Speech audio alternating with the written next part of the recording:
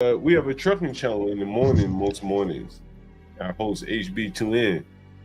You should tune in if you have time. You're riding around, he's HB tries to convince us he's not a serial killer. I think at least 5% of truckers are, though, but that's another story. You just need the alibi. That's why he up there. Listen, bro, it's a convenient lane, bro. The Black Howard Stern. HB hunts lot lizards. That's right. Not just a profession; it's a hobby. It's a life. That's a fucking lifestyle. It really is, bro. Like I low key fell in love with this shit a couple years ago. I don't really think I want to do nothing else. I hated it, dude.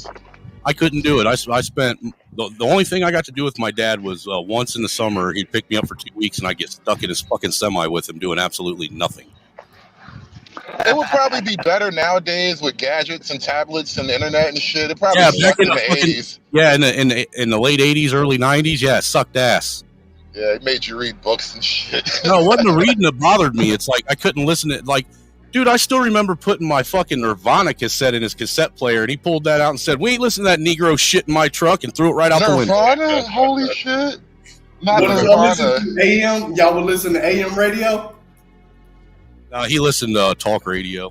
Yep, that's the key. Man, I never knew how much I loved. Oh, dude, I listened to Rush Limbaugh so much as a fucking kid with him in the truck.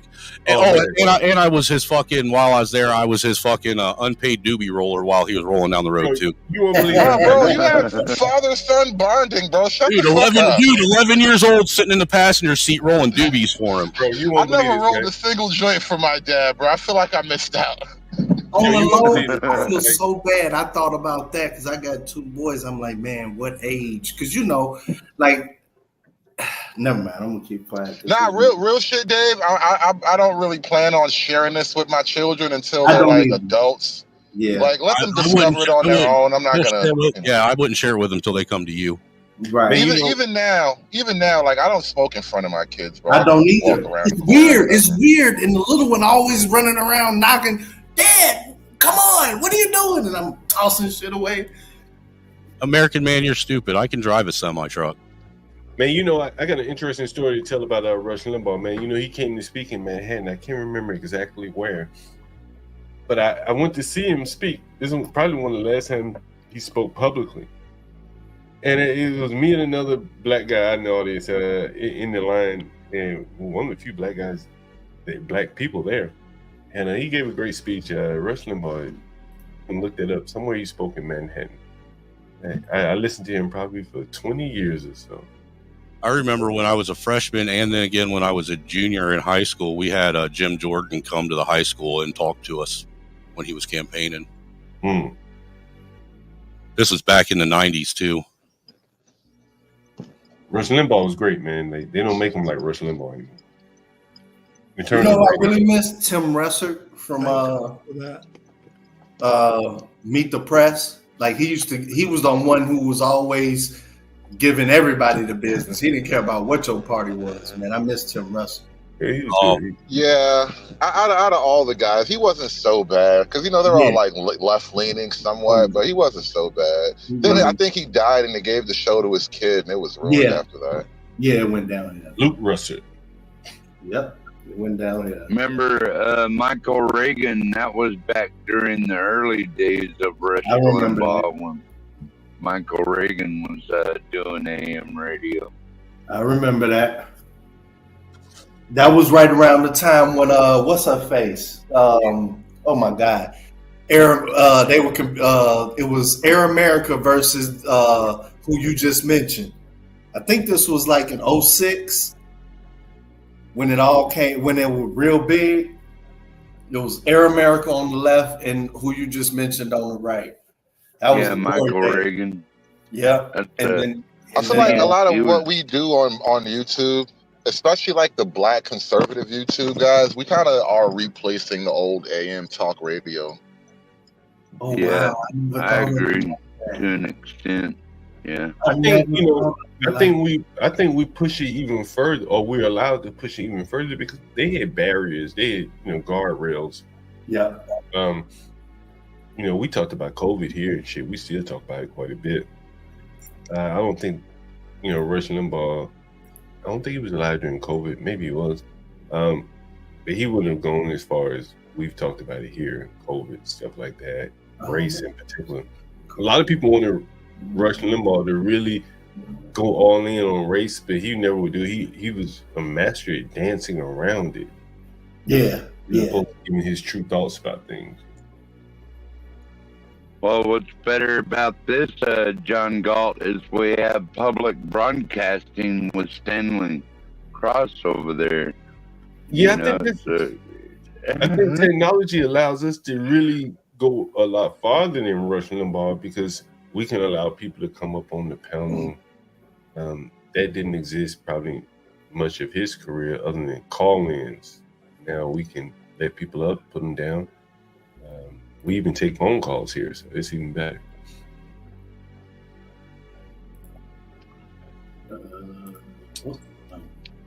I never thought during the Michael Reagan days that I'd be able to walk around with a computer in my pocket. I mean, what are you talking about? I was under the understanding that I'm supposed to have flying cars and hoverboards by now. What the fuck? I don't even have Nikes that fucking pump up on their own or jackets that fucking drive. None of that shit. That's why when they keep saying, "Oh man, we're gonna be on the moon," I be looking at these naive people like, "Yeah, right. All you're gonna get out of this is a better missile." The only fucking hoverboard we got has got 2 fucking wheels on it. How is that a hoverboard? Let me bring you guys to the news just coming out 5 hours ago. Beyonce to appear alongside Kamala at a Texas rally, bringing all the big guns. You think Kamala's gonna dance? Yeah. I don't think so. You have Beyonce in that dance. Like, are you? Who's the blonde-headed gookie chick? Beyonce will appear alongside VP Kamala Harris at a rally in Texas on Friday. The BBC reported, citing a source familiar with the matter, the single's appearance in her hometown will take place 11 days before the election. Was she gonna be Houston? Yeah, Houston. Yeah, it makes sense. It makes sense. So they don't have Houston locked up? Well, I think they have it locked up. I think this is a place where they can go without a lot of. Okay. I think. Well, I don't think they're going to win Texas, right? So it doesn't really. Are they going to win Texas? What Texas always go red? Yeah, I think this. Yeah, I think this is a place where they can ease her into the campaign without, bringing her into, a hotly contested area where it may be negatively reported, where questions could be asked. Like, I still think Kamala gonna win. Well, if you think about the last time, I think Kamala. If you think the last time Beyonce performed for a Democrat, that was in Cleveland. Is that right? Wasn't Cleveland? Was that Cleveland? It was Philadelphia, I believe. Was it Philadelphia? Okay, Philadelphia, right? And that's a battleground state. But this time, you kind of say it's like a downgrade for Beyonce because she's performing in a state where Kamala doesn't have a chance of winning. Right? You think Beyonce really thinks that deep? No, I'm saying Beyonce needs to be worried about that Diddy shit, man. She's tied to the Diddy files. I'm saying that with the Diddy shit, that's correct. I don't think they can put her in a battleground state. That's why she's performing in Houston. Now, that's they're trying. I think that Diddy shit is why all of these people are quiet and why they had to report to Eminem, and that's wild too. Fucking Slim Shady fucking endorsing goddamn Kamala Harris. Eminem, Jamal Bryant. He's been a left-wing douchebag for a long time. Yeah, ever since they killed the real Eminem and cloned him. They killed fucking Slim Shady. We got fucking Marshall Mathers. Hey, no, hold on. Let him let this out because this is like gold, man. Tell us what's on your mind. I said all I needed to say, Dave. I ain't like you. I don't need to go on an unhinged 30-minute fucking diatribe. Hold on, Snowman. When did they kill him? A while ago. I think they put him in the mental. You remember when he disappeared for a few years and he said he relapsed from his recovery, and then he came back and he wasn't. He died on he wasn't a bleach blonde hair, clean shaven guy. He had brown hair and a fucking beard. That's Marshall Mathers. Hey, John. You get a whole stream dedicated to this.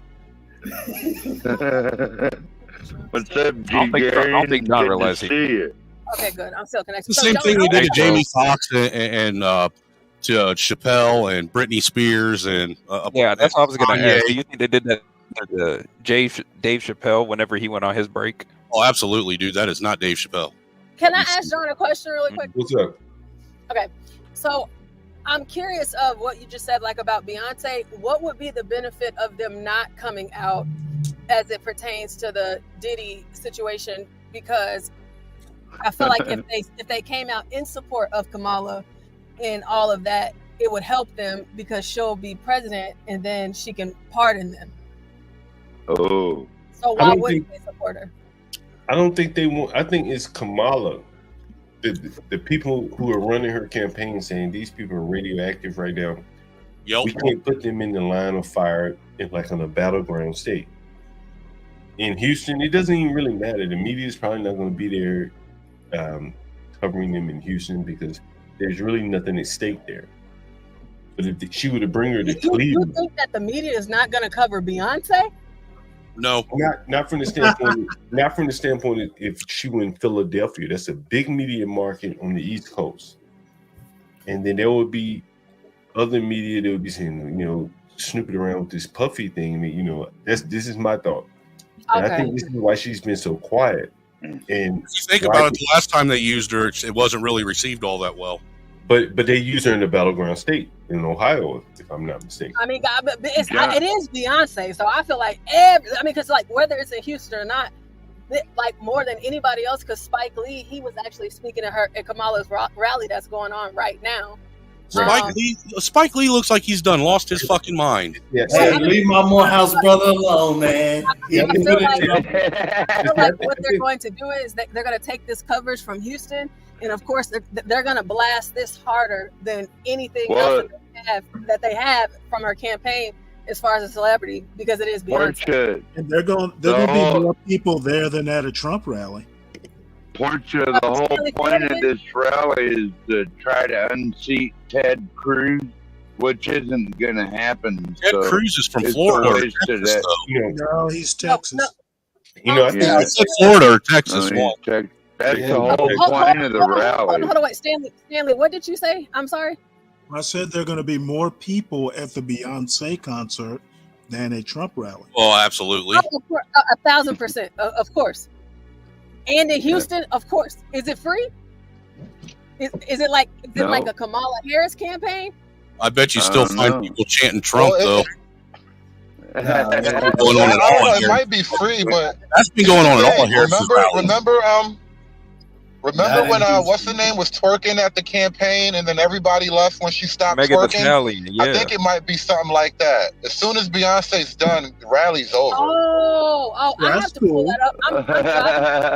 But they brought out the expense report from how much the campaign or the PAC paid Lizzo and Usher got $2.8 million, and what? Lizzo got $2 million to come and speak at that campaign. God damn! I told Hood 75,000. Dude, I would endorse that fucking dumb cunt for $2 million. Jesus. Yeah. How much is Beyonce worth? Kamala Beyonce is coming. That's gonna be $4 million. Beyonce, in order for her to do this, it's gonna be millions for her to do it. I'm telling you, that's like $10 million and your firstborn daughter, bro. Yeah.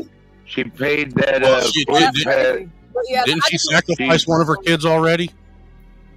$2.8 million to play that flute at the one of her rallies.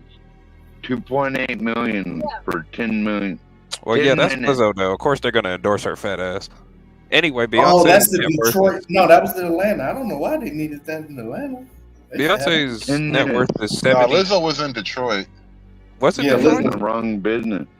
Yeah, because Lizzo said she's from Detroit, and Trump was talking shit about her town. You know, if you think about it, Lizzo is the only one that they brought to a battleground state, Michigan. Well, of course they would, John. They're pushing her everywhere. It's because she's a tank. You bring tanks to battle. Yeah. She's also a victim, so you can't attack her. She a fucking gunship is what she is. She that big flying fortress from the Avengers. But you overlook the most important piece of Lizzo. She's a victim, so you can't attack her. When's it? Well, what was Lizzo? You were sadly mistaken, sir. We can attack any victim we want. Yeah, I mean, you can attack her. Remember when the media was going after her for assaulting her dancers? Yeah, that is true. She was accused of assaulting someone. You know, that kind of shows you, like, leaning on these entertainers, that they're all kind of dirty. Well, what do you expect from a bunch of retards, man, that do nothing but sit and embolden and emulate pop culture every day of their life? And I think that's why, you know, as the years go by, they get tainted more and they're less politically useful. Yeah, and then it's going to be the streamers, and then the streamers are going to be dirty. You can't use Puffy anymore. Rock the Vote doesn't work anymore. And that's a good thing. Right? But I think... John, they all taking them prep pills, bro. I'm telling you, man. I knew you were gonna say that.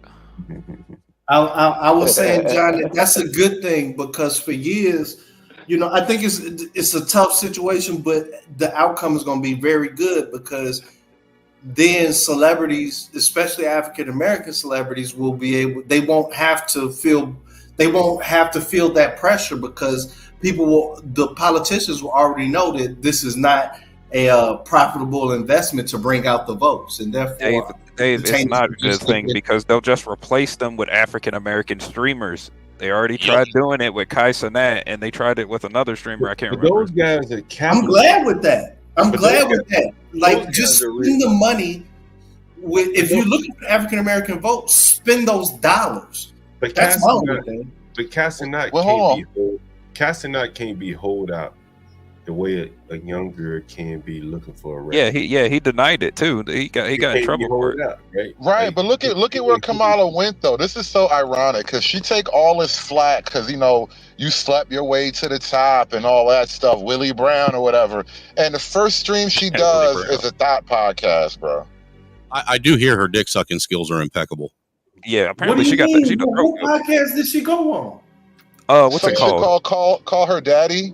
Yeah, Call Her Daddy. Yeah. Think about the name of it alone. Your future president is doing an interview with the Call Her Daddy chick. Like, this is not presidential. Honestly, that's something I would have expected out of Trump. Yeah, Trump did go on a podcast. Hold on for a second. We do have a Kamala voter on the panel. Stanley, what did you think about? You know, give us a 30-second synopsis. What did you think about Kamala being on the Call Her Daddy? John, it's Kamala now. Kamala. Come swallow. Y'all, come swallow. Will y'all be grown-ups? Y'all off the chain. Hey, Stanley, if you see here, what did you think about Kamala being on that podcast? Well, I didn't listen to it. What did you think? If you know about the podcast, just Call Her Daddy. You think there's president? You know what? I didn't know anything about it until she went on it. Mm-hmm.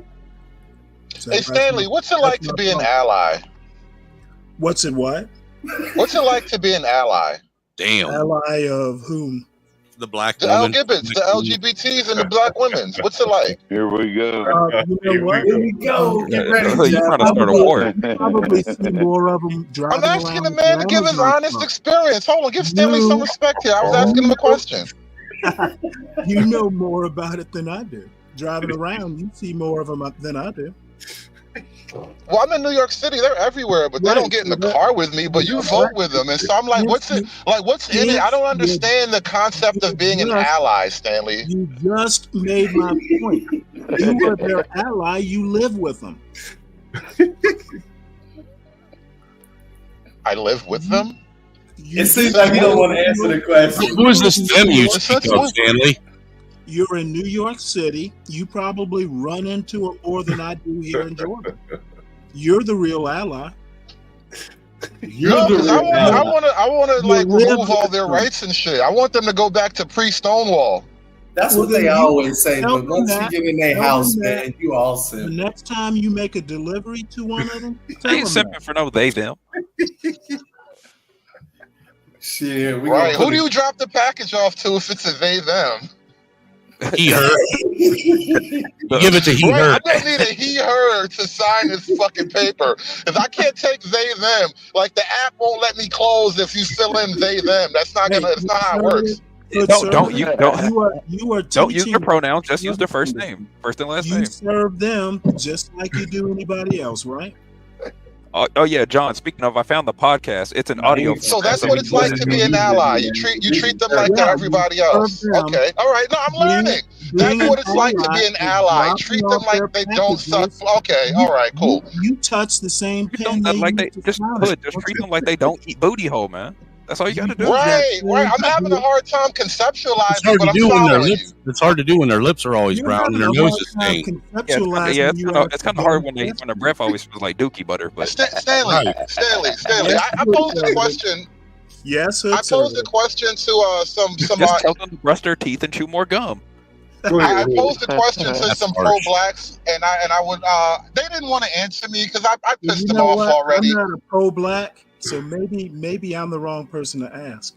No, I'm not saying you are pro-black, but everybody was on the Kamala side. I'm just laying out I am totally with productive. I'm laying out the story here. Hold on. I was talking to those guys. They were pro-black, but I want to pose the question to you that I posed to the pro-blacks, if you don't mind. What is the difference between? Hold on, before you ask it, do you expect the same answer? Of course not. You're Stanley. Okay, just checking. You're Stanley. Well, right. Like this is our first rodeo, Stanley. Right. 100% of Stanley. This is dope. So, Stanley, what's the difference between the gay vote and the black vote? Oh, well, not all blacks are gay. I don't think that was the question, Stanley. I'm telling you. I am so glad I advocated for her to come over. Do it, man. Not all blacks are gay. That's the difference. I don't think that answers the question, though. What is the difference between the black political package versus the gay political package? The question in a way that you can't bullshit around. Well, to say that all blacks aren't gay, look, all gays aren't black either, though. So you're not really saying anything definitive. I'm not saying that's like some Ouroboros bullshit. No. Not who you were talking to. What is the difference between the two political groupings? Not all blacks are gay. It sounds like and not all gays are black. Sounds like this is some snake eating its tail bullshit, Stanley. Come on, can we do better, bro? Is there a difference between the gay vote and the black vote? You know what? I'm going to have to ask you, why do you care so much? Yeah, why are you caring? Because you asked me. Let me answer. Let me answer because I have intense curiosities about all the weirdness of the world. Whoa! I am a curious person. What are you curious about, bruh? Not Mike curious. I'm curious. What are you intensely curious about? Lifestyle? Everything. And I want to know. I want to know why the black vote. I'm pretty sure the hood. I'm sure there's things you really don't want to know, sir. I'm sure there are, but yeah, he does. For the sake of conversation, let them have that. Let them have that for the sake of conversation. Look, I was calling niggas gay for like an hour yesterday. This shit is not bothering me at all. So listen, for what I would want to know is why is the black vote so similar to the gay vote? It's something I noticed recently, and I just can't really scratch it. Like, what is going on there? You know what? I honestly don't know, except whatever. Apparently, there's an agenda that Kamala offers that both agree with. I don't think it's the same. I don't think it's the same agenda item, but I think two things can happen at once. Thank you, Stanley, because I'm only half trolling you. I expect you to actually answer at some point. I thank you for your answer. No, I just did. I literally good. You. I'm thanking you, bro. I'm thanking you. So now I want to move on from that because the question. Now, do you have any more questions for your wise? It poses the next question, though. Now there's the next question. Awesome. Why? And so if there's obviously something that the gay vote and the black vote are getting from Democrat politics, what are they both getting? What is the similarity? What do they have that's so heavily in common? There has to be some objective commonality between the gay position and the black position. I just thought of it. Both believe in the Constitution and the rights guaranteed from the Constitution. That's the commonality. I would need more evidence to that. I suspect that's not true. The Constitution is all the evidence you need, sir. Do you believe in the Constitution? Nowhere in the Constitution. Do you believe that the Constitution is the supreme law of the land? Yes, and nowhere in the Constitution are gay rights enumerated. What is the gay right, Stanley? Conservative. You're a conservative. Is the Constitution the supreme law of these United States? I answered you affirmatively already. Okay. Well, both the gays and the blacks believe in the Constitution and the rights guaranteed by said Constitution. That is the commonality. Okay. Why do you insist on reading more into this? Because there's obviously more to read. You have to read the fine print. You know what? You need to ask someone else. I answered your question from a Stanley perspective. You can bow out all you like. I'm still going to raise the question to the floor. The Constitution rules, baby. Where in the Constitution are gay rights enumerated? Obergefell. Basically, it comes down to the 14th Amendment. Obergefell is not Constitution. Where in the Constitution? Like, explain it to me directly. Talks about the 14th Amendment. The 14th Amendment is the specific thing referenced in Obergefell. And so it's the 14th Amendment. The 14th Amendment is the crux of Obergefell. Okay, so walk me through that part because I don't know the context. When you say Obergefell, it's like just some guy's name. I don't know what that means. How much time do you have? Enough to understand this, Stanley. You know what? I suggest you go Google Obergefell. Oh, damn it. Now you got to back out. Do your homework and get back to me. I wanted to have a Stanley moment. We can talk about it once you're as educated as I am on the topic. You gays are always smug. I swear to God, every time. Every fucking time. You so smug. I'm not gay. I'm not gay. I'm black and smug. So what's the fucking difference? I just asked you what the fucking difference was.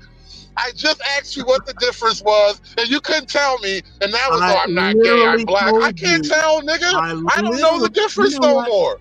You need to stop letting me embarrass you all the time. I just asked you to explain the difference to me, and you like trying to demonstrate the difference without explaining the difference. Did you not hear me, sir? Constitution. You said I'm not gay, I'm black. I'm like, well, what's the fucking difference? And you don't want to tell me. You just want to show me. It's fucking weird. It's fucking weird. You just want to show me. That's the difference. We already did that Ouroboros thing, all right? Fine. Okay, so your question has been answered, correct? That question, yes. Now, what's the next question? Why are you gay? You know what? I know you're struggling here, and I don't know why you thought this was gonna come out your way, sir. The Constitution is the answer to many of the problems you seem to have. I had very low expectations for this interaction. I won when I got here. You know what? And if you're disappointed in me, go read your Constitution. I'm not disappointed in you. You are everything I expected you to be. You are a conservative. The Constitution is your Bible. Go read it. You are 100% Stanley. Technically, the Bible's my Bible. I am 100% right. Is the Constitution not the supreme law of the land? It is, legally speaking, yes, but the Bible is my Bible, not the Constitution. I'm speaking legally. You need to go read your Constitution, Mr. Conservative. And nowhere in there does it say men have the right to marry men. It say men and women can marry, but it doesn't say men have the right to marry men. The Constitution doesn't say men should marry women either. Read it. You're actually right. You're actually right. So the Constitution does say that our firearms should not be. So I read the Constitution. Have you? Parts of it. I didn't read it all. Mr. Conservative, you need to be more familiar with your founding document. You're absolutely right. Yeah, you are kind of like conservative. Stanley swore an oath to the Constitution. It's over. Yeah, show me hate laws in the Constitution. They're not in there. They'll be there in a minute. I'm glad you spoke up, Mayo Monkey. Have you heard? Show me Kamala's support of the Constitution of the Second Amendment. Have you heard of statutes? The Constitution gives Congress the right to make laws, so not everything is in the Constitution. Yes, but some of it is in statutory law. Did you know this, Mayo the Monkey? But the Constitution don't says all laws will be equal. Are you for law and order or not? Let's talk about the statutes. Congress has. This is what I ask conservatives when they start complaining about stuff. I ask them, do you believe in law and order or not? What is it against the judicial systems and the ruling in the great land of America and its justice system? Is it that you do not like? Well, that's actually what's happening here. Like we're pointing out that these the gay rights stuff and the hate crime laws, they actually contradict the Constitution on one level or another. Bro, Stanley, chill. I didn't interrupt you. Nobody interrupted you, Stanley. Chill. Where in the Constitution does it says they can take my firearm? Right, like all this stuff is anti-constitutional. We're moving in a super constitutional realm now. I'm taking your name and I'm going to call it bougie hood conservative. You got to give me some money if you want me to be bougie. I'm more. You want me to be bougie? You got to give me some money. I won't be bougie unless I have the money. I know my Constitution than you. Yeah, you know it, but you don't believe in it. How do you know what I believe? You know it enough to destroy it. You know, I think you and Mayo Monkey should get together and form a study group. What they need I already know what I don't like. I already know what I hate. I don't need to study. You're a tell them, ask them what they hate. Nah, they're just. Tell us how hate laws. Specifically, hate laws. Everyone the same. Hate laws. They are laws. Yes, and the Constitution provides for what? Equal treatment across for all people. Authority of Congress to make laws. Period. They make laws against the Constitution. That is the answer to your question. Laws ain't against the definition. But it's a bullshit answer. Oh, it's not a crime. It goes against your First Amendment, bro. Ever took a history class, you know. Yes, it does. Yes, it does. What is hate speech? What is hate speech, Stanley? Hate speech is basically, well, hate speech works around a crime committed. You can say anything you want when it gets combined with a crime. It allows the penalty for the crime to be motivation. What is that called? Motive. So you will punish me. You will determine through my words that I hate this person, and because I hate this person, you will punish me even more severely for a crime that's already been adjudicated, right? Did you commit a crime? Because we're tired of this racism. Okay. So therefore, you're making hatred illegal, right? Crime. Look, I didn't make it. Look, man, I didn't make these rules up, man. All I did was apply it. Like I didn't hear you complaining about them streets, 3 strikes, you're out laws, and all this other. That shit's retarded too. What the fuck? Oh, okay. That is retarded too. Man. But you know what? At the very least, I didn't know you back then. At the very least, a 3-strike law is built on a predicate history. There is nothing like that with a hate crime. I can understand the logic. Wait a minute. America doesn't have a sordid history of calling black people the N-word and all the things associated in the crimes. Bro, that's some sensitivity bullshit, bro. That N-word bullshit is sensitivity, bro. That's just sensitivity, bro. You know, this is where I got into it with these niggas last night, bro. If you afraid of racism, it's because you can't fight and you probably gay. Well, and how does that? How is the '94 crime bill any different than hate laws? That's what I was saying. Do whatever they want according to Stanley. How is it wrong? The bill right now. Y'all got me on the stutter. That was good. Whoever got me, man, you fucked my head up. All right, so the hate crime laws are built on the historical build. John, you're mute. You're on mute, John. Yeah, yo, cool you just for 1 second, guys. We got to go over these scores before the game starts. Bitch, hold on. Who the Bears playing? I got to head out. Y'all take care. Good talking to you today. All right, be safe out there. I was going to say we can try to get this over with for. I got it too. I think we got a bye week. Peace, no man. All right, Snowman. By now, I don't think the Bears play. Anyone want to join in on we're just calling the games? Oh Lord! Thursday. I just been watching the Bears and have you calculated how I did last week, Universal? Okay, I have all. You want to go over last week first before we do this week? Let's do that. Yeah, go back. Baltimore definitely gonna win. I mean, geez, if you can't beat the Browns, what the fuck? So I just got. You know what I feel about the Browns? We'll just do me, you, and Gary and John. That's right, because you weren't here last week. The Bears won, baby. So last week, let's see, we kicked it up. We skipped the Broncos, Saints. We went straight to the Pats. I took the L on that one because I would have chosen the Saints. Man. Yeah, I would have too. I would have chosen the Broncos all the way. It's my favorite team. All right, we'll give you a +1 on that one, Gary. And how about that? All right, so I'm 0-1. All right, me too. All right, so Pats Jaguars. John, you took the no, you got to go back. I'm here. I want to hear it. Oh, yeah, Blacks is here. Blacks, what's up, Blacks? What's up? We about forgot you, man. Who would you have taken in the Broncos Saints, Blacks? Oh, I said Broncos all day. All right. He got 1 too.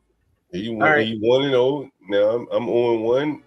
Who is the quarterback of the Broncos? Beavis? Shut the fuck up. God. It's Rattler. It's Rattler. Derek Carr is the quarterback. He's hurt. All right. So Steelers, Jaguars. John, American Man, and Gary went Jags. Myself and Blacks went Patrick. I said wait a minute. So Jags, Patriots, right? Yeah. So at this point, I'm 1-1. What are you? You know what you are, Universal, right? And we said I'm Patriots, 1-1. We said Patriots, didn't we? All right, I'm 2. Yeah, I'm 0-2. Blacks, you're 1-1. I'm 1-1 too, right? I'm 1-2. Go your way. All right, Falcons, Seahawks. Damn, I'm 1-2.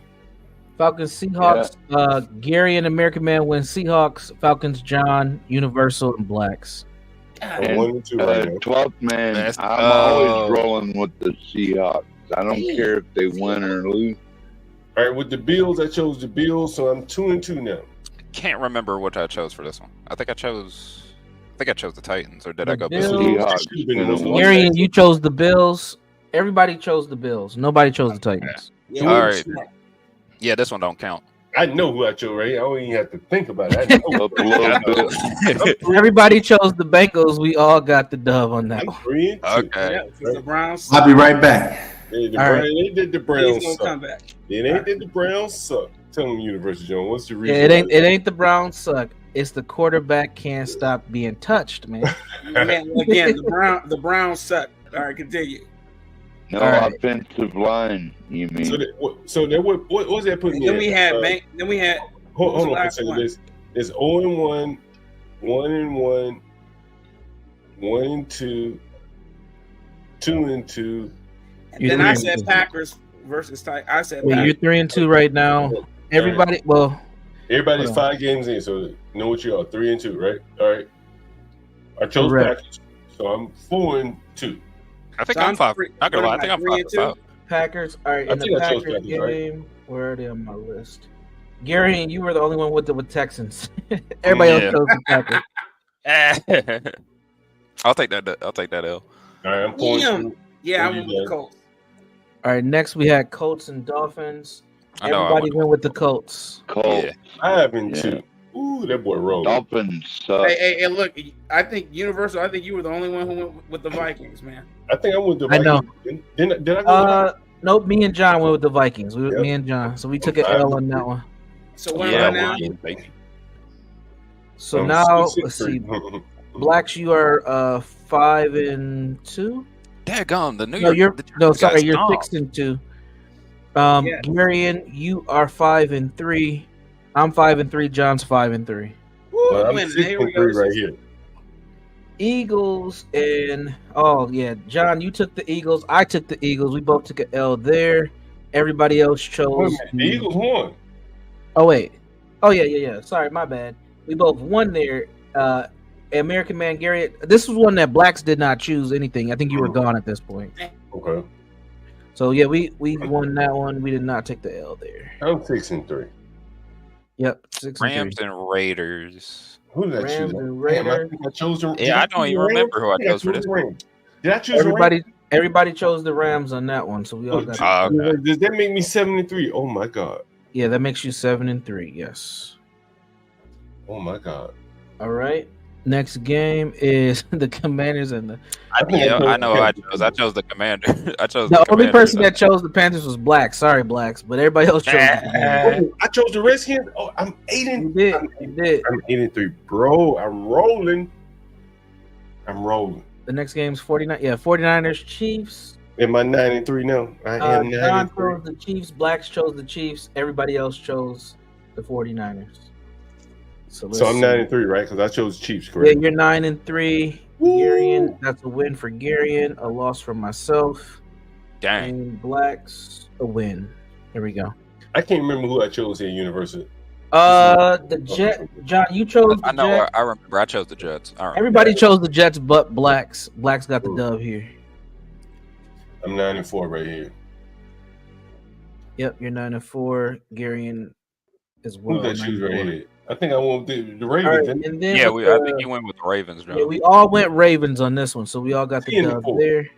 Yeah, because of Garion. Got that magic luck. I swear to God. 9 for Blacks. And then the Chargers, Cardinals. I was the only one who took the dub here. Y'all didn't have no faith. Y'all had no faith in Lil Yoda. Damn, that hurt right there. So that's 5 losses for Garion, 5 losses for John, and 4 losses for Blacks. Blacks, you did pretty good, man. Yeah, Blacks did pretty what did you end up with, Universal? So I ended up with 5 losses. So I went 10-5. Me, you, and Garion went 10-5. Blacks actually went 10-4 or 11-4.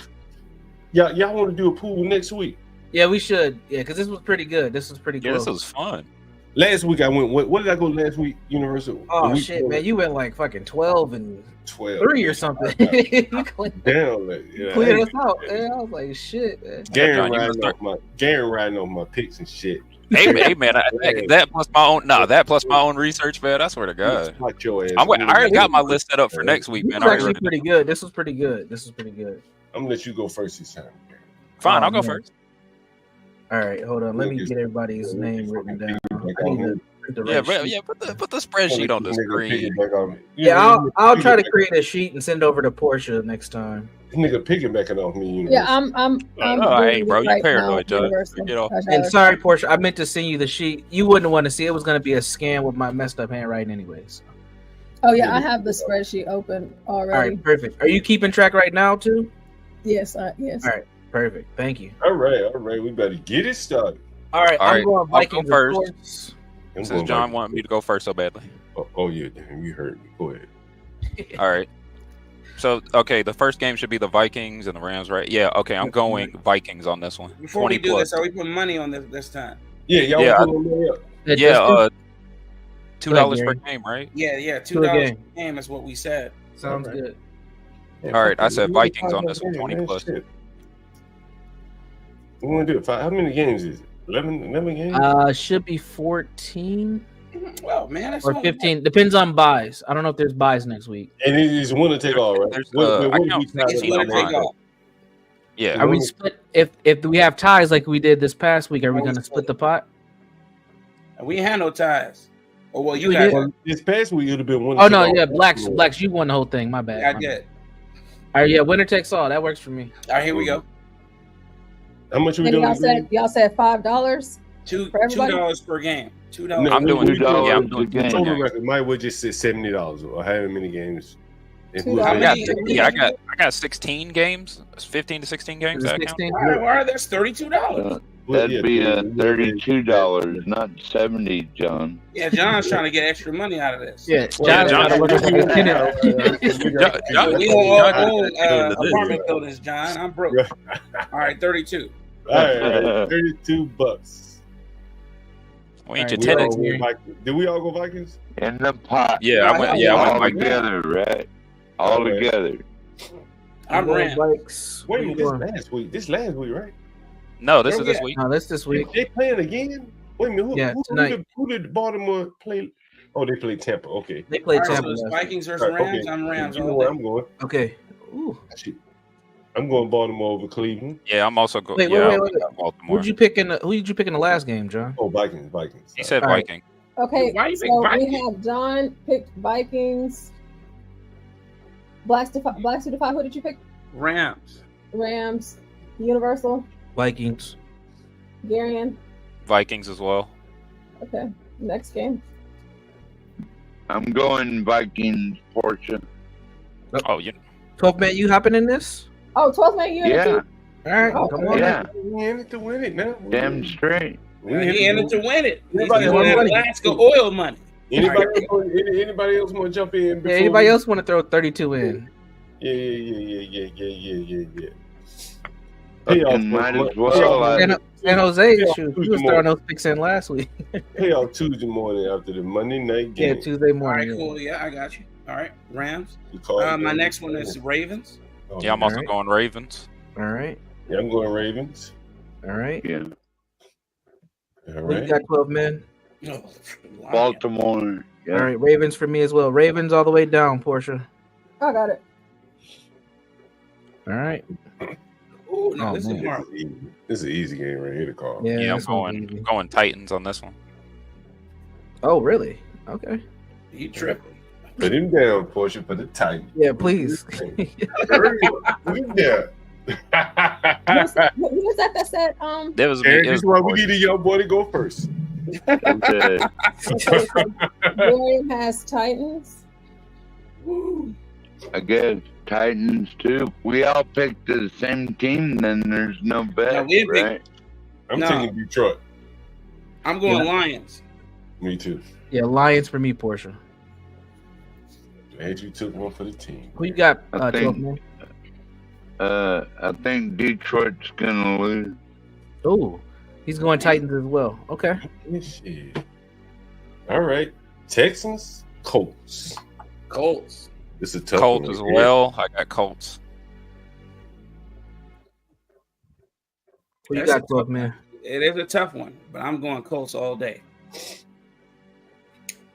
Yeah, I guess I'm gonna have to ride with the Colts too. Ooh, okay. Ooh, I'm going Texans. They're going to This is swing where back. we separate ourselves right here. I'm going Texans too. We're going to Yeah, separate same. ourselves right here. All right, no worries. It's all good, man. Yeah, we separate ourselves. Yeah, that's fine.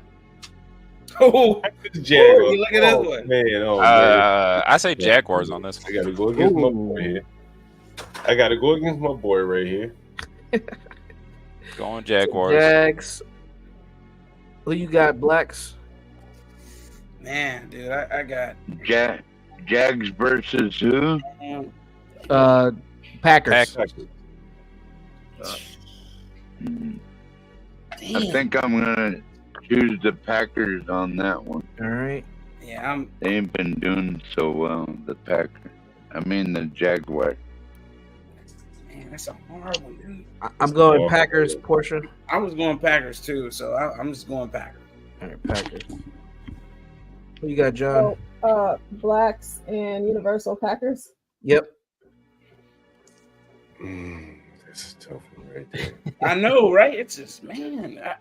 I'm rolling I'm my gonna say boy go. again. I'm going with the Jaguars. Oh, okay. Gotta roll with my boy. man. He at home. He Ah, Learn, where yeah. you copying me, John? Where you copying me, man? What you doing, man? Oh, this is an easy one. Cardinals. Yeah, I'm going Cardinals as well. I'm actually going Dolphins on this one. Okay. Dang. Gary is coming for the Cardinals. money. Gary swinging. Cardinals for me, Portia. Gary is swinging hard, boy. I told you I had these roaded out before the Patriots. I was excited to get this done. Who did you have, John? Oh, I got a Cardinals. Cardinals. Who you have? Yeah, I got the Cardinals. Cardinals. Got all it. the way. All right. Oh Lord, the Jets and the. This is a hard one. I'm gonna go with the Jets on this one. I'm going Patriots. I'm going Jets. Shit. I'm gonna go Patriots. Fuck it. I'm gonna go Patriots. That's a toss up by any means. They're basically two bottom dwellers. Two bottom dwellers. Who did you pick, Gary? Gary, and who did you pick? Hold on, we're on the Jets and Patriots game still. Yes. I picked Jets. And 12th May, you said Jets too, right? Yeah, I'm going Jets on that one. And then Blacks. I said Patriots. Patriots, okay. I see. Now this next one is Ooh. a true toss-up. My God. My boy Kurt versus Baker. I'm going with the Falcons. Well, wait a minute. The Seahawks just beat the Falcons to death. Are you serious? Yeah, but then who beat the Bucks? Was it Atlanta? And they are evenly matched too. The They Bucks got are, beat man. by Baltimore. Baltimore beat the Bucks, right? And Yeah. Yeah, it was. Portia, I'm gonna go Buccaneers. That's where I'm going. I gotta go there. Bucks for me. Is that Tampa Bay against Atlanta? Yes. What's that? Baker Mayfield? Yep. Yeah, I'm going for Tampa. Yeah, wait, Falcons. Atlanta's they're on a bad streak. Oh, this next game. Go ahead, Gary. Did you call already? Don't try to cheat. No, I could. John, Hey man, he's trying to look at this man. Gary is at the Falcons. Yeah, he's the only one. Yeah, it's at the Falcons. Oh, Tampa Bay. Fine, John. I'll go this next game first. Kirk Cousins, I ain't gonna lie. Oh no, John, who did you pick? Falcons or the Buccaneers? That's a tough one. I'm thinking I'm gonna go with Baker Mayfield, Buccaneers. I'm about to say you better not go with no damn Kirk I Cousins. love Kirk Cousins though. We already taught those bitches the lesson last week. I love Kirk Cousins. Oh, come on. Hey, Eagles for me for this next one. Yeah, I'm going. Yeah, I also put Eagles down. Yeah, I like the Eagles too. Eagles. For me, Portia, I'm gonna be the contrarian. I'm gonna go Bengals. Why? All right, I get it. 'Cause I need some variety in my picks. That's why. I'm just gonna pray to God. All right, so are we gonna do like a +1 if John, can you scroll up a little bit? Okay, scroll down this way. Oh yeah, down. So Okay. I can see the next ones. Okay. Mm. Are we gonna do some sort of modifier for the underdog or something? Is that why you? No. All right. Who did you pick, John? We're waiting on Gary. Oh. Yeah, we're waiting in the bushes. He is. What did you do? Go take a dump or something?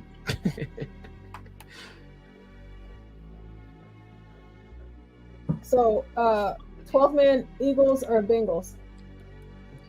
John, I said Eagles. the pick already. I said Eagles. Okay. Eagles. And then John, Yes, who do you man. got?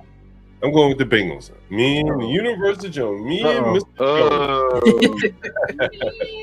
Y'all gonna lose so bad. Love my Eagles. And my algorithm is kicking in here. Quarterback. You sure that's not a blunt, John? This is gonna be an ugly game. Kicking in. Hey, what about Saints versus Chargers? Oh, Chargers. Yeah, Chargers. Saints suck. Yeah, The Chargers. I'm Chargers going all day. Yeah, So I'm gonna go everybody San Chargers. Diego. Tough guy, I like that. Oh, they're out Bills of and there. Seahawks. Ooh, Gary. Woo! John, you said Chargers too, right? Seahawks. Yeah, I got Chargers. I wrote down Seahawks. Okay. All right. I Let's have see to what ride I gotta see with what my. John's picking. What you picking, John? I'm going Bills. Dang, why? My algorithm is kicking. You're ringing off the Hold chart. on, give me a second. Somebody else go while I do some. Yeah, I'll go next. I'm gonna go Bills. All right. Of course, you know I'm going Seahawks, win or lose, Porsche. Mm-hmm. Who did Gary pick?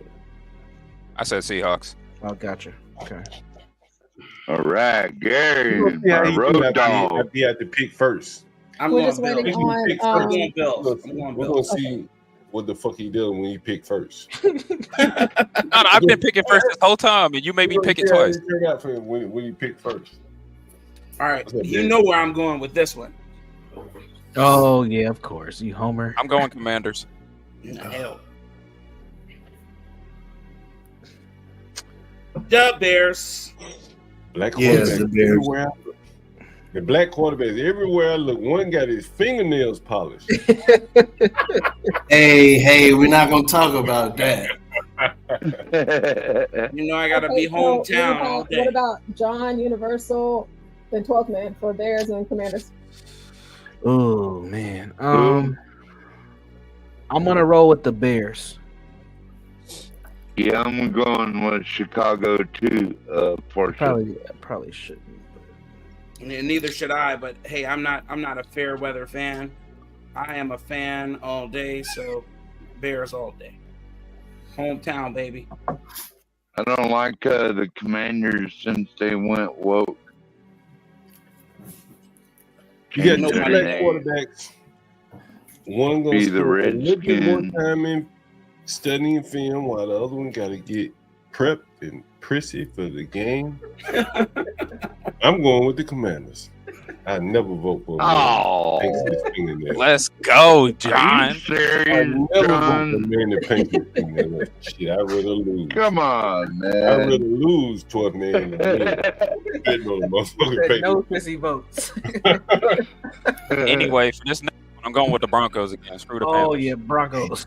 Broncos. Was that the next game? Broncos versus who? Panthers. Panther. I hate the Panthers and I love Oh. the Broncos, so this is an easy one for me. Yeah, Broncos for me also. Who you I got? was always I was about to say the always had Dragons. I always had a soft spot in my heart for Denver, even though it's become a shithole since the last time I was there. Oh, I like Denver. I had a good time when I was there. I was about to say the Were you Dragons. smoking a reefer? I was, yes. That's why. I was about to say the Dregs in the NFL, but Denver's 4-3, so they're not necessarily in the Dregs.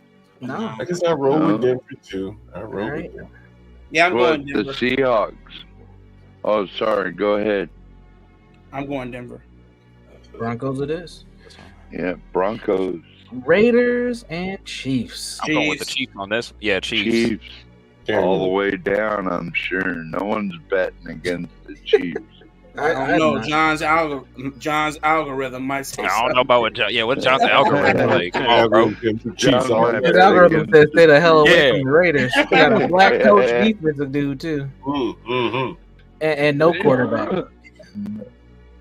A black Yeah. defensive linebacker as Yes. the coach. Oh man. Oh no. No.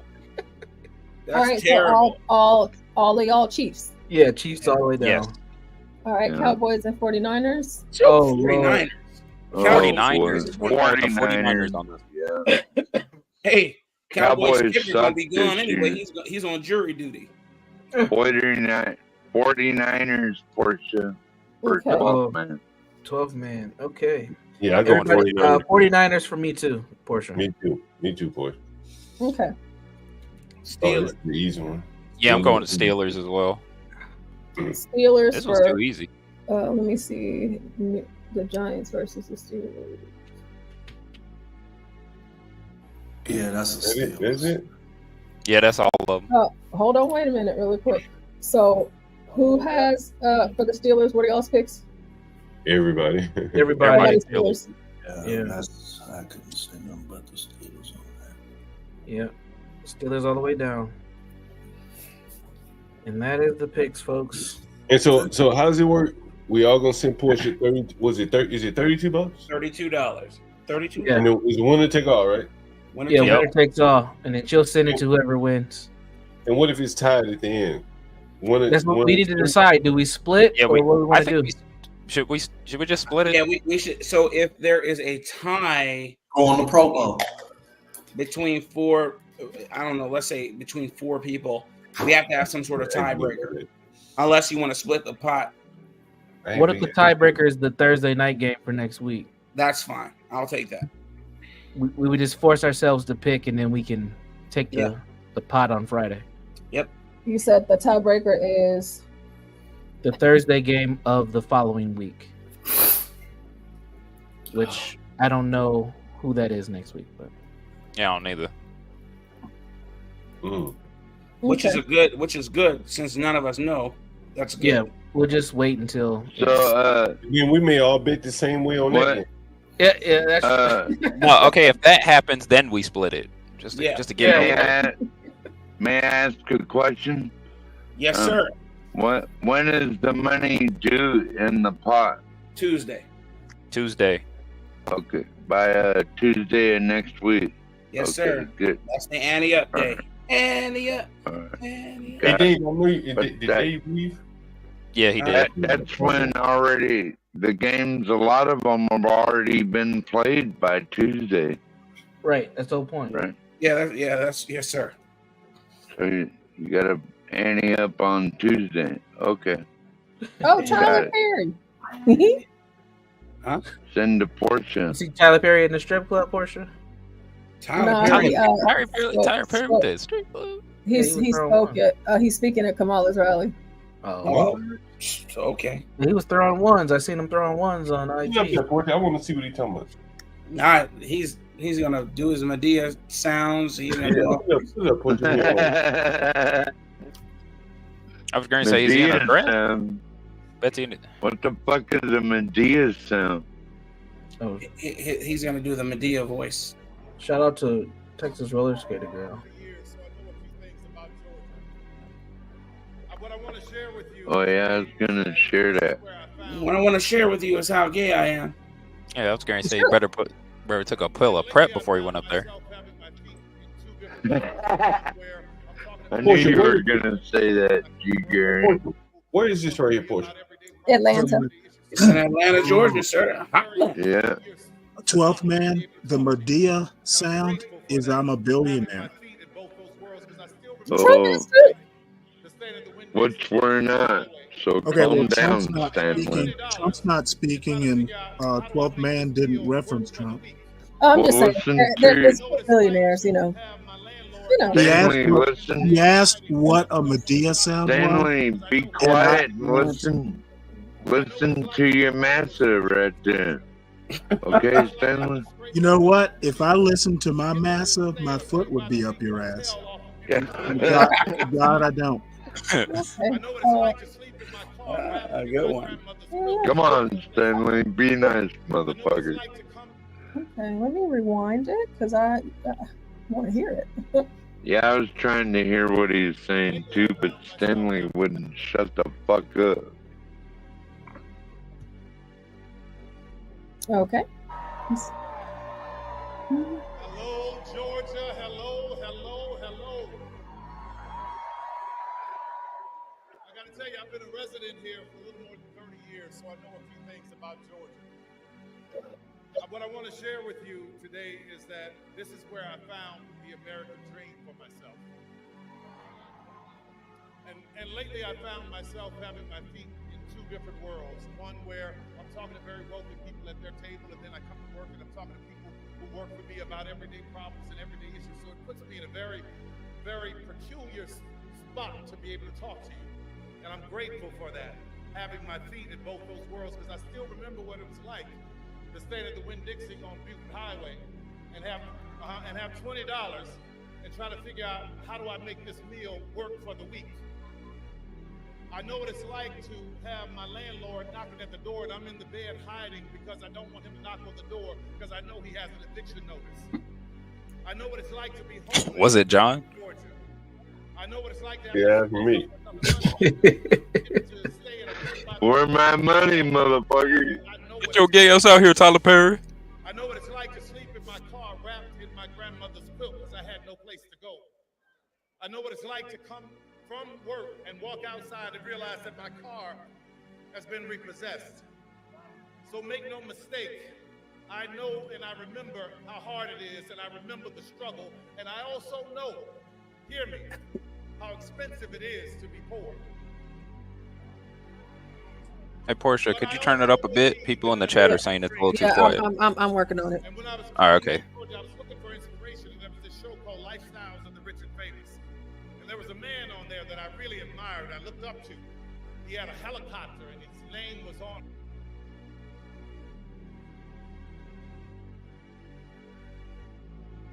Maybe it'll be louder over here because I have the volume turned all the way up. Let's see. Highway, I know what it's like. I know what it's like to sleep in my car wrapped in my grandmother's quilt because I had no place to go. I know what it's like to come from work and walk outside and realize that my car has been repossessed. So make no mistake, I know and I remember how hard it is, and I remember the struggle, and I also know, hear me, how expensive it is to be poor. But I also believed in an American dream.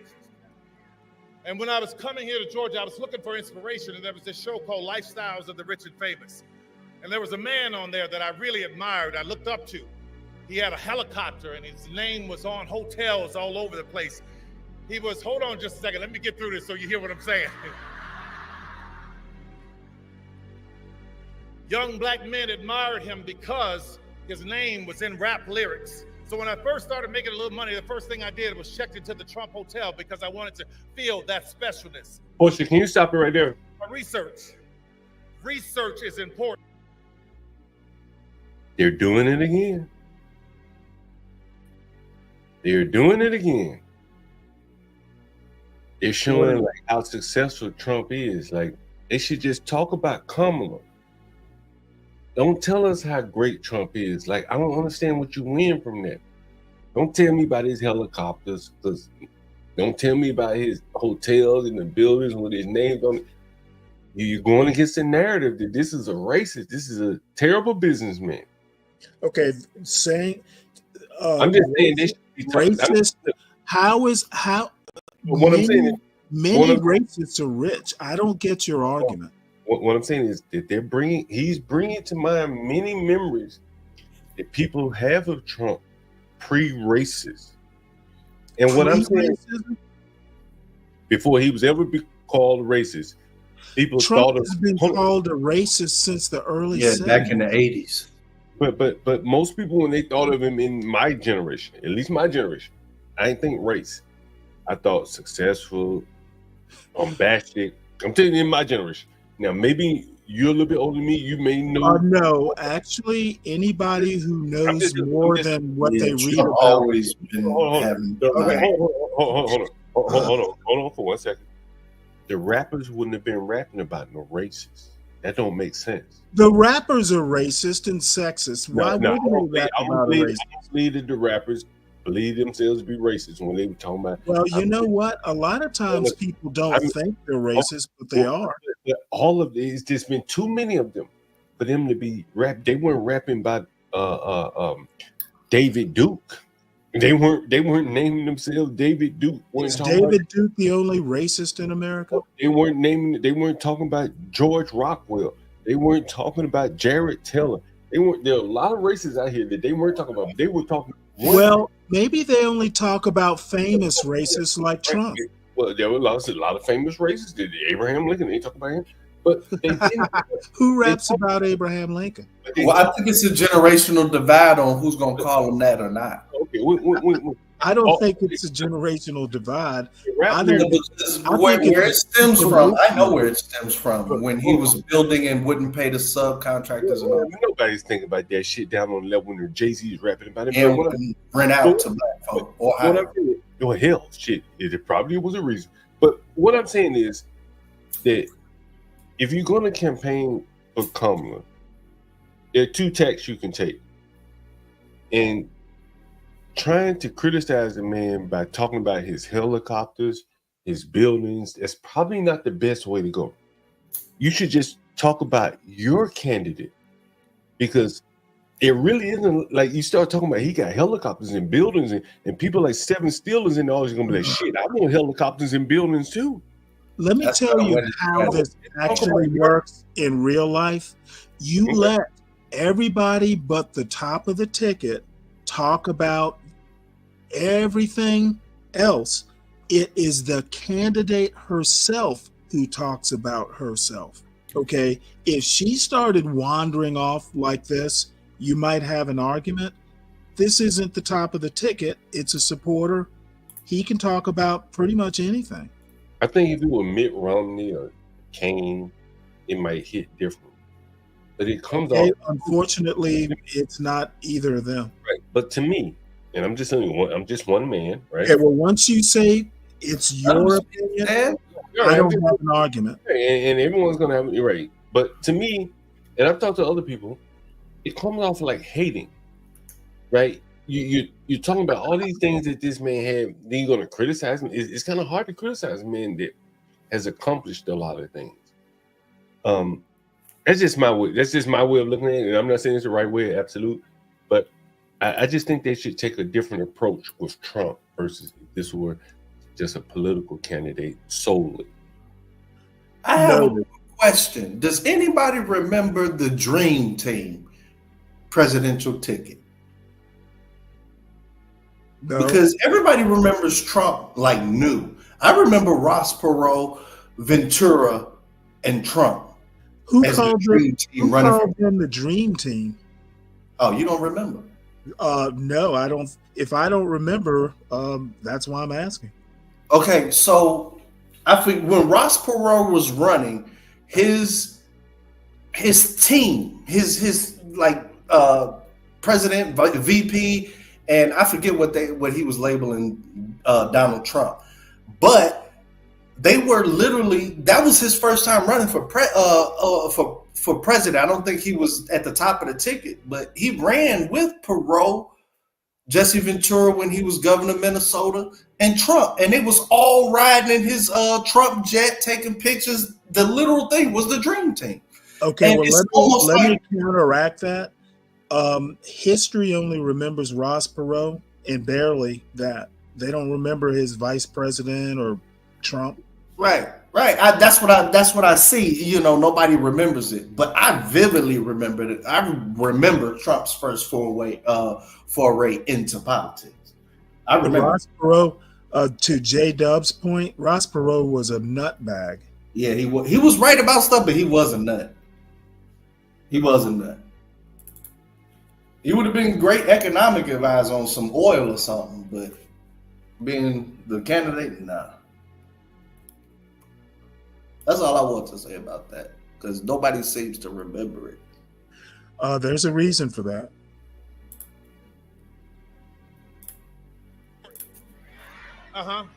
Truth is important. Facts are important. I found out about a discrimination lawsuit against he and his father because they didn't want people like me in their building. Yep. I found out about him taking a full-page ad out on young black men in the New York Times. I found out about the birther lie. We all heard it, saying that Barack Obama was not born in this country. There are undertones there and there are echoes there that we all had to pay attention to. So I watched him. Hillary said that too. Presidency. I watched him say that there were good people on both sides when neo-Nazis were screaming, Jews will not replace us. Yeah, I remember that. I watched him from the Central Park 5 to Project 2025. Hey, he's and what I realized is that in this Donald Trump America, there is no dream that looks like me. We want a president who believes that this American dream is for everyone. And that president is Kamala Harris.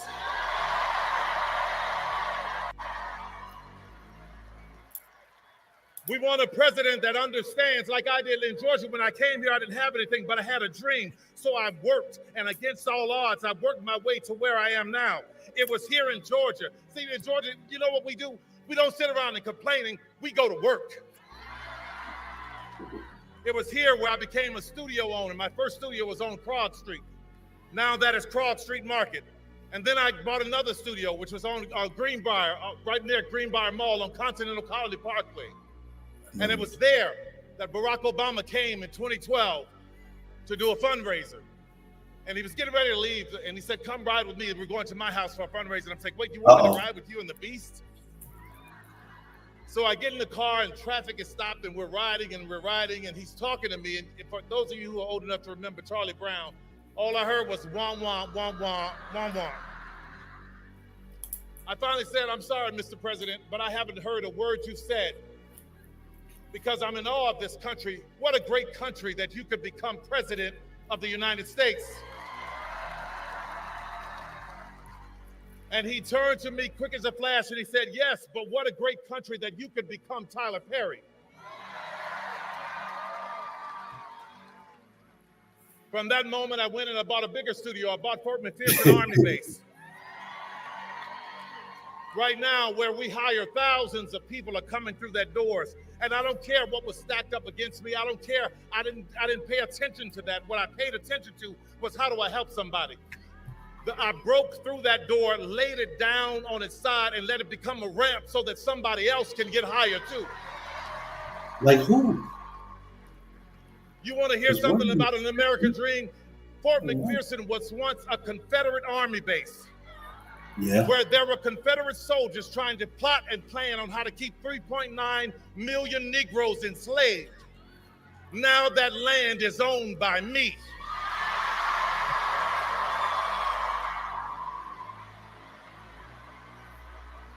Go on, do your thing, player. Hey, this is actually one of the best celebrity speeches so far. Let's talk about an American dream. It's seniors working so hard and working hard and seniors working hard. And what I realized when I bought it, that seniors around, their taxes were going through the roof. So what I did was, I was like, no, you're not going to come here and take these seniors' houses. Can you stop it for a second? Portia, you know what's interesting about this? Someone else just come in, I think it was Dave. Yeah. This is far and beyond much better than Obama's speech. Well, what I thought was a little different is that he has all this land now and he thinks he's still owed reparations. Well, and that is the sad part, in that he's couching a lot of it. He's bringing up a lot of racial elements to it. But he could tell this whole story without race, and it would be still just as inspirational. Yeah. But for him to get up in front of a Democrat audience and tell this speech, it has to bring in race. But there should be nothing racial about this speech. And the Democrats, I think they should highlight him more than Obama right now. It should be like how he overcame and overcome the barriers he faced. Yeah, right. If the blacks are to make it out of whatever downtrodden situation they're in, they can go to Obama path and try to politic their way out of it, or they can go to Tyler Perry path and create their way out of it. So you don't think Obama didn't work hard to get where he was? No, that's not what I'm saying. He politicked his way, and my question is, how did he get into a position to politic? He had to work hard to get to that position to politic. Well, if you listen, and this is my opinion, so you can have yours. But Tyler Perry just told a story, not very different from mine. He went from one building to the next building to the next building. That shit resonates with me. I don't necessarily agree with him, but I can understand that story. Obama can't tell me a story like that because he's never scrapped and scraped and bought a little building. It was shabby looking and everybody probably picking fun at him. Okay, well, you know what? You from Chicago, John? I read a lot about Obama, but what I'm saying, Obama. Let me finish. Don't interrupt me. Obama had his chance to tell a story, just like Tyler Perry. He didn't do it. He talked about Trump. You got to give Tyler Perry credit. Like, I think we take away from him by talking about Obama. Like, this man is telling you more or less. I don't know his whole story, Tyler Perry, but it's almost like a rags to riches story. He's telling you, hey, I bought a building on Krog Market. I know where that is in Atlanta. I went out to Greenbrier Mall. I know where that is in Atlanta. I went to Paul McPherson Army Base. I know where that is in Atlanta. That's real, right? That's real. Like, let me finish. For better or for worse, Obama can tell you how he politicked and he got voted and elected and this and that, and that's fine. That's great. But you need more men like Obama. I mean, like Tyler Perry, that built something. You always hear me talk about you got to build something. And the man built something. He got a story right here. And it's just a shame that he got to couch it in race when there's nothing racial about this story. He transcended race. Well, my response is I've never bought a building or sold it and bought a bigger building. Are you going to tell me that I didn't work hard? No, that's not what I'm saying. Okay, well, no, I'm not.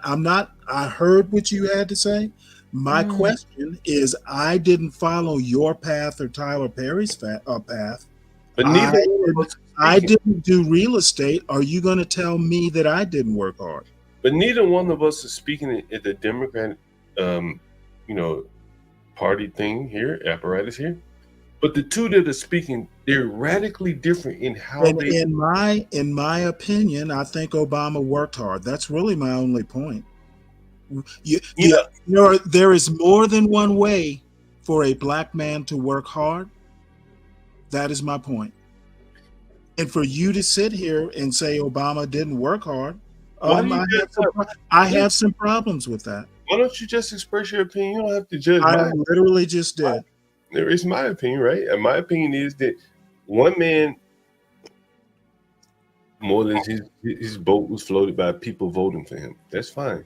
Let me finish. He had to work hard. He had to campaign. That's cool.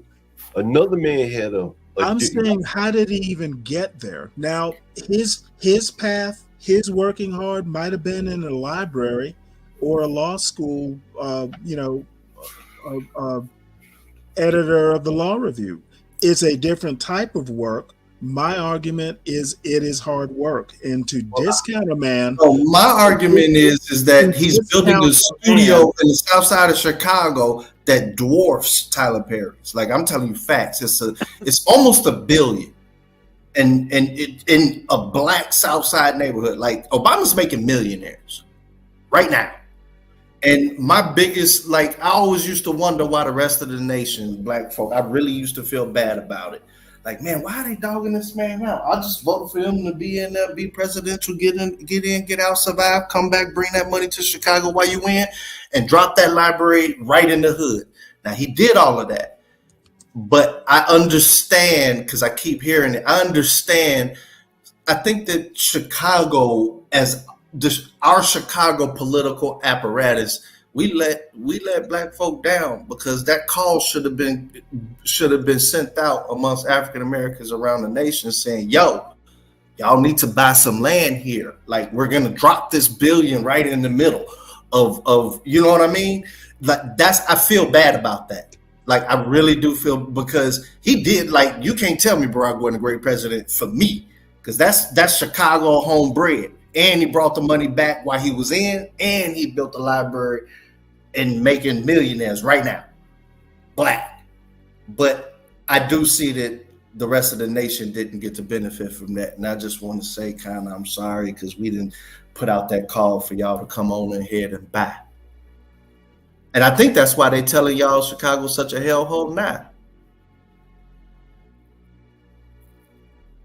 But that's it.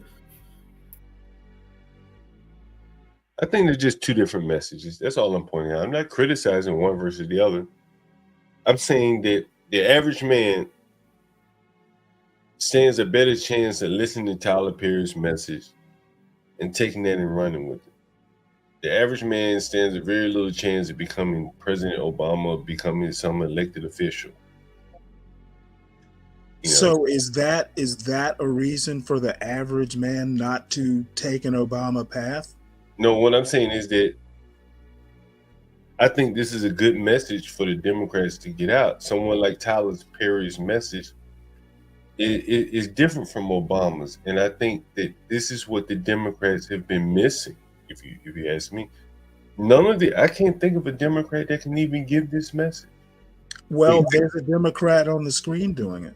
Aside from Tyler Perry, I can't think of another Democrat, black or white, that can give this speech.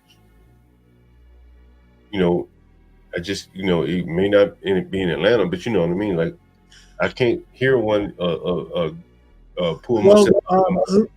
Okay. You know what? This argument will go round and round. I simply think your opinion is uninformed. Well, let me ask you this question. Can you think of another Democrat with a Tyler Perry like story? Well, I can think of my father. Well, I mean a prominent Democrat like Tyler Perry, right? Well, no. Prominent. But I bet there is one. I can't think of one, and neither can you. Does that mean there's not one? But like, okay, 12th man, not now.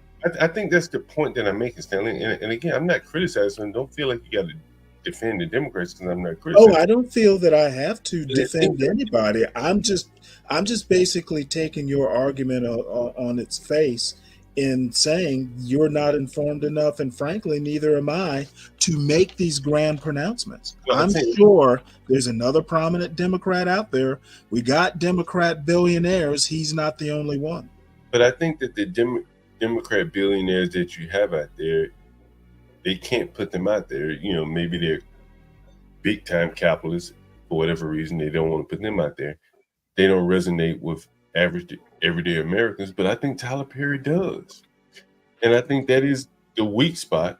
If I were a Democrat, campaign strategy, I would say we need more people like this. Did you hear that crowd yell for him? We listened to Obama. The crowd didn't yell like that for him. Well, maybe they were yelling for the race part. That's really your original point, right? Whatever the case may be, he was able to get them up in the yell. Obama, and again, I'm not criticizing Obama, so I hope you don't jump to his defense. Oh, I don't need to. Why would I need to defend Obama? All right, but let me finish there. When I listened to him, he was rolling out the same old lines: "Don't boo, vote." Like he just great line. You talking about Obama recently, right, John? Right. Yeah. He has lost some luster. It didn't hit, man. Like Tyler Perry is hidden. Most of these people in here probably don't even watch Tyler Perry's movies. I don't. And a lot of these people in the nobody here does. A lot of the people on the panel and the chat, people in the chat or the panel don't watch his movies. Probably are repulsed by his movie. I'm looking in the chat. People are talking about. I keep seeing him in a dress, but when you listen to him, if you close your eyes and just listen to what he's saying, it's an inspirational message. It's in rags to riches. Pull yourself up by your bootstrap. Go from a little small studio to the next studio to the next studio. It's a good speech. That's something that, in my opinion, the Democrats have lost out on. And somebody knocking at my fucking door. Yeah, I'll be right back. Hit play on it before you go. Oh, that back. Who you think gonna win, Stan? I pay everybody's taxes all for years, so that they can keep their houses. I'd say it's too close to call. That's really it. I'm not gonna, I have responses to either who wins, basically. Yeah. This is I'm sitting it out, Yeah, not now, but at some point you presented a really interesting viewpoint that kind of made me think. I want to explore that one of these days, just not now. You talking about how we're built on 50% plus? Well, no, basically how this really isn't a black fight. I have a video that I'd like you to watch later. Doesn't even have to be today, but I was thinking something like this, and there's funny enough, there's a law professor who taught J.D. Vance, by the way, who makes your point in a different way. And one of these days I'll have to get your reaction to it. You actually caught my attention with that, and that's why I thanked you. You're welcome. It's really not our fight, man. It's a lot of times it has been, but what I'm looking at, because I'm wondering like what is going on so much, this, that, and the other, why it's so important. This is go ahead. That's a really interesting point. Do you think Kamala is the right candidate? I voted for Hillary with all the bullshit she was about. I think that was probably your best female candidate. I mean, the only reason is I knew she wasn't a pussy. I mean, not like that, but you know how George Bush said, we know he's stupid, but he ain't a pussy. We knew that about George Bush. What made you vote for Hillary, bro? What I voted for Hillary for was at the time, what year was that? 18? At that time, coming straight out of Obama's era, where from when I first seen him get elected, we were literally on life support as a country for economic. I mean, like we were dead.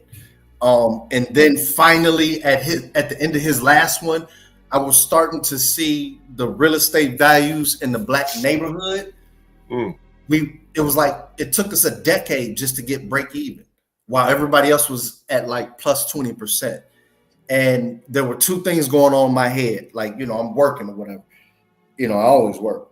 But one, when it came, I knew what was going to come with if anybody tried, like military, right? Like even with Benghazi and all that other type of stuff, the one thing that I knew was that this is a politician. They know all the tricks. And Dave, I got one question for you. I got another question. Are you vaxxed? Am I who? Are you vaccinated? Yeah, I had to. Now Stanley would tell you that you didn't have to.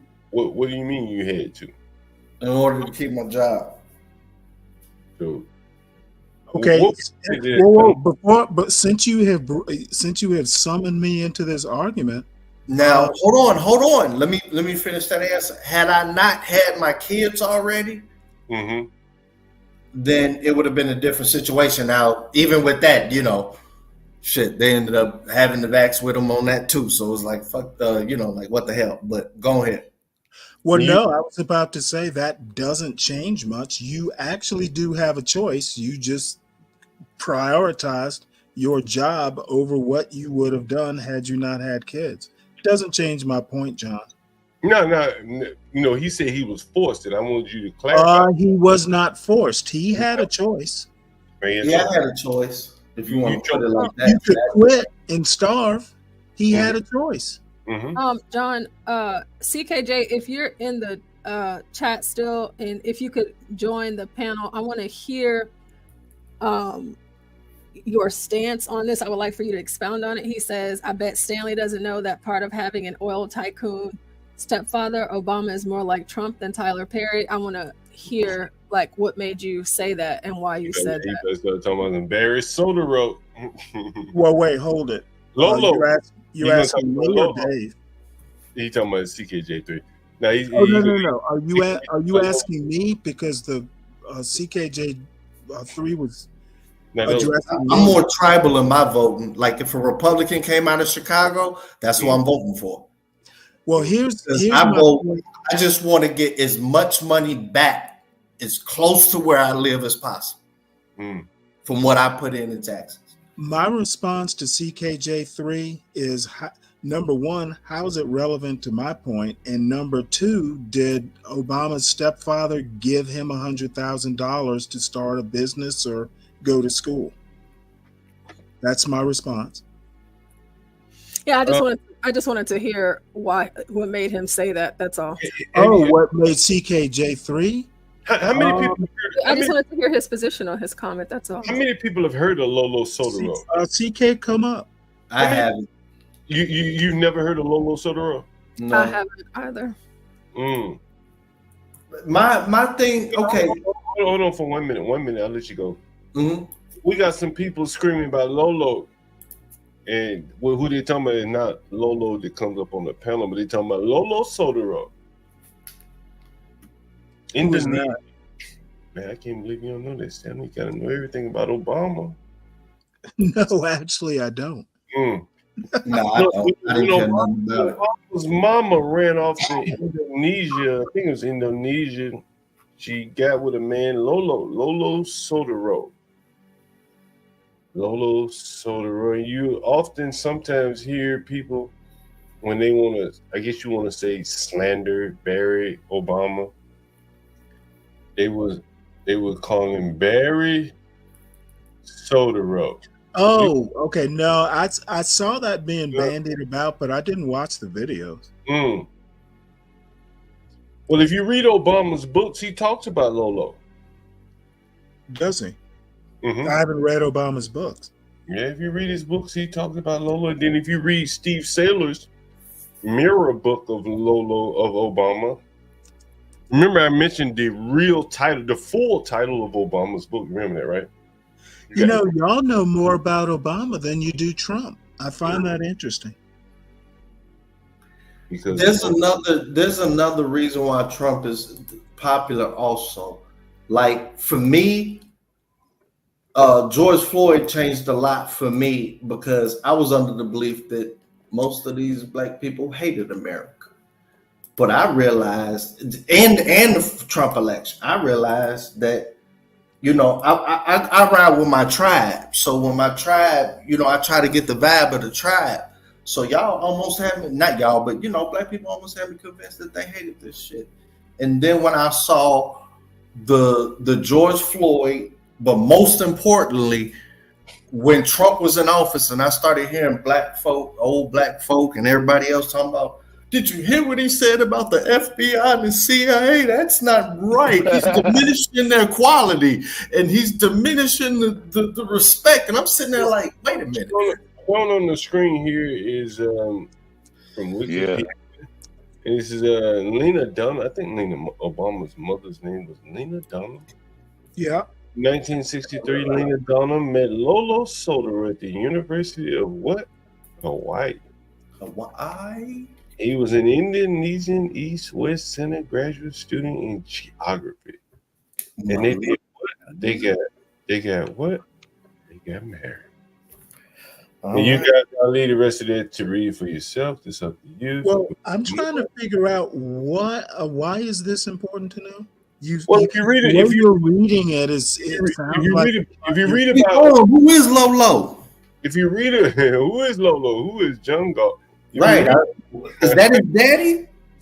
If you read about Obama was born with a silver spoon up his ass, basically. You know what? He was like a camel. First off, he wasn't. It's a stepfather. He didn't live very long with him. And 12th man, by the way, later on tonight. Wait a minute, is Lolo his daddy? No, stepfather or some bullshit. Jesus Christ. Later on tonight, what, Stanley? You gonna make me a promise, brother? No. Before we get to any promises I make to you, you spoke about income taxes, and I have a little video clip that will teach you. Stanley, you ever heard of the Punahou? The Punahou, what is that? No, is anyone ever heard of Punahou? No, it looked like a little college in Hawaii. Are you taught? Nobody. Anyone ever heard of Punahou? 12 man. Anyone ever heard of Punahou? No, sir. I haven't. No one ever heard of Punahou? No one. What is that? Punahou is it's where Obama went to high school. Oh, that's important. No, I'm just telling you. Listen, you know, a history lesson. For the people that say that he didn't grow up with a silver spoon in his mouth, this is a very, very. I'm literally saying he did not grow up with a silver spoon in his mouth. This is a very, very. He did. This is a very, very elite. You know what, 12th man? It's a very, very elite school, and you have to say. Do you know you can be a scholarship student to elite schools? He wasn't a scholarship. Did you know that? He wasn't a scholarship student. How do you know? Because who paid his tuition is what I'm asking. His grandfather, if I'm not mistaken, was an executive at a bank. Did very well indeed. I think he said. I think at the time he was making about $500,000. If my memory serves me correctly. These people were not poor. Nobody said they were poor. Right. I'm saying he wasn't born with a silver spoon in his mouth. There's a difference. It depends on what color, what you actually, it doesn't depend. And if it does depend, your opinion is just an opinion. And she never worked at 12th man, McDonald's. I only take your opinions when you're sober. What I'm saying is that this man did not grow up poor. I didn't say he did. I said he didn't grow up with a silver spoon in his mouth. So should he have grown up poor? Like, I'm not understanding. I'm not saying anything, but what I'm saying is this man clearly, by connection, let me finish, Stanley. By connection with Lolo Soderbergh, by connection with other people, I can't name all the names. There's something there that we don't know. There is what I'm saying is that, and since he's not running for president, who cares? Well, that's clearly true as well. He's not running for president, but this is kind of revisionist history here. In that, most of you guys didn't notice about this school. In a way, why didn't all this come out when Trump was doing his birtherism? You're always giving history lessons on what books. Okay, you know what? I give history on things that matter. So here's some things that people, that a very recent president that people know very little. Now he's a very recent president. He's very recent. He's been out of office, 10 years or so, and most of the people had no idea. Well, I thought y'all were the people, January 6th happened after Obama was president. No idea. Most of the people here had no idea. January 6th or a very recent president. Most of the people here had no idea that, Lolo Soderbergh, Barry Soderbergh, there are records of him. Let me see what else I can find. Soderbergh just. Guess what? Tomorrow, when they sober up, they still won't know. That's true. That's true. And neither will you when you get through your next box of Bud Light, Stanley. Yeah, well, I'm sure that stung. Anyway, it's just a history lesson. Trying to sting. For people that didn't know, they may have found it interesting. Someone in the chat was talking about Lolo, so I figured it was worth mentioning. But Portia, other people that never heard of Lolo Soderbergh, so there's Lolo Soderbergh. You can dig deeper into that if you Google his name, Lolo Soderbergh, Indonesian businessman. That Obama seemingly had some interesting feelings about him because he was a businessman. It's worth looking into. Yeah. Lolo Soderbergh. Well, John Galt, I heard the Atlanta rally was live earlier, like that one video you were playing. That's just part of it, but it was live in Atlanta. No, I'm sorry. I get pushed. You know if it's still live? We're gonna get back to it. Sorry, 12 man. I'm sorry, Portia. I got you off. Sorry about that. I didn't mean to interrupt. It wasn't you. It was me. I've been interrupting 12 minutes. I only like to interrupt Stanley. You didn't interrupt me. You're good. Anyway, go ahead, Portia. Sorry about that.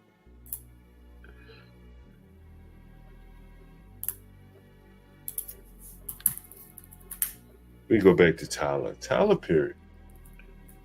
I like Tyler Perry. I like this speech. Yeah, bro. Be Brave talks about this a lot, Stanley, while we're waiting on Portia. If the Democrats had more people talking like this as opposed to the transgender shit, they'd be unstoppable. They had more people like him talking just sensible, like rags to riches, like pulling themselves up by them bootstraps. Well, the funny thing is you make a good point. I'm hoping you'll come and become a registered Democrat and advise us on how to run these campaigns. Well, John Galt doesn't vote. I give advice. What I always ask this, like, whoever wins, like, I guess Stan and I guess whoever's voting the other way. What in 4 years, if your candidate elected right now, in 4 years, what is the one thing that you expect them to do?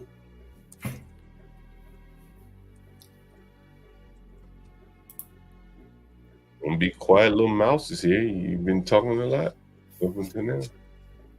Just one. Well, stop the bleeding at least a little bit. That's what I expect. I don't expect them to fix nothing, but at least just as, put a splint around it for at least a little while, so at least more people can get prepared and do what they got to do. Well, I think one of the most interesting things is how people like 12th Man tend to vote against their own interests.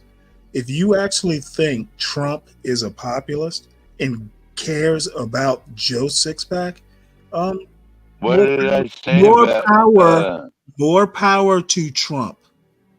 Stanley, I didn't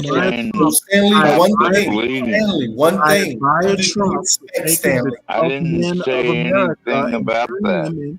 4 years from now, Stanley, Kamala wins. 4 years from now, what is the one thing that you expect that if you hold on before you get off your couch, because I'm voting and you're not, apparently.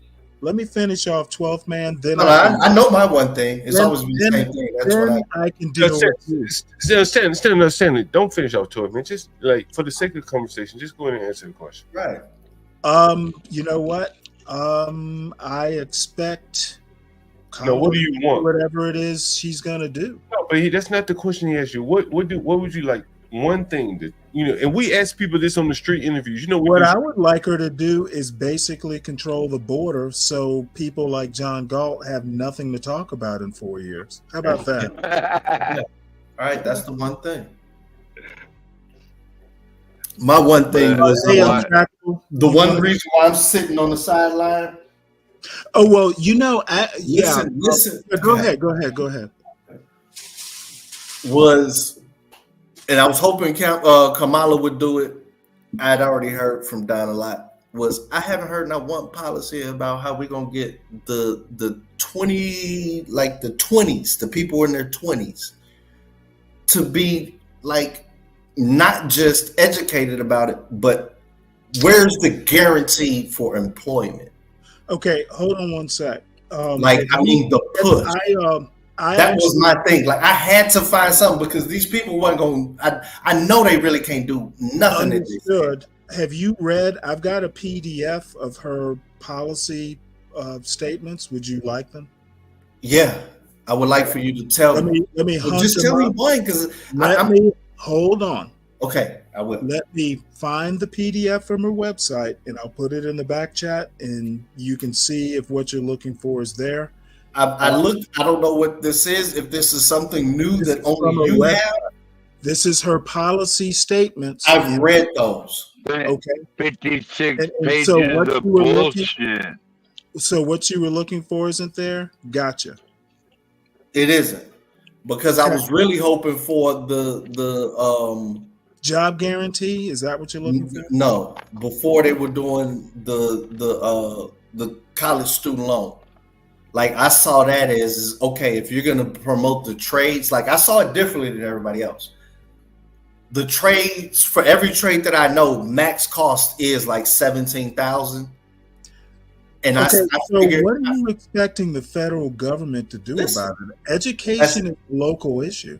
Listen, no, not the 20,000. We're going to wipe out 20,000 of it, which basically would have made, any level. I was like, give me 10 across the board, I would have known that America is serious about the future. I'm thoroughly confused. Can you be more specific? You're student talking loan, federal student loans. Oh, okay. Student loans. So what are you looking for? That was like I'm just looking. Me personally, I had to figure out that everything that I wanted, neither candidate was going to get. So I said, well, stop thinking about myself. What is the one thing like effective to my life? I'm like, well, I definitely want a better future for these kids. I said, whichever one of these people, if they have like a coherent policy for that 20-year-old group, then I'm going to vote for them. Okay, well, let me address this in a way you're not. And the closest thing forward was expecting the federal government or Kamala Harris to guarantee your kid's future. You are looking in the wrong place. You're not hearing what I'm saying. Hold on. Hold on, Stan. That works for other people. Finish my point, please. I'm a totally. Let me finish my point. No, you're looking for. You're not going to be able to finish this, Stan. I'm going to say that right now. You're not going to be able to finish your point, in the wrong place. You're not going to cut me off and then say you're going to make your point. I'm not attacking you or nothing like that. Come on, Stanley. The only thing that's going to stop this is the moderator. Come on, Stanley. Come on. Attacking anybody. I do this shit all day, man. This is addressing your concern. I keep getting my work if done. You are looking for what I'm asking. And what the closest thing what it was the federal student loan forgiveness of like 20 grand. Okay, why? Because that 20 grand would have made every single trade, carpentry, electrician, plumbing, would have basically made it free with no student loan. Why are you looking for Kamala Harris to guarantee your kid's future? That's my question. Did you hear mine? You know what? Did you hear my question? When you did you hear my question? When you answer, did you hear my? It's a yes or no. No, I didn't. What's your question? Okay, my question was. Make it quick. I will. Yeah. Real quick and curt. What policies does either candidate have that you know of that you can tell me right now that is targeting on making sure that the 20-year-olds have a brighter future? No candidate can do that. Okay, there you go. Why would they make a policy on guaranteeing a 20-year-old their future? That's utopian. Hey, Portia, you want to get back to Tyler Perry? We're way off base. Yeah.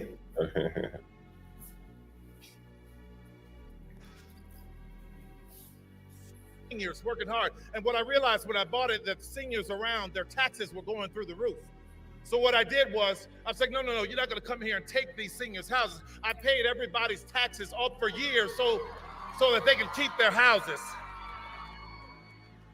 When an 85-year-old woman in Coweta County lost her house to a fire and wanted a place for all her grandkids, I rebuilt that house for her.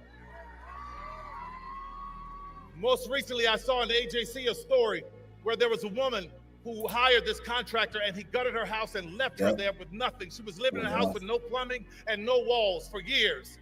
I rebuilt that house for her. Why am I telling you this? I'm not telling you this to be bragging. What I'm telling you about it is, what I want you to understand is I have compassion for our seniors. Right. So when a candidate says that we have lowered the cost of insulin to $35 for seniors, that candidate has my vote. I put many kids through college, and recently there was a woman who was murdered by her husband, and she had 3 kids that were college age. I put all those kids through college. So when I hear a candidate say, we are going to do what we can to reduce student loan debt, that is a candidate that I can stand with. So you're gonna argue? Hey, Stan. So you gonna argue me down? And you can't even name the one policy, bro. And I'm literally saying there is no policy. Which part of that did you understand? So who's lying? Is he lying? He's not the candidate. No, but is he lying? You know what? I actually wasn't listening. Can someone replay the part he's lying about? Okay, so you think he's lying? Okay, can someone replay so I can hear what General Dave is asking me about? You answered the question already. You just don't know. Yeah, I answered the question telling you you're a damn fool if you think somebody can guarantee a 20-year-old. Lying, so I get it. Yeah, you should get it. I hope you do. But just for the sake of your argument, I want to hear what Tyler Perry's lying about that's caught your attention. No, I don't think he's lying.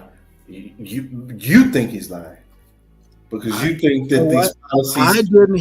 I didn't hear what he said. So let me know what I'm lying about or think he's lying about. He said exactly what I told you when I kept trying. Okay, can I hear it from Tyler Perry and not General Dave? You can definitely do that.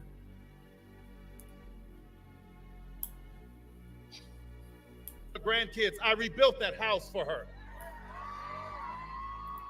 Most recently, I saw in the AJC a story where there was a woman who hired this contractor and he gutted her house and left her there with nothing. She was living in a house with no plumbing and no walls for years.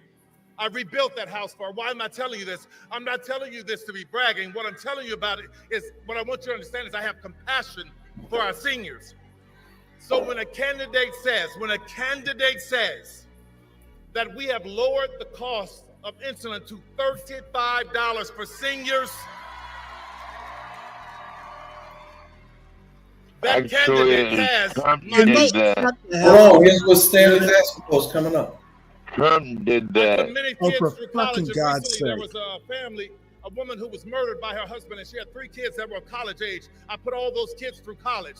So when I hear a candidate say, we are going to do what we can to reduce student loan debt, that is a candidate that I can stand with. Okay, is that the part? Yes. Okay, can we pause it right there? Okay, what she said, she's going to reduce the burden of student loan debt. So how is this exactly guaranteeing the future of a 20-year-old? Who's the most likely people to be having student loan debt? The new ones. Okay, debt. She's talking about people who currently have debt, not people in the future who might incur debt. And what happens when you incur debt and there's a law saying no. You're talking past what he said. Listen. People, no. I've heard it now, and apparently I have to explain English to you. No, you don't have to explain finance to me, bro. She is talking about people who currently have student loan debt, reducing the burden. So that has nothing to do with someone who will be 20 and might take out a college student loan this year, next year, or whatever. 2 different things. Maybe you should listen closer. So when the law is passed, it literally took me 2 seconds to hear him, and I've answered your question. Now, if you want to move beyond, I do want to move beyond that. We're not going to find common ground. I literally just explained what he said to you, and you can't take it now. Yeah, you're right. We're not going to find people who currently have debt. She is going to try and reduce. I heard what you said. I just said I disagree, and we're not going to find common ground. What does this have to do with 20-year-olds? Saying it all over again doesn't make it right. I disagree. There's nothing you're going to say that makes me agree. The goalpost. I argue. You're moving the goalpost. I'm not. I literally just told you. I'm basically saying you win. You understand what she meant? You win. You win. You understand? I understand you win. Okay, you know what? I'll take you beat the horse. You beat the horse to death already, Stan. You know what? I want to make sure that he understands. If you're going to ask me a question, you need to make sure of what you're asking me. All right, more of the video portion. Who has an American dream for everyone. She stands with us. And she has an American dream for our children. And let me tell you something about the children. I don't know if you remember, but her DNC speech was great, right? But there's a moment that you may have missed. When the cameras were rolling and she was walking around and the balloons are falling and confetti's falling, I'm watching her smile and wave. Her family comes out, but there are two little girls on the stage. And I see her constantly making sure they're okay, not getting too close to the edge. That's what you want. See, the little things will tell you about the heart of a person.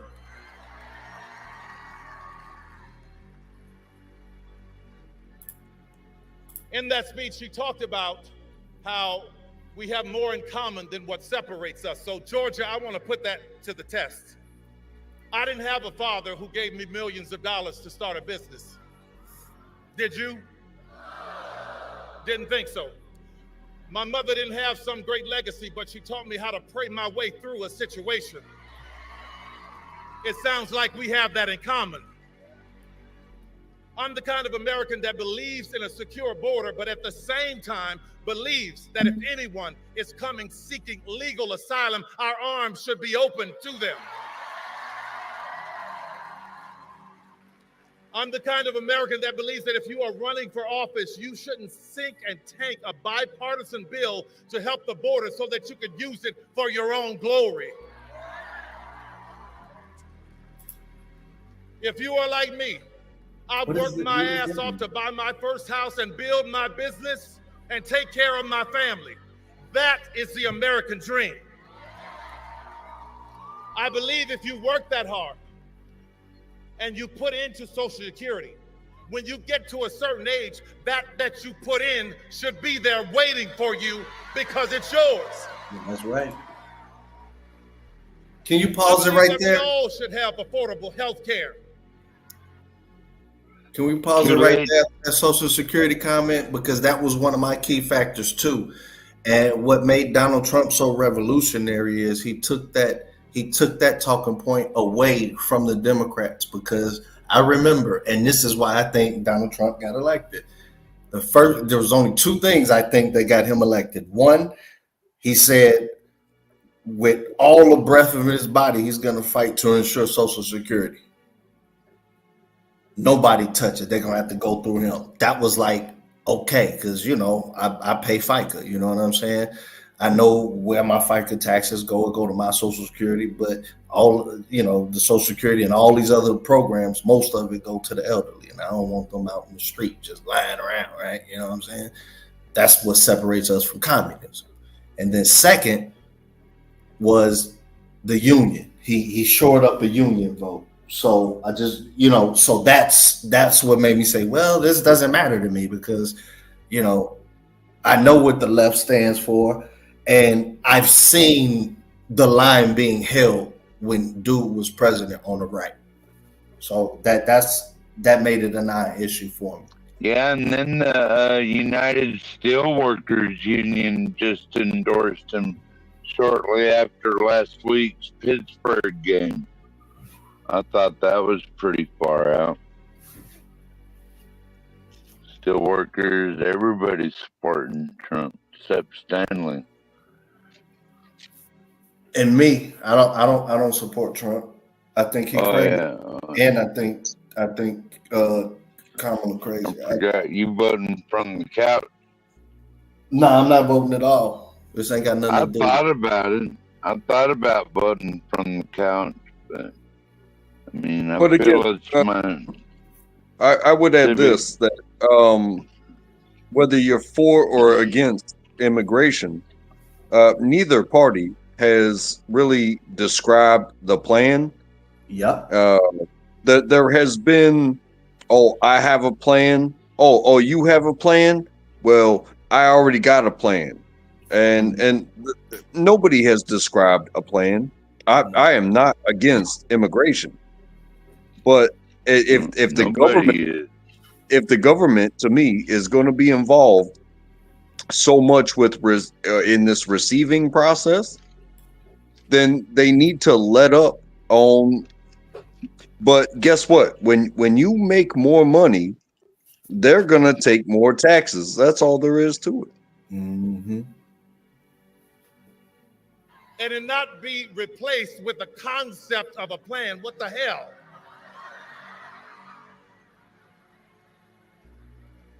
I'm the kind of American that believes that no matter what your party, we ought to be able to sit down and have civil conversation so that we can work toward a solution, the same as I do with our governor, Brian Kemp.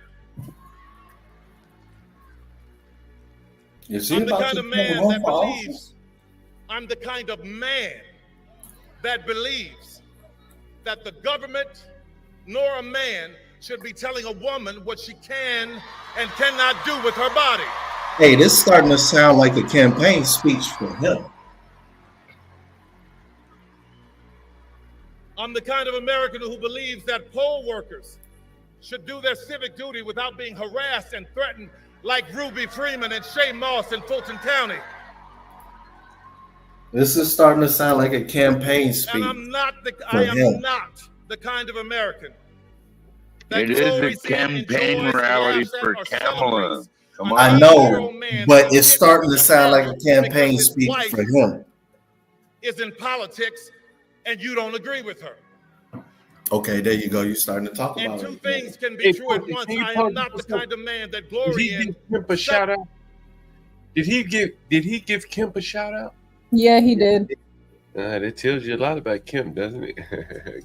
Go right ahead. That's it. I wasn't sure. I didn't hear that part, but go ahead. Yeah, you heard it. Celebrates, enjoy, or laughs at a 78-year-old former president almost meeting his death at an assassin's bullet in Butler's, Pennsylvania. It's not right. It's about decency, America, and I think you agree with me. Oh my God, they didn't clap. But I am the kind of American that believes if you lose an election, They didn't agree with him. that you honor the constitutional, peaceful transfer of power. And judging by your reaction, I believe Kamala is right. We have more in common than what separates us. As I'm closing here, I just want to talk about that quilt that I used to wrap up in my grandmother's car, that quilt that my grandmother gave me. That quilt was a tapestry of beautiful pieces, but I completely ignored it. I didn't think it was worth anything because she had made it from all of these stitches and gave it to me as a gift. And I was walking past this antique store years later and I saw one in the window and I go, wow, that's a beautiful quilt. It reminds me of my grandmother. So I walk in, I talk to the lady. She started explaining to me that each patch in that quilt was worth this and meant this because of the woman who made it. So when I think about America, I think about my grandmother's quilt. We are all shapes, sizes, and colors, but we are one.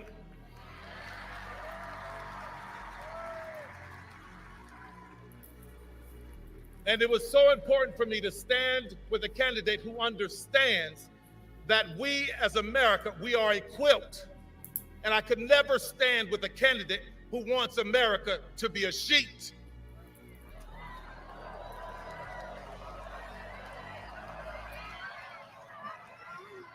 Hey, you might want to pause because, I mean, if we're not talking about that, that's probably one of the biggest punchlines of this whole speech right there. That's wow, okay. What about it that made Yeah. you think the biggest? I was gonna say, what about it? That's I'm trying to process it like throughout the whole speech is this, that, and the other. Like the wordplay on that, like Hey, I hate to cut you off. This dude, like, is Kamala gonna come right out after this?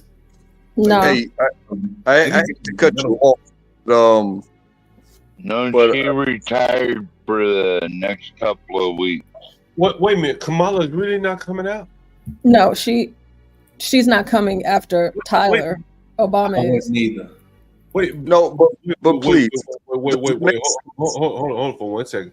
So is Kamala gonna come at all? Yeah. I think she's supposed to be at this one. Yeah. Oh, okay. And then, but Obama's coming next. Boy, Obama's got a tough act to follow. It. Go ahead and try. Yeah, I was just gonna say, did it click with anybody that he said that he was going or he wanted America to be a sheet for all? No, he said, I want America to be a quilt, while Donald Trump wants it to be a sheet. Yeah, I didn't hear that. I wasn't listening. That's why I paused it, because it seemed I was waiting for somebody to have a reaction. He said he made that whole story about this quilt. He's going into this, that, and the other. And he says that's the type of person I want. Somebody who sees that we're all different. We can patch together like a quilt. While Donald Trump so I would rather have my grandmother's quilt than the sheet for all. You know what I mean? Maybe that's where I missed what was said. Yeah. Okay. Yes, I would definitely rather have. J-Dub got me, boy. J-Dub said, "Hey, man, you're not making a point here." Did anybody get what the sheet meant? Go ahead and tell us, Stanley. Go ahead and tell us. It was a reference to the Klan. I felt that way. Yeah, and it was a funny one, subtle. And you know, I think that's where I was kind of getting at, where maybe I missed some words, but I heard the sheet and I heard the quilt, and I know what a quilt is. So yeah, I would rather have the quilt. Do you know what a sheet is? Yes. Okay, just checking. Yes, I do. So what do you want to talk about, Dave? I think we done all said it. You know, okay, what kind of reaction were you expecting? Some type of reaction, because it wasn't any.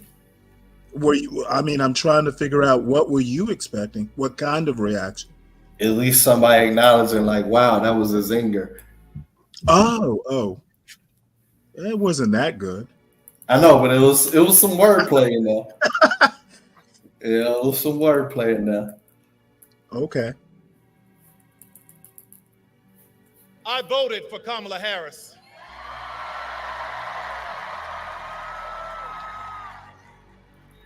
And Georgia, it was only about 11,400 votes that separated Trump and Biden. So every vote counts. So I stand here full-throated with my full chest, begging you, imploring you, let's get out and make Kamala Harris the 47th president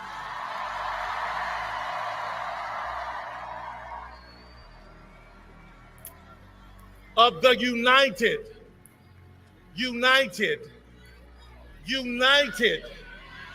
States of America. Thank you, everybody. God bless you. I actually think the most interesting point was the Kemp comment. I'm done with all I have to say except one thing. That was man who was in the beast that made me think that he was running for office himself. You know him, Michelle's husband. I actually like Kemp. One I've always admired and looked up to, and I'm glad to be able to say this, ladies and gentlemen. He just called him Michelle's husband. Yeah, I heard that. Oh, that joke's been made before. Actually, Obama made that joke before. I heard. Yeah, that's not cool. Yeah. Well, Obama has literally said that. What's going on, man? Okay. What, they were about to play Obama's speech too? No, Obama he's introducing Obama. Okay. The 44th president of the United States, Mr. Barack Obama. If Kemp were running instead of Trump, I would actually have a hard time voting for Kamala. He's been a good governor. Yeah.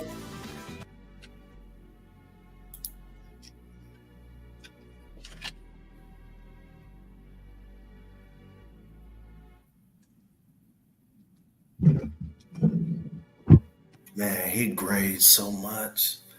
Boy, that office takes so much from you. Hey, Stanley, I wanted to say one of the reasons why you're probably high on Kemp is that the media has been very kind to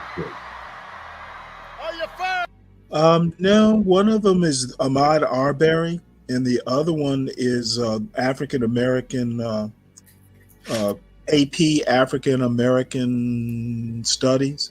And I'll talk about it once this is over. Those are two specific things, and other things as well. But if Kemp came up in a presidential campaign against a Democrat, the media would smear him as all kind of Republican. He did this or he did that. I guarantee you. Well, probably so. I don't doubt that, but it wouldn't persuade me because I'm literally a Georgia resident and know what he's done and what he's done for the state. So media wouldn't sway me. I bet you would persuade a lot of Atlanta residents. Oh, you're in the battleground state, right? Oh, yeah. Man. That would be interesting, and I hope Kemp does run one day. Remember Stacey Abrams? Kemp does not get a whole lot of. I don't hear a lot of black people talking bad about Kemp. I suspect the media has given Kemp a pass because he has kind of been lukewarm against Trump. Wait, was Kemp the one that beat Stacey Abrams? Mm-hmm. Yeah, he beat Stacey Abrams, and quite frankly, him beating Stacey Abrams says a lot about black people. He battled her. They weren't all in for Stacey Abrams. She probably won 95% of black votes. Yeah. They weren't all in for Stacey Abrams, is my point. 95%. 95% isn't 100%. See, right. Bruce Springsteen. You got Tyler Perry. You got a couple of guys from those Capital One commercials. If that doesn't get you fired up to vote, I don't know what will. You right about that. Now, you've heard this already. I am going to repeat it. We are going to keep repeating it. Here in Georgia, early voting has already started. Vote early and vote on. If you have not already, go vote. Return your absentee ballot. If you're going to vote, remember to bring your photo ID. If you need to figure out where to go to iwillvote.com/GA, and then you get your friends and you get your family to make a plan to vote. Because together we have a chance to choose a new generation of leadership in this country. Right. And start building a better and stronger and fair and more hopeful America. Now, I love you too.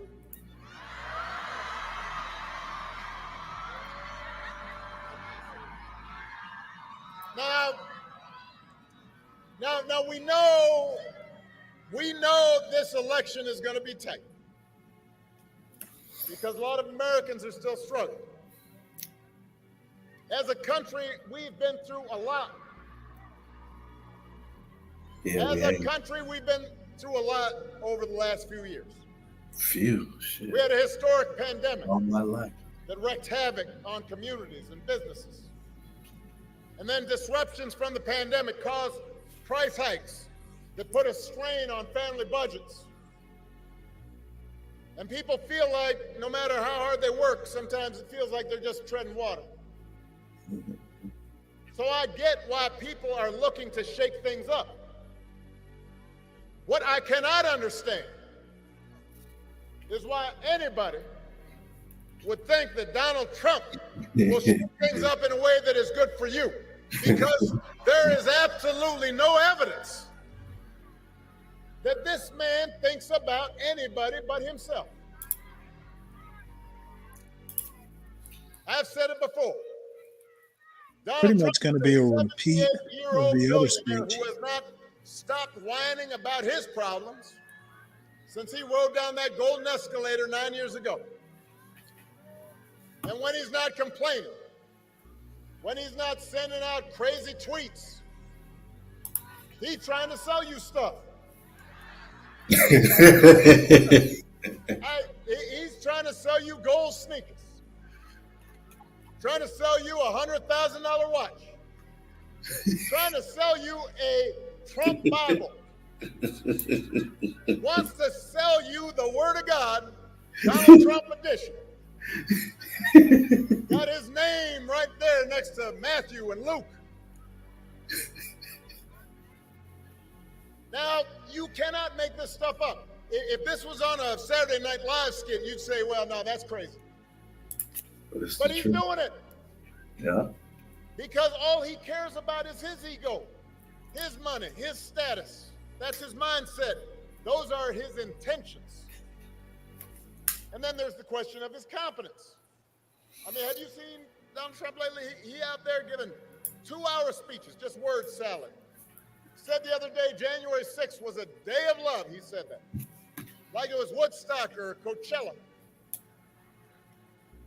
If your grandpa was acting like this, you'd call up your brother, call up your cousin, you say, hey, have you noticed Grandpa? He acting kind of funny right now. But here's the interesting thing, is he acts so crazy and it's become so common that people no longer take it seriously. Mm-hmm. I'm here to explain to you, just because he acts goofy does not mean his presidency wouldn't be dangerous. And you do not have to take my word for it. Lately, some of the people who know Donald Trump best have been saying in no uncertain terms that he should not be president again. The other day, General John Kelly, Donald Trump's former chief of staff, said that Trump told him he wanted his generals to be like Hitler's generals. Now, don't boo. Vote. Now, I want to explain that in politics, a good rule of thumb is don't say you want to do anything like Hitler. You know, that's just good political advice. But it is useful because it gives us a window into how Donald Trump thinks. And John Kelly isn't the only one saying this. 2 of his defense secretaries, people who worked for him, said the same thing. His chairman of the Joint Chiefs of Staff, that is the top of the top brass in our military, said he is dangerous. Now, I happen to know John Kelly and Mark Miller. Ain't it crazy how there's Bill Clinton. Commander-in-Chief. These are serious people. These are this is a decorated soldier and Marine who served in battle. They are not quote unquote. Bill Clinton. Where the hell is he? They are people who have never in the past even talked about politics because they believe that the military should be above politics.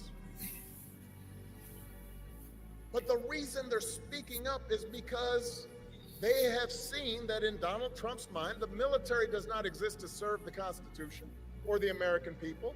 He doesn't see being commander-in-chief as a solemn, sacred responsibility, just like everything else. He thinks the military exists to do his bidding, to serve his interests.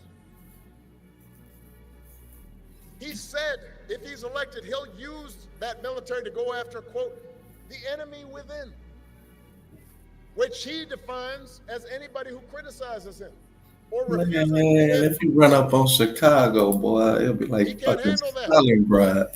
And unlike last time, unlike the first time, it'll take like fucking fire. It'll be longer than the Ukraine war trying to take out Chicago.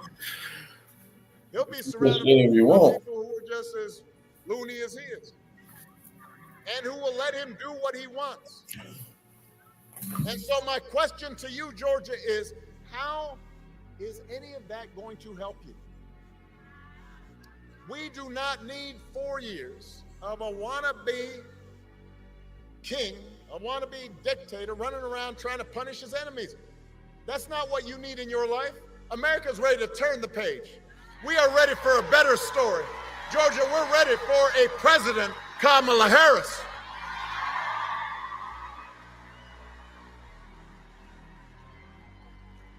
And the good news is that Kamala Harris is ready for the job.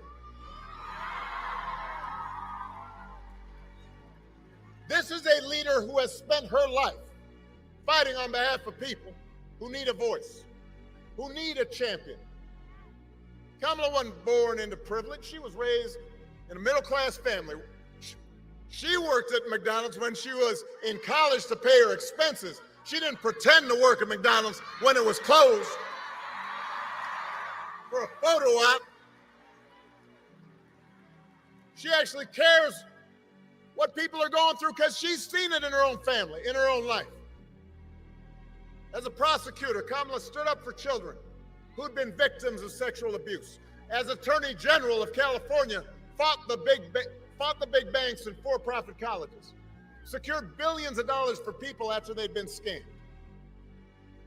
After the home mortgage crisis, Kamala pushed me and my administration hard to make sure homeowners got a fair settlement. It didn't matter that I was a Democrat, that she had knocked on doors for my campaign in Iowa. She was not going to let anybody stop her from winning as much relief as possible for families who deserved it. So the point I'm making, if you elect Kamala Harris, she will not be focused on her problems, her ego, her money. She's going to be focused on you. She's going to be focused on you. Kamala understands that too many folks here in Georgia and across the country are struggling to pay the bills. Now, understand, wages are steadily growing. Unemployment is low. Inflation is finally slowing. But we all know the price of everything from housing to healthcare to groceries is still too high. And it hurts. She understands that. The question is, who's really going to do something about it? So Donald Trump's plan is to give another massive tax cut to billionaires and big corporations. Because he was a reality star on The Apprentice, there's some folks who think, well, I don't know, he's a businessman. He must know something about the economy. I've heard people say this, right? I'll talk to them. Why would you think about voting for this guy? Well, I remember the economy when he first came in, it was pretty good. Yeah, it was good because it was my economy.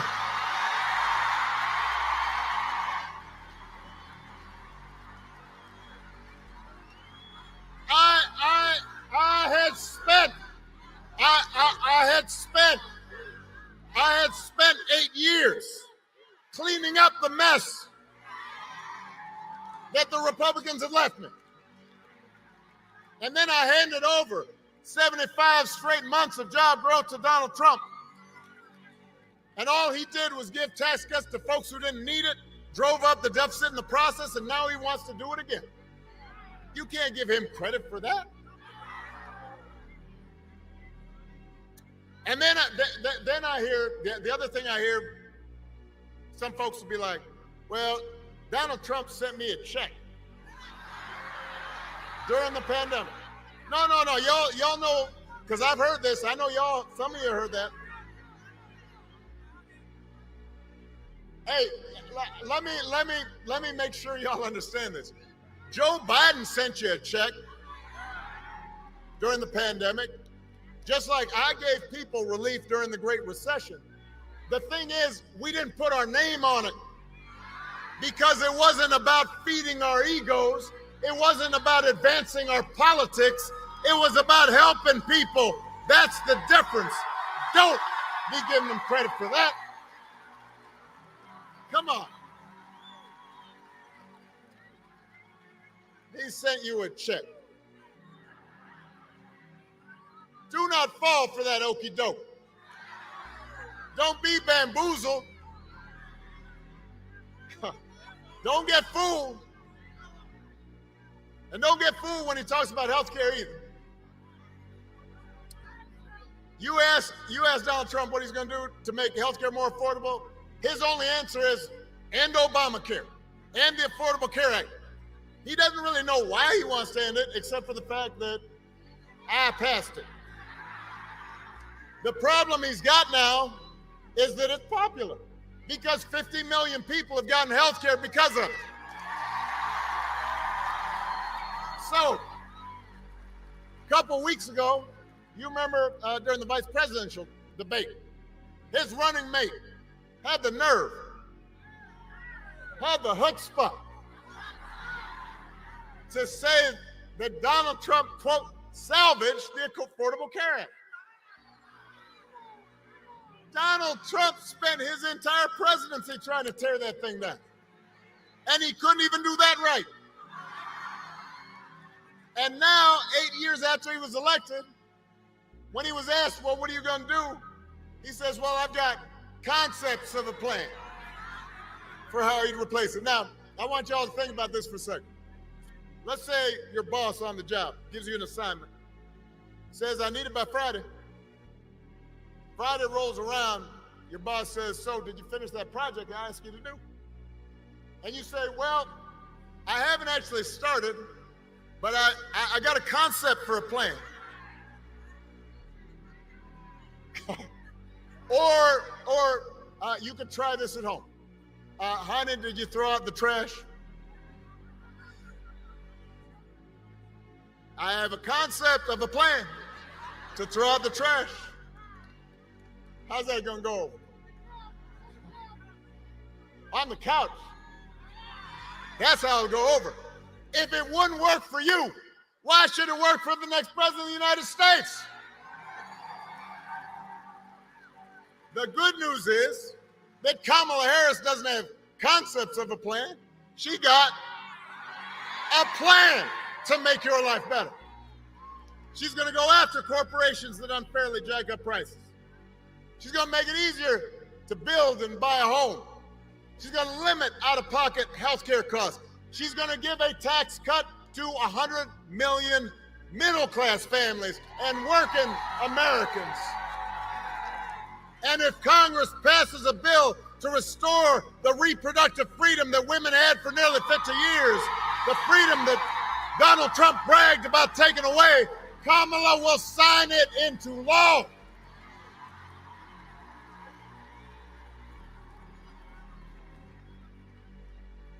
It's an example of how elections matter. And I have to say, I get why folks get frustrated with politics. I do too sometimes. I don't watch cable news because sometimes I get why people block it out. It just seems like everybody arguing and fussing. But I always tell people, look, politics, it's not going to solve all your problems. No president is going to eliminate poverty in one term or eliminate racism, because those problems are hard.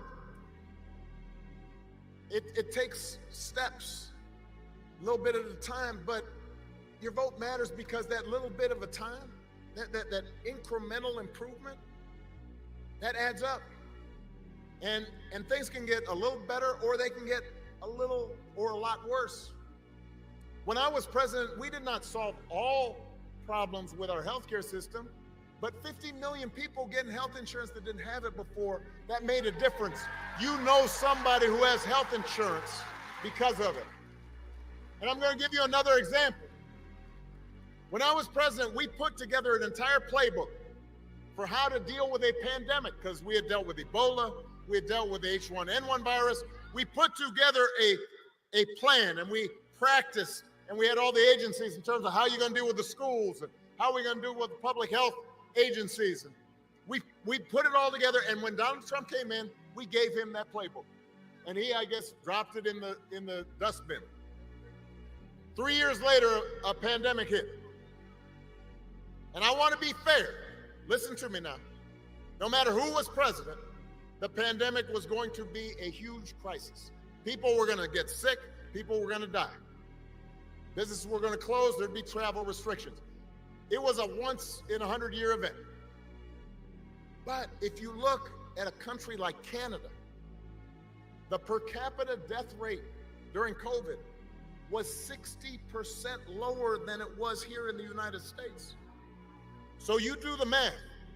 Over 1 million people died during the pandemic here in the U.S. 60% of over 1 million, that's 600,000 people. That's grandparents. That's aunts. That's uncles, parents, co-workers, friends. Everybody here was touched by it. Some people might have been alive if we had had a competent administration who is paying attention and trying to do things better instead of talking about injecting bleach into your arm. Now, you remember that if somebody tells you, it doesn't make a difference. It will not make things perfect, but it does make a difference. To have somebody who is competent, somebody who sees you, somebody who respects you, somebody who cares about you, somebody who understands your dreams. And you need to remind folks who are still on the sidelines that the election is about more than just policies. It's about values, and it is about character. Some of you know, when I was growing up, I didn't have a father in the house, but I did have people around me: stepfather, grandparents, teachers, coaches, and most of all, my mother, who tried to teach me the difference between right and wrong, who showed me what it meant to be honest and responsible, to work hard, to treat other people the way I wanted to be treated. And look, I was a knucklehead sometimes when I was a kid, and I didn't always live up to those values, even as a young adult. But over time, I internalized those values.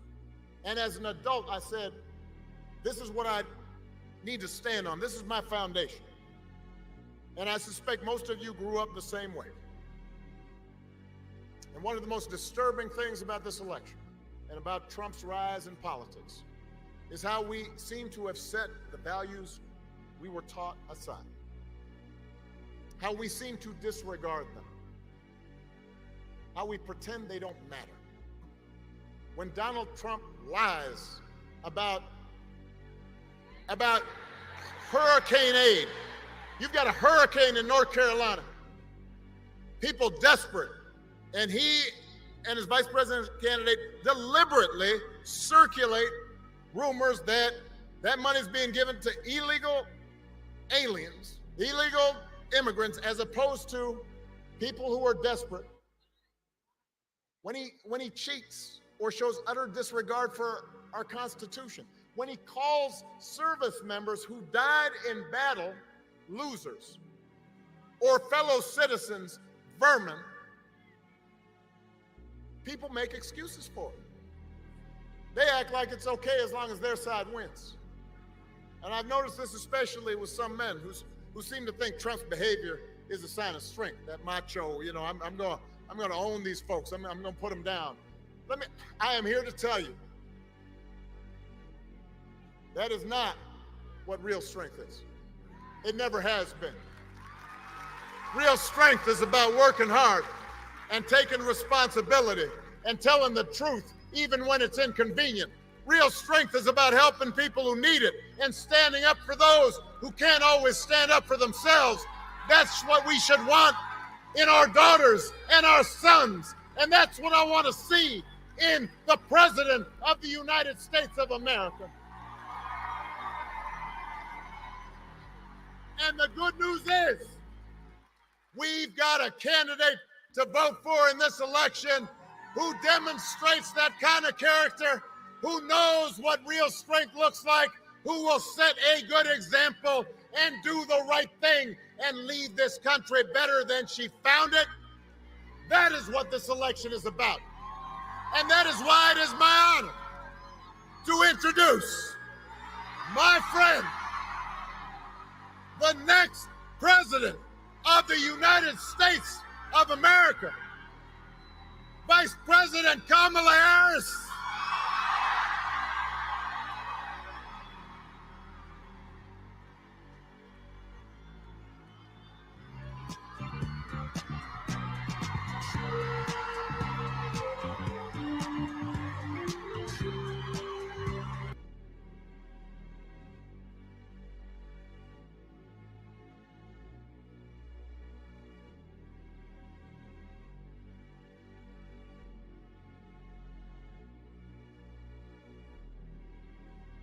I don't like her outfit, but you know, it's fine.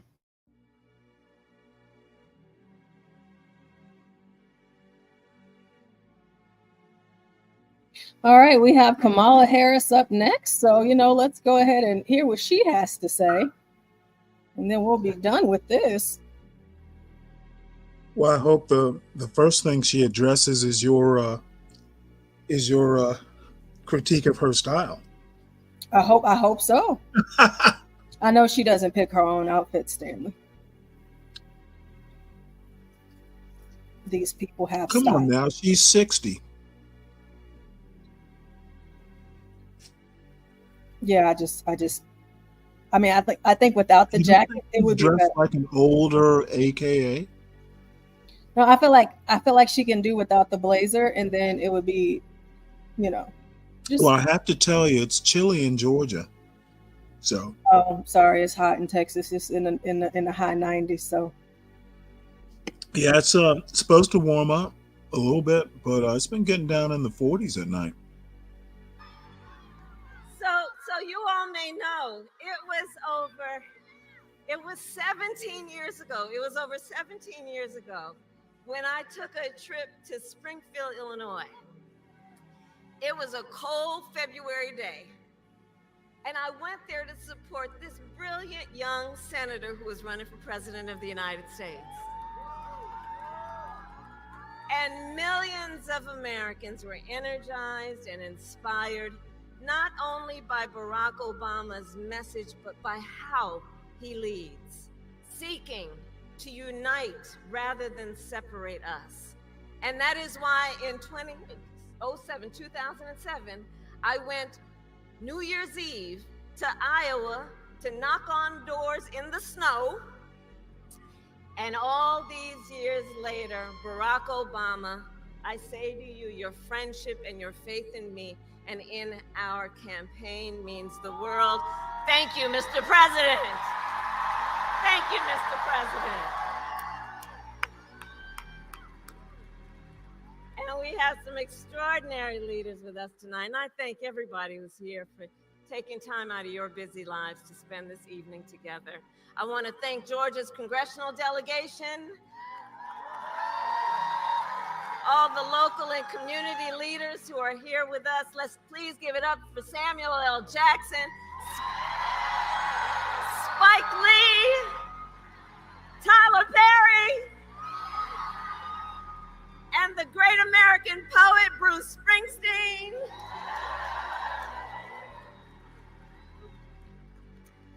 So Atlanta, before I was Vice President of the United States, before I was a United States Senator, and before that, a two-term Attorney General for the state of California, and before that, a district attorney and a courtroom prosecutor. And in those roles, I took on perpetrators of all kinds, predators, fraudsters, and repeat offenders. I took them on and I won. Well, Georgia, in 12 days, it's Donald Trump's turn. It's his turn. Just 12 days left in one of the most consequential elections of our lifetime. And I don't need to tell you, voting has already started. And everybody here knows it's going to be a tight race until the very end. So we have a lot of work ahead of us. But we like hard work. Hard work is good work. Hard work is joyful work. And make no mistake, we will win. We will win. We will win. Or as a certain former president would say, yes, we can.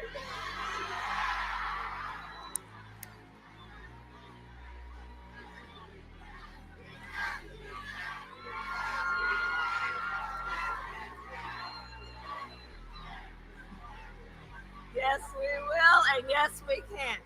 And here's why we're going to win. We are going to win because we together are fighting for the future. We are fighting for the future. We here understand we have an opportunity before us to turn the page on the fear and divisiveness that have characterized our politics for a decade because of Donald Trump. We have the opportunity to turn the page and chart a new way and a joyful way forward. A way that taps into the ambitions, the aspirations, the dreams of the American people. And I will tell you, as I travel our country, there is an overwhelming call for a fresh start, for a new generation of leadership that is optimistic and excited about what we can do together. There is a yearning for a president of the United States who will see you, who gets you, and who will fight for you.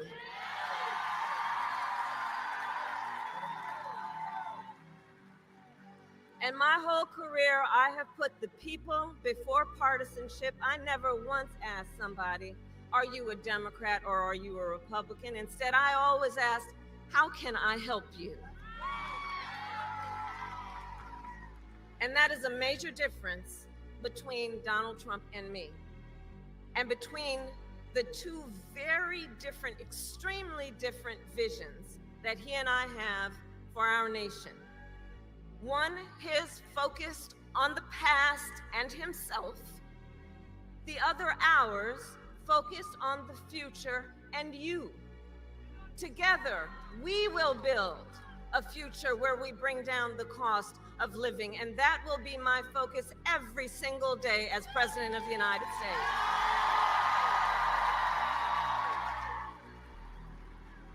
Because look, while inflation is down and wages are up, prices are still too high. You know it and I know it. And unlike Donald Trump, who had $400 million served to him on a silver platter and still managed to file for bankruptcy 6 times, he talks about being a good businessman. Come on. Unlike him, I grew up in a middle-class neighborhood with a working mother who kept a strict budget and did everything she could to make sure my sister and I had all that we needed. I come from the middle class, and I will never forget where I come from. I will never forget where I come from. Which is why my common sense plan will lower the prices you pay on everything from prescription drugs to groceries to housing. On the other hand, Donald Trump will raise costs on you and your families. In fact, independent economists have analyzed our plans and found that mine will cut your costs and strengthen our economy. His will increase inflation and lead to a recession by the middle of next year. These are independent economists, Nobel laureate, prize-winning economists who have reviewed our plans and are very clear. And his agenda is all laid out in Project 2025. A detailed and dangerous blueprint for what he will do if he is elected president.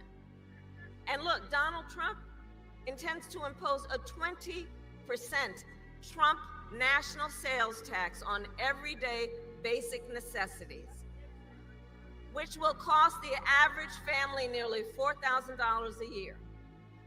On the other hand, I will take on price gouging, corporate price gouging. I've done it before, and I will do it again.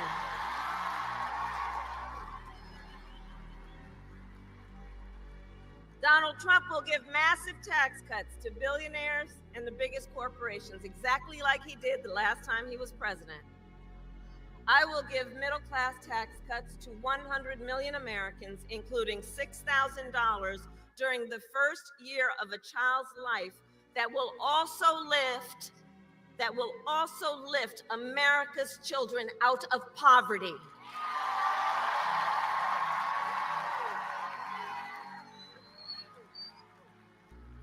Donald Trump will get rid of the $35 cap on insulin for seniors. He will cut Medicare and Social Security. In fact, economists have reported he will bankrupt Social Security in just 6 years. My plan is a plan to support our seniors so that they can grow older with dignity And so their families, you are not overwhelmed by the cost of home health care. And on top of that, my plan will bring down the cost of housing, cut taxes for small businesses. Where are the small businesses in the house? You are the backbone of America's economy, all of you. And we will lower healthcare costs because I believe healthcare should be a right and not just a privilege of those who can afford it.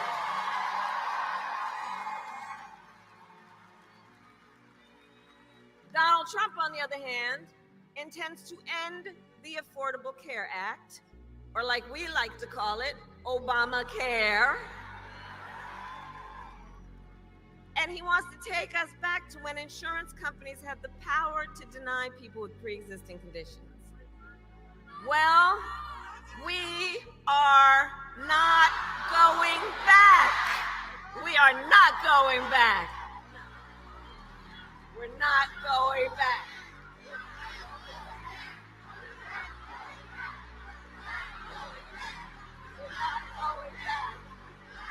We're not going back. No, we are not.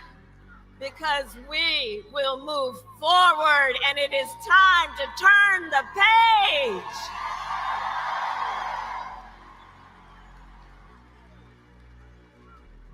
Ours is a fight for the future, and it is a fight for freedom. For freedom, like the fundamental freedom of a woman to make decisions about her own body and not have her government tell her what to do. And we remember how we got here. Donald Trump hand-selected 3 members of the United States Supreme Court with the intention that they would undo the protections of Roe versus Wade, and they did as he intended. And now in America, 1 in 3 women lives in a state with a Trump abortion ban. I don't need to tell the folks here, except for Virginia, in every state in the South, including Georgia, there is a Trump abortion ban. Many with no exceptions, even for rape and incest. And let me tell you, the idea that someone who survives a crime of a violation to their body would be told they don't have the authority to make a decision about what happens to their body next, that is immoral. It is immoral. It is immoral. And everybody here knows one does not have to abandon their faith or deeply held beliefs to agree the government should not be telling her what to do. Not the government. If she chooses, she will talk with her pastor, her priest, her rabbi, her imam, but not the government, not some folks up in a state capitol telling her what to do with her own body. And notice Donald Trump still refuses to even acknowledge the pain and the suffering he has caused. He insists that, quote, everybody wanted for Roe versus Wade to be overturned, which is just a further example of how out of touch the man is. Everybody wanted this. Women are being denied care during miscarriages. Some only being treated once they develop sepsis. They didn't want this. Couples just trying to grow their family have been cut off in the middle of IVF treatments. They didn't want this.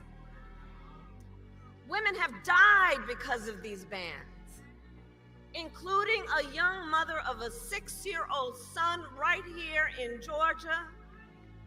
Her family is here with us tonight, and we speak her name, Amber Nicole Thurman.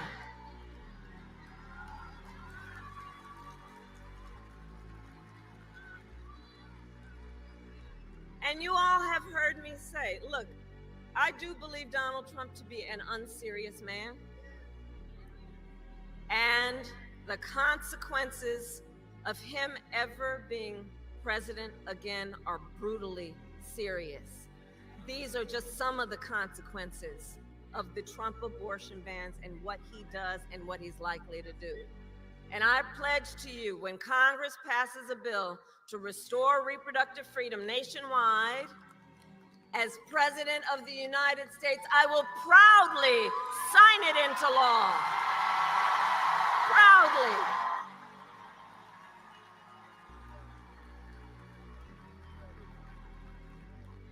And across our nation, we are witnessing a full-on assault on other hard-fought, hard-won freedoms and rights, fundamental freedoms and rights, like Georgia knows, attacks on the freedom to vote, attacks on the freedom to be safe from gun violence, the freedom to breathe clean air and drink clean water, the freedom to love who you love openly and with pride.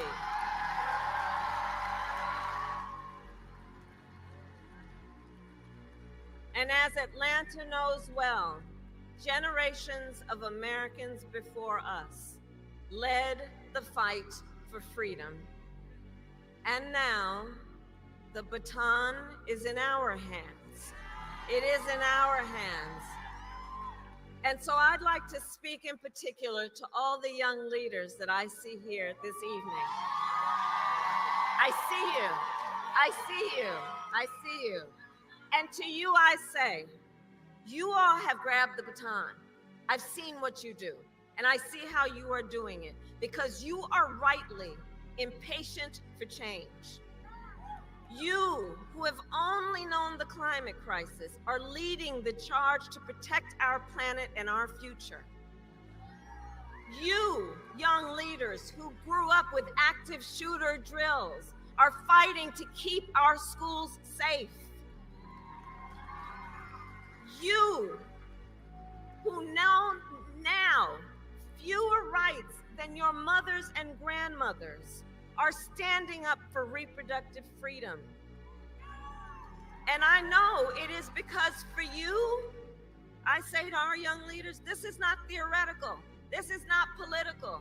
This is your lived experience. And what I love about you is you are not waiting for other people to figure this out. So I see you and I see your power, and I know so many of you are voting for the first time and know that our future is so good with you all at the helm. And I'm so proud of you. Can we hear it for our young leaders and first-time voters?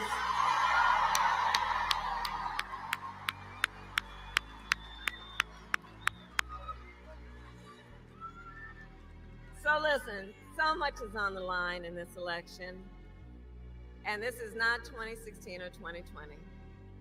The stakes are even higher because over the last years, and in particular the last 8 years, Donald Trump has become more confused, more unstable, and more angry. You see it every day. He has become increasingly unhinged. But last time, at least there were people around him who could control him. But do notice in this election, they're not with him this time. In fact, just this week, America heard from John Kelly, a retired 4-star Marine general who was Trump's White House chief of staff, who said that as president, Trump praised Hitler. Take a moment to think about what that means. That Trump said, quote, Hitler did some good things. And that Trump wished he had generals like Hitler's, who would be loyal to Trump and not to America's Constitution. This is not 2016 and it is not 2020. Including because just a few months ago, the United States Supreme Court told the former president that he is effectively immune no matter what he does in the White House. Now just imagine Donald Trump with no guardrails. He who will claim unchecked and extreme power if he is reelected, who has vowed that he will be a dictator on day one, who calls Americans who disagree with him, I'm going to quote, the enemy from within. You know what that harkens back to? He's calling Americans the enemy within, who says that he would use the military to go after them. And he who has called for the, quote, termination of the Constitution of the United States. Let us be very clear.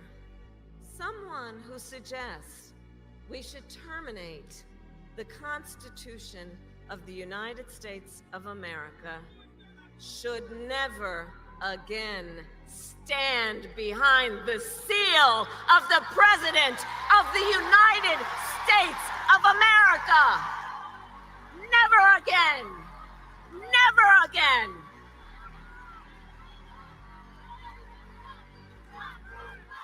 We're not going back. We're not going back. We're not going back. We're not going back.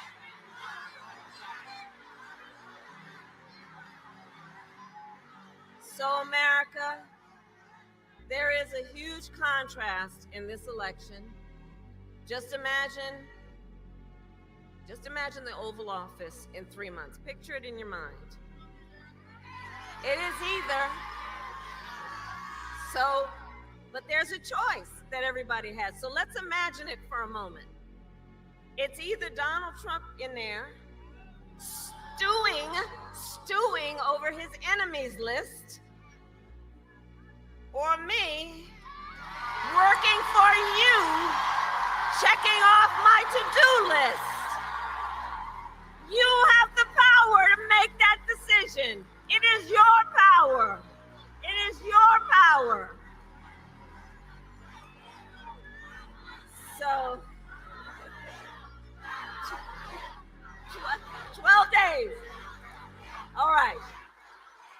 So, okay, we got work to do. Okay, so Georgia, listen, it all comes down to this. We are here together because we know what is at stake. We are here together because we love our country. We love our country.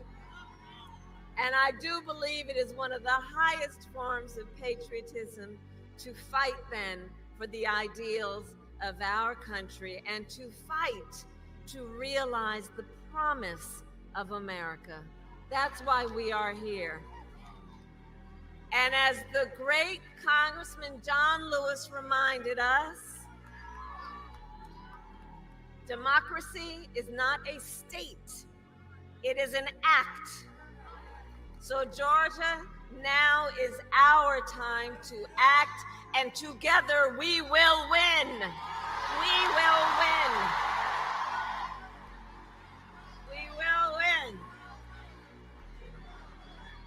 So, Election Day.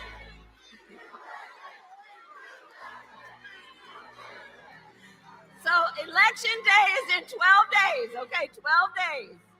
And early voting has already started. So Georgia, we need you to vote early.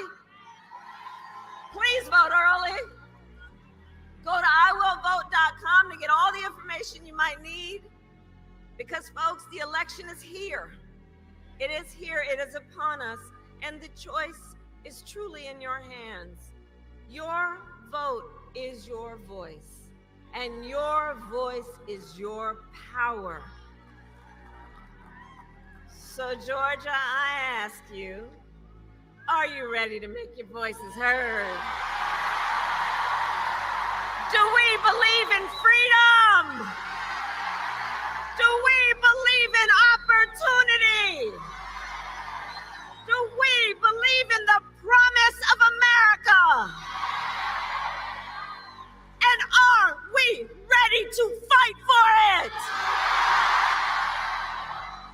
And when bless the United States of America.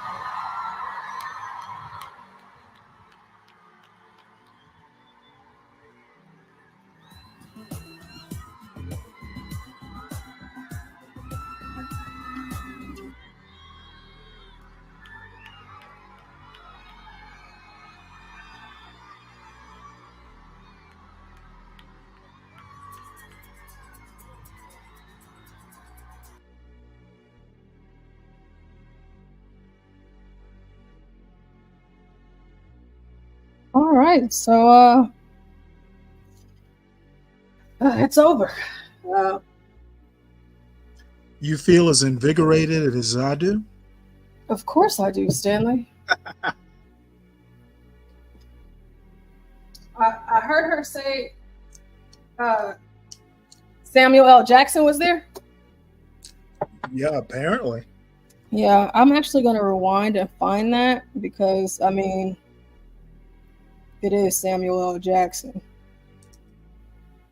No, she said it. Yeah, I heard her say it because I had it open the whole time on my screen, but then like trying to go back and forth. And I was seeing everybody, but he's the only person that I did not see from what it looks like. It's Samuel L. Jackson. You know, I kind of wonder if Tyler Perry's a Republican. Why would you say that? Because he mentioned admiration or mentioned Kemp. And working close with him. I just think, I wouldn't say that he's a Republican. I just feel like that's more like a working across the aisles thing. What do you think? It wouldn't surprise me if he was a Republican. It would surprise me, but I just, Well, I mean, I'm a Democrat, and if Kemp were running instead of Trump, it's a good possibility I'd vote for Kemp. Well, maybe you're right. I mean, I actually think he's been a good governor. Yeah, you say that quite often. So I believe you when you say it. I don't know much about Kemp, but well, I mean, he's not your governor, but he's I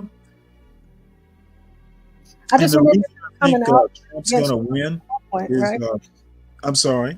I remember him coming out against Trump at one point. Mostly because Trump attacked him and the Secretary of State. I'm sorry, not the Secretary of State, but also the guy who ran the Georgia elections. Essentially, if Trump's going to come and basically say, "Hey, you Republicans are,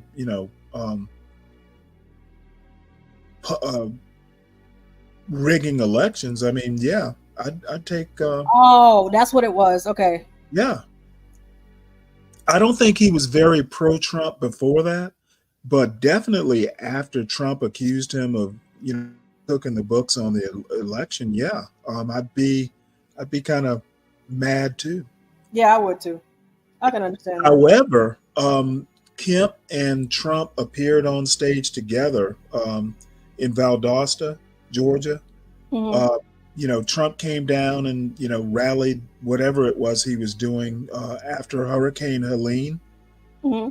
So he and Kemp and Trump appeared on stage and were at least cordial.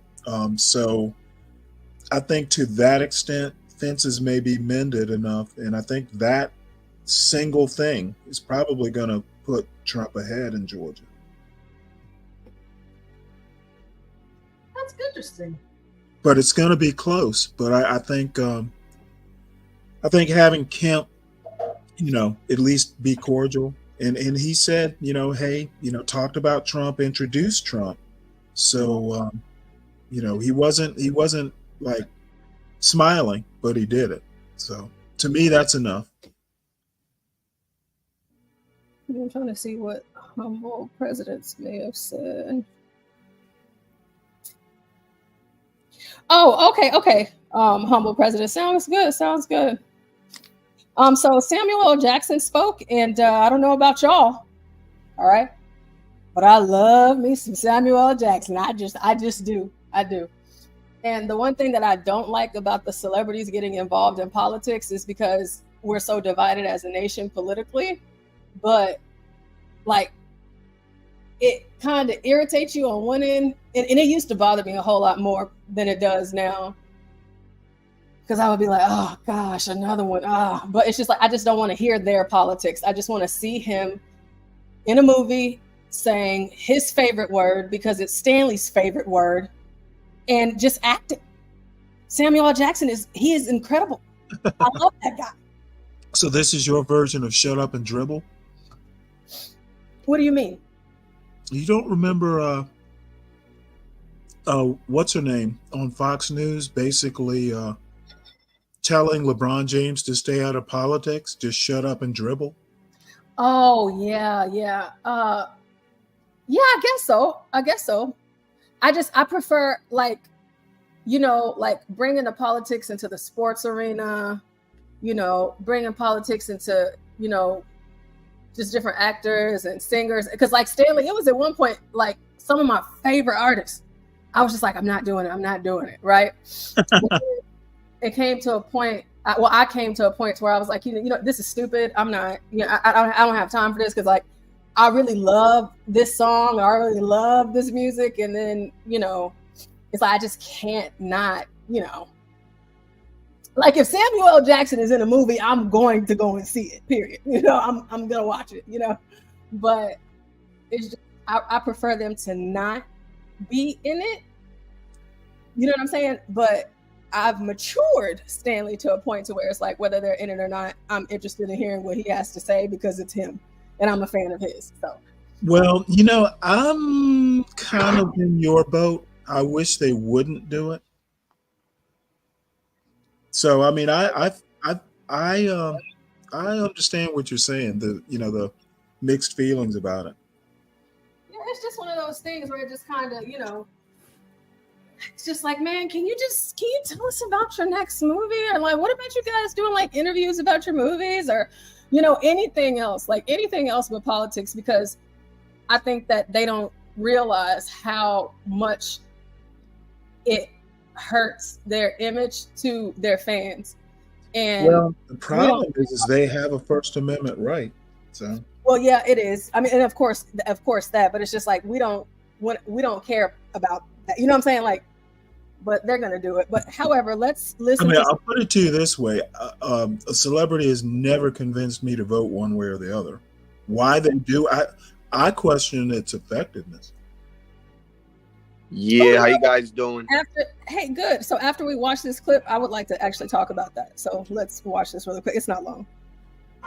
Woo, woo, let's get it. All right. They say you can always tell a Morehouse man, but you can't tell him much. But you can trust a Morehouse man to tell you the truth. Georgia, here's what we have to say to those who would doubt our voice, doubt our power, doubt our vote. This part is over. Like my brother Spike's gonna tell you, we've been turning out, we've been turning up, but we can't stop now. Hey, Georgia, Portia, can I we say got something? 12 days to choose which way our country. I feel sorry for Black America because these are the same guys that have been degrading over the years. I'm sorry. I got to speak about it because tonight I lost. One of my best friend lost her sons again, and we don't have a high crime rate in our community. But this guy and anybody else from the Democratic Party can get up here and talk every day about what they have done for this party when for 4 years during the past 30 years in my generation, these guys have done nothing but make people Samuel Jackson has represent the generation of society. What is he famous for? Saying the word motherfucker. Absolutely. If I say motherfucker on YouTube, I get banned, the channel get banned, everybody get banned. Motherfucker. That's his favorite word, motherfucker. Hey, there's too many snakes on this plane. What's up, crack? What's up? Metro Golden Wire, TBS. Metro MGM? What did MGM do to you? Get paid. But then I say, motherfucker, everybody got to get punished. He's a slave. I don't got no time for these niggas no more. Man, Can we listen to him now? I could tell you guys, Michael Jordan's mom wanted him to vote Democrat and promote a candidate, and he said, "No, Mom, because guess what? Guess what, Mom? I have fans. Motherfucking snakes on this motherfucking plane. Everybody look out there. I'm about to open some fucking windows. Yo."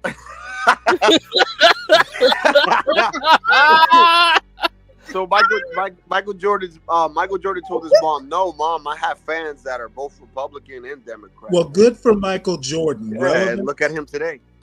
Relevance. Smart man. Relevance. None, Stanley, probably not. So yeah, guys, let's just finish hearing Samuel, and then we'll get into it. And Snake, don't leave because we'd love to hear from you. Okay. Oh, we're gonna hear even if he doesn't come on. Which way our future is going to go from here. That's why I'm so fired up to be here with y'all. Please say it, Samuel. Vote for Kamala. And that's why I'm so proud to support our next president of the United States, Kamala Harris. You don't have to wait till election day to show your support. You can go vote early right now in any polling place in your county. Showing up at the polls is the only way we can He should deliver say F Donald Kamala Trump. Harris' future. She's running on a vision to lead our country forward. A vision built on hope, built on faith, and built on opportunity. Built on the belief that we can build a brighter future by lifting each other up and not tearing each other down. Amen. He believes in so much that he has to raise. He the black guy that shot a black man in the face in the front seat of a car. Protecting the most vulnerable and taking on the tough, tearing each other down.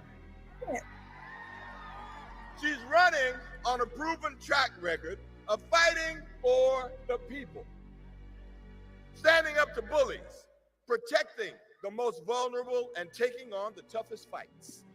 And we've heard her favorite curse word is a favorite of mine too. What is it, Sam? What is it? But I ain't gonna say that word. You shut up. But I don't know about you, but that's the kind of president I can stand behind. That's the kind of president I can see leading our country forward. I know that's right. As for the unmentionable, we've seen that horror show before. And there's no way, no how we gonna make America great again. We are not going back.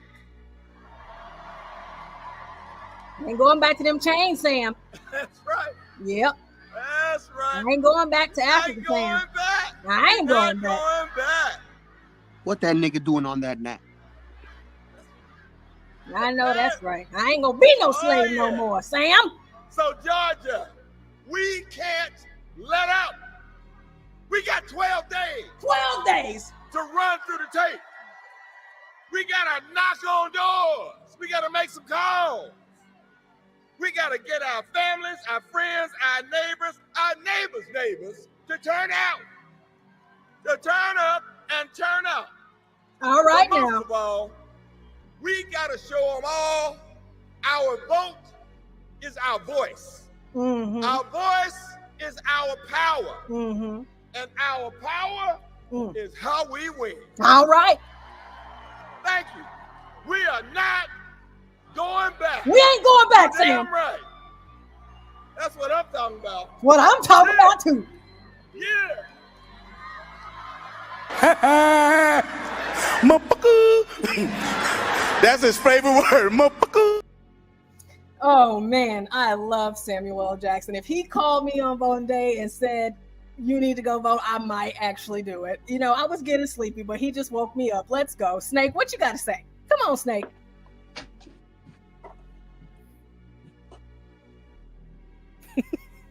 Hey, before he starts, a couple, He already 2 started. years ago, 2 or 3 years ago, you were able to get Samuel Jackson's voice on Alexa. Believe that or Oh, not? I have Samuel L. Jackson's voice on my Alexa, Stanley. Yep. Yeah. He in the mornings he says, "Good morning, motherfucker." Time to wake up every morning, Stanley. I really do love Samuel L. Jackson. I can't help it. I'm sorry. I'm sorry, guys, but earlier the whole thing. I'd rather have a Cash App where everybody can just send the Cash App and subscribe to the channel. But if you ain't, please hit that like and subscribe button because Y'all better we hit the like. need more visibility on this channel. I know that's right. You better tell him, Snake, hit the like. When it come back to Samuel L. Jackson, that is a coon I have never seen before. That's a coon I'm accused of being.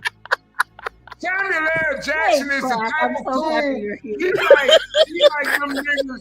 I'm sorry. How you gonna sit back and say, "Hey niggas, y'all being replaced," and if you ain't for it, fuck you. You the problem. But you sat your ass in a Quentin Tarantino movie and just had one of the leading black actors that was coming What that up. nigga doing on You that shot net? him in the back seat of a car and you had an Italian clean the blood up.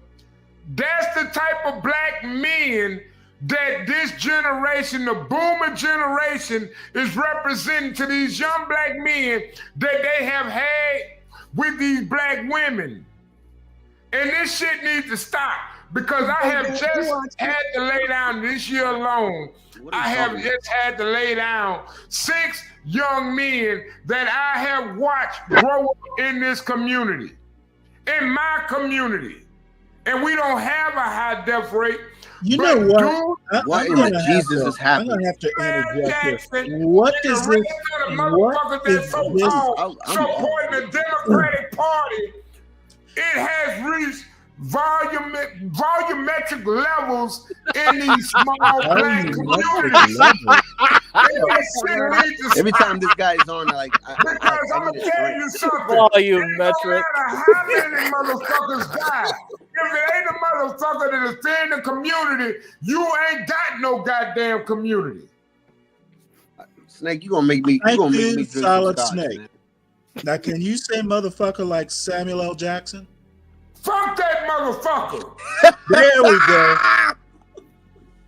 Thank you. I'm sick and tired of these Hollywood ass niggas. Money.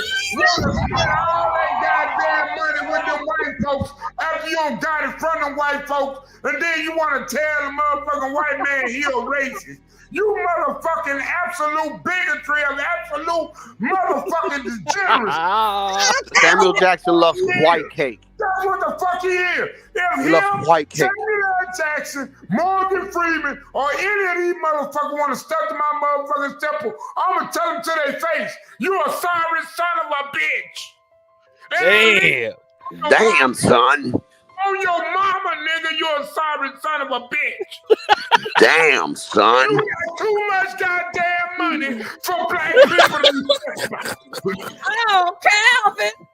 Damn, son. Man, that's a volumetric, all right. That's a volumetric. There's too much money being spent, and y'all motherfuckers ain't contributing back to the black community.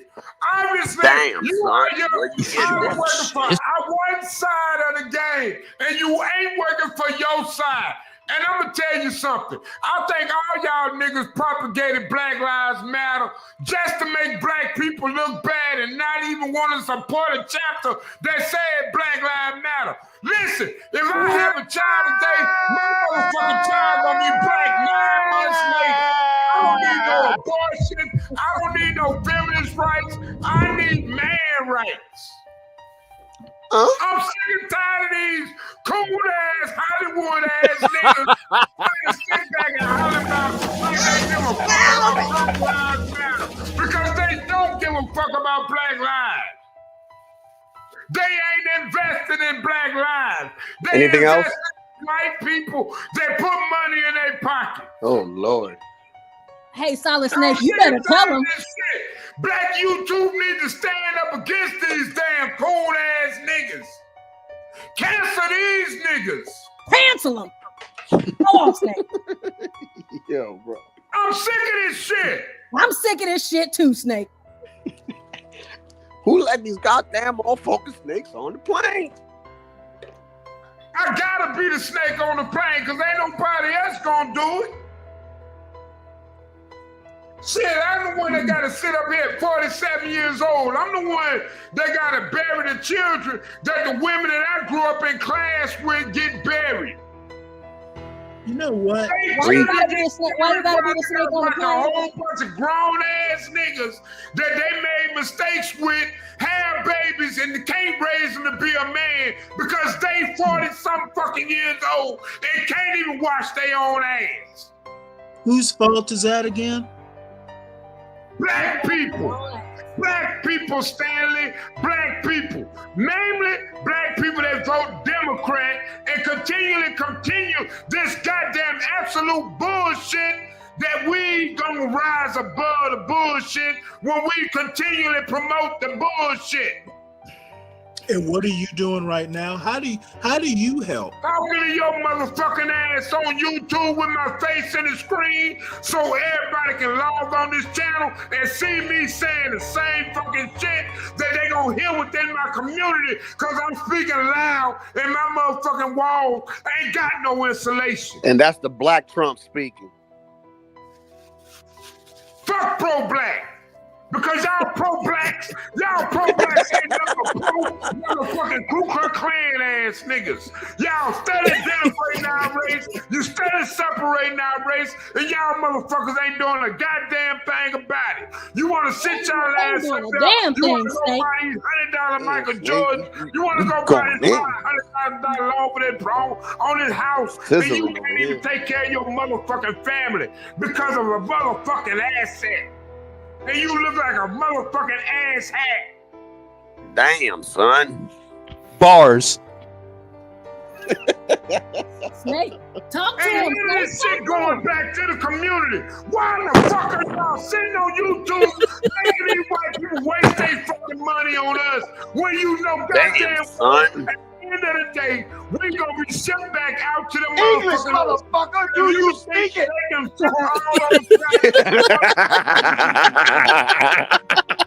them back. How the fuck you think they gonna ship your ass back to your home?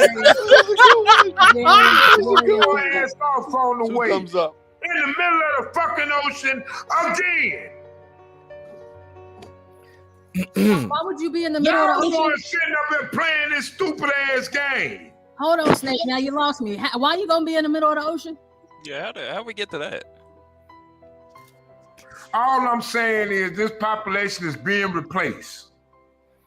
Okay. This population is being replaced. If you think of Bombs black dropping over here. how about thug culture, how about gangsterism has a place in a Gangsterism. capitalist society where you literally advocate the death of your own kind. It's going to survive in a capitalist society. You mistaken. I'm about to Google You it. will be shipped out just like they've been shipped. That ain't a real word. But you may not make made it that to up. your destination. See, them Argentinians, them Yemenis, all those people that's coming over here when they cross that border. That they got border. right vote. If you think that they gonna sit back, you think Donald Trump gonna win this election and say, hey, we gotta ship all y'all back. Hell no. You know what the Republican National Committee gonna see them as? Potential Only what? a Tell dumbass us. black person will sit back and think that somebody with that much power will advocate for a person with their own self-destruction in their heart. You advocating for abortion. You advocating for fatherless homes. You advocating for single motherhood. Single How the hell motherhood. you think a country gonna be raised that way? These people have been kicked out of their countries, and they doing out. well now. But we sitting our black asses over here thinking, oh well, them just new taxpayers to pay the new Section 8. Nigga, your Them's ass just ain't gonna taxpayers. have Section 8. All right. Well, I'll drop down and wait for this bullshit to be over. I'm bored. Well, go ahead, Stanley. Go ahead, Stanley. What you got against me? What you got? Go ahead, Stanley, because that's why they're here. That's why the crowd here. Let's go, Stanley. Let's talk about your political points. Let's go with your talking points. Snake rattles the Because jungle, everybody wanna bro. get on my Snake's case standing about on you business getting right out now. and all Snake that rattles the everybody's jungle, dude. What you got? Chris Reed, he is Mr. speaking truth to Calm, power. He Mr. is. Yeah, he is, though. He is. He's speaking fast. Are you Solid's the snake, and Stanley's the plane. You will. Yo, listen, the same way we got to this country is the same way we gonna leave this country, and that's fucking sad if we have any attributes to this country. That is fucking sad. And I want y'all niggas to know I mean that. You can't say what we invented, what we created, if you allow yourself to come over here a slave and leave a damn fool. Because that's exactly what's happening. They leaving on planned a out for a goddamn fool. And Stanley is the fucking cheerleader of it. Stanley, when the fuck does voting for Kamala Harris have to promote African American culture? Not a goddamn thing. Portia, why are we looking? Are we looking at shapes? I put it up there. Oh, we're gonna do some okay. volumetric analysis of the platonic solids. Solid What Snake, the- do you know what the platonic solids are? I know what a weak ass motherfucker is, and that's a motherfucker that won't stand on his virtues and values. And I ain't seen that out of Black America yet. The tetrahedron looking pretty weak right now. It only got four sides. Tetrahedron looking pretty weak. All right. all Yeah, right. look at it. It's only got What four is sides. this, Candy Crush? Wow. No, this ain't Candy Crush. That's Bejeweled. No, that's Bejeweled. You gotta. Which of these shapes match what's going on right now?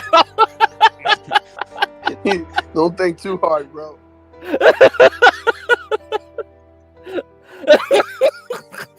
Oh, they got the dodecahedron up there. No, these are the solids. These are the main solids of Plato. What do you? Which one? Solid. Which one fits your personality? And Solid Snake is also one. It's also, You have to add it to one the. of the shapes. Icehedron, maybe. It's a little complex. Oh, okay, all right. A little complex, Hey, you know. Hey, you think he got 20? You think he got 20 sides, Portia? Is that the D&D dice? God damn you. We gotta find the volume of this. You think he a D20, Portia? I mean, you're asking a math teacher, and I'm just giving you. 1 times 1 equals 2. All right. We're not going down that road. Portia's like the dimetrics. Portia right here, right now. Let's argue this point, Portia, because that's what they're here for. 1 times 1 equals 2. Oh no! Let's go. Let's go. You know, my I brain is. need 1 times 1 equals 2. I won't get crack opinion. Yeah, get Oh back. man, man, the first trucking show we had this argument. We're not going back there. That was 3 months ago, bro. Well, he's going based off I still believe 1 times 1 equals 2. Oh my! No, we're not having that. Don't- Y'all dedicated No the whole more. stream. It's to that. over. No, y'all ain't doing Don't that do again. that, dude. You need HB to come back if you want to I'm repeat that telling you, argument. Solid the tetra. I swear to God. You holler about a tetrahedron. What makes you think a tetrahedron exists in the 3D world? Can you see it? This is the idealized Platonic viewpoint. I want to know. I work on computers. Looking at one right I want to now, know, man. can you see a tetrahedron? Because I ain't never made one processor operate like two. I'm looking at a nigahedron right now. Shit, niggas got some shit with them. Boy got 200 sides. Don't know which one he's on. Oh no! Here we go. What's the name? Virgo's up here. Virgo wants to play. Virgo. What's the name of the? What was the name of the? Hey, What's man, the name of the how god we that come created up the with white? everybody shit, man. Everybody needs to come on over here and have fun. That's all it That's is. Yaku's little brother. Yakufahedron. Hey, man, let everybody know. Let everybody know. Solid Snake in the house. We all in the house. Stanley in the house. Hey, man. Hey, Snake, man. everyone What's knows in the it. house? What's gonna do some clip? Hey, man. Hey, everybody. What's up, We should all Virgo? sing happy birthday to. We got 2 hours and 2.5 hours left. Well, 1.5 hours left. Let's make this shit lit, man. Let's get it right, man. Oh, solid, shoot. sing up, Portia, happy birthday. Hit that like, share, subscribe. Get on your Negro Facebook. Talk to your people. A Negro gone. Instagram. Solid Snake is not gonna let anybody in, man. He won't shut up. Oh shit! Why you ain't come down to the homecoming? That's what I'm mad about. Homecoming. I got my daughter got her own homecoming out here. Solid, did you know it's Portia's birthday? Yeah, man. I thought, hey, what you gonna do about it? You gonna come to the ground and all call? I was supposed to come to Bayou Classics, but plans have changed. I can't come down this year. Yeah, with everything that's happening, it's just not wise to just spend money. That could have been our live stream, me and Virgo. Oh, I know. Shit. Next year, Solid. I promise you. Next year. I'm Next gonna year. get a whole look. I'm gonna get a whole new dental set. You know what I'm saying? So I can look good on the camera. Oh, Solid. That's so sweet. Yeah, next year. My family, that shit would have been so lit. We could have been like the 30-year reunion. You know what I'm saying? Because that's how we Of roll. GSU. You know what I'm saying? You AKA, I'm just a motherfucker out there in the street. But you know, hey, it would have. I'm telling you, it would have worked. It would have worked. I would have made a way for it to work. Should get some platinum. Yeah, I was looking forward to see my sorors as well. So, oh well, it is what it is. Portia, how was your birthday? Oh, it's been cool. It's been good. You know. Did you the get some weekend- lovely gifts? Yeah, so I got I have one of those desks that stands up, like it raises up. So like I got a walking treadmill for it. So whenever instead of standing up, I can walk while I'm working. And then I got some gifts from the kids. I actually wanted to show Stanley. I'll show Stanley later. But I was kind of turning up and I wasn't trying to turn down. I was enjoying No, it. turn down for what, Portia? Yeah, you know, Snake wakes us up. He wakes us up. Yeah, that's what I said, man. I'm sitting up here. I'm And listening. isn't the producer of that song DJ Snake too? Yeah. About Bluetooth speakers. And that way I be doing. I do like recordings of me. Thank you, just T-Spells. doing Bluetooth. Oh, T-Spells, how's your leg, Mama? How's your leg? Aw, Portia, you should have been up here earlier. They said that T-Spell's leg had to be amputated, and I told her, once it's amputated, take it and BHB with it. Huh? What?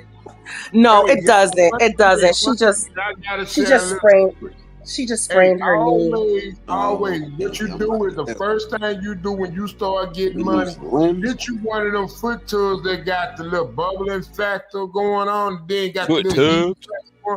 and put some vinegar and Epsom salt in it, and let your feet leave your feet in it, because that's gonna release all the toxins in your body. And I'm telling you, that will save a lot of black people from gout, from cancer, from diabetes. I'm telling you, leave your foot in salt water It's because you take too many showers. Should I take less showers? Yes. Oh man, Snake is on that grace. Snake is on that grace. Like Indians. I want to hear him out. I want to hear him out. Why do, go ahead. Grandma already told you that. Your grandma already told you about Epsom salt. Come on now. Well, you know I know about some Epsom salts now, Snake. Yeah, we do. We do the same thing here. Your grandma already told. Snake's on that bath salts. No, ain't no bath salt. I said Epsom salt. Epsom salt will drain your body of all the toxins. And so, why do I need to take less showers? Because want you to smell like an Indian. Showers only rinse the dirt off you. The thing about when you take a bath, you get your like Gray Sport. Your body is an entire organism. You got to think of your body as a brain. It's a whole entire tissue. Yeah, the hotels do too. Listen, it take the toxins that it relieves from your body that can't get through the skin because the skin is so thick. And it allows your skin to develop a resilience to the toxins that's going on within your body. That way, when your toxins come out of your body through your skin from the inside, it's already got a defense from the outside. Snake, hold on really quick. If you don't mind. Hold on, wait, Snake, really quick. I want Snake, really quick. I want to let Crack tell us about how often we need to shower. So let's see. This is Get Crack, everybody. To relax after a hard workout. And good hygiene is how we protect ourselves from infections and the social stigma of being smelly. But do you really need a daily shower to stay clean, or is it doing more harm than good? It turns out there aren't any definite rules, but some scientists have recommendations based on what we know about the biology of our skin and what might be living on top of it. Your skin is a giant organ that physically blocks harmful stuff from getting inside your body. It's covered in a bustling community of bacteria, fungi, viruses, and even teeny tiny arthropods. They make up what's known as your skin microbiome. For the most part, researchers think that these microbes you carry with you are pretty harmless. But as you interact with the world, you can pick up other microbes that could make you sick. And when you rub your eyes or put food in your mouth, your hands can help those germs slip past your skin and get into your body. Which is why washing your hands with soap is so important, especially if you work in medicine or food service. See, soap is a surfactant, which means it's made of molecules that can bind to water and things like dirt, oils, or bacteria. This lets you rinse all that junk away, and fewer germs means a lower chance of infection. But what about washing the rest of your body? Well, your skin has glands that are always producing sweat and oils, which cools you down and keeps your skin moisturized and healthy. But there is a fine balance. Certain bacteria break down sweat and release smelly molecules like thioalcohols. And if your skin has too much dirt, dead skin cells, or oils, your pores can get clogged, leading to problems like acne. So showering with soap can help get rid of some sweat and oil to manage your looks and smell. And in some cases, like the night before a surgery, a doctor might tell you to shower with an antimicrobial soap, which has extra chemicals to kill microbes. If a surgeon is making cuts in your skin, they don't want any potentially dangerous stuff sneaking in. On the other hand, showering too often might not be great for you either. For one, it can mess with the microbes that naturally live on your skin. And since soap and water wash away oils, your skin might get too dry so the outer layer cracks, making it easier for disease-causing microbes to slip into your body. Go ahead, Snake. That's why if you want to disinfect the wound, you don't put alcohol on it. Alcohol only increases the salt content in the wound because your body is already fighting it. That's why you bathe in Epsom salt. Epsom salt automatically sterilizes the body to where it can fight these different microorganisms coming from everybody else. Everybody got different dietary programs, and that affects the skin. The human body skin is an organism. It can develop a cancer, so-called, what they call it, what was melanoma. But what you can do is soak your body in salt. It will force the body to heal in an aggressive way. Is that why R. Kelly was peeing on people? Oh man! That's a black good people are seen as degenerates because that's the first thing that popped to your mind is R. Kelly. Whatever the hell they put in your mind. I know, Snake, just degenerate. I know you tell him. I'm gonna say, if you think R. Kelly, P. Diddy, Bill Cosby and P. Diddy has salt in the baby oil. O.J. Simpson did anything wrong other than protect their money and property, you are a Accumulating salt, baby. That's all right, people. Just go around pissing on people. Go ahead. Just go piss on people. Kelly do? Is that why you piss on the jellyfish thing? So wrong. Hey, you got women That's out here okay. having babies at early ages, but at the same time, you got your 16-year-old daughter at an R&B singer's house for fucking 5 months, and you ain't Talk about said a pink damn hair. They're thing. talking about. So I want Right. to know, how the Baby's hell is partying. R. Kelly wrong? How the hell is P. Diddy wrong? Because How he is threw it a fucking party. Just because That's I all it grabbed a was. picture It was of just a her party. 20 years ago, she can come back and take all my millions of dollars. Because Cassie I was grabbed just a girl. her ass and it's sexual harassment. was. What the hell was All that she did was allegation just 2 slip and years fall on ago? Yeah, she fell. Yeah, She man, slipped on some y'all need to stairs. stop with the simp ass shit, man. Y'all niggas need to stop. Because that shit sound real bad toward black men. I got a And you petition, know man. how We I coach should you. free Diddy. So you saying I can get a daughter today, I'm gonna allow her to go to a party, and I'm a grown man. Only reason this shit going Well, if you get a on daughter is because today, the she'll be grown like man ain't in a the couple house. And if couple you hours sit old, there so no. and advocate P. Diddy or an R. Kelly situation, that's because you the type of nigga that'll allow it to happen. Because you ain't man enough to stop it when it's occurring. That shit don't look good to black men. That shit look bad on black women, but it make a black woman look helpless because she ain't got a man in the house to stop that child from going to a P. Diddy party. But y'all want to sit back and want to blame P. Diddy for being a man. When you wasn't a man when you made it. P. Diddy a man? Take that. I want to know where the fuck y'all come from. Want to say because what P. Diddy or R. Kelly or any of them niggas did was wrong when you got niggas out here advocating for the death of black people Yeah. because of two colors. And ain't there one of y'all niggas on these YouTube streets talking about, hey man, we better than red or blue. We better than black or white. Where y'all niggas at? Y'all niggas want to sit back and talk about books. Because you sat there and read a couple of books, you think you're smart. You think you're a smarty yard ass nigga. Those are shots. Shots fired. Manly ass nigga. You think go you're back smart. and look. It's calling I out want Stanley. every week, I want my motherfucking, hey man, that's why we about to be 86 out of this culture because y'all niggas sit up on these YouTube streets and expose us in front of everybody with artificial intelligence. Snake, can I tell you? Can I tell you? Snake, really quick. Snake. You don't want to defend your. Snake, I want to tell you about the sodium content that's found in pee. Yeah, that's why I said that. No, shout out to Crack. So, urine sodium is usually ordered when it's necessary to distinguish between various forms of renal failure and to classify, what is this, hyponatremia? It seems like it has a high salt content, so it doesn't seem as though that would be too bad of an idea. That's what I'm saying. So Snake, maybe you're right about R. Kelly. Maybe you're right.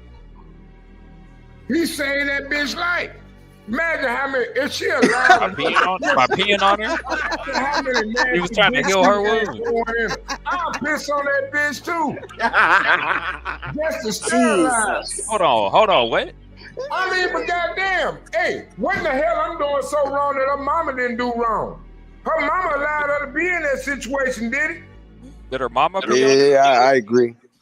All right, then her daddy allowed her to be in that situation, didn't he? Yeah. Her daddy know she was born.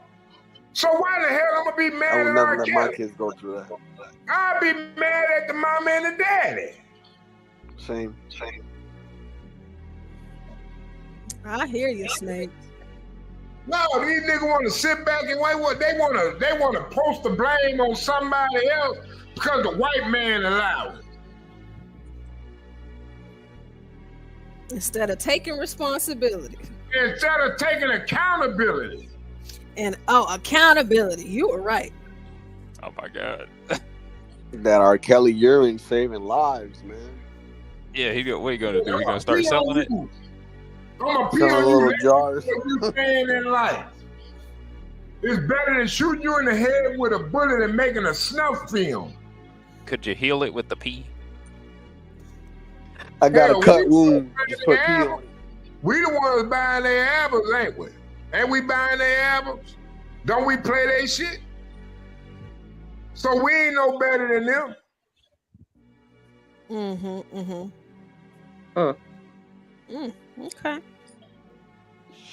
How you feel? How you feeling, Snake? You feeling all right after that?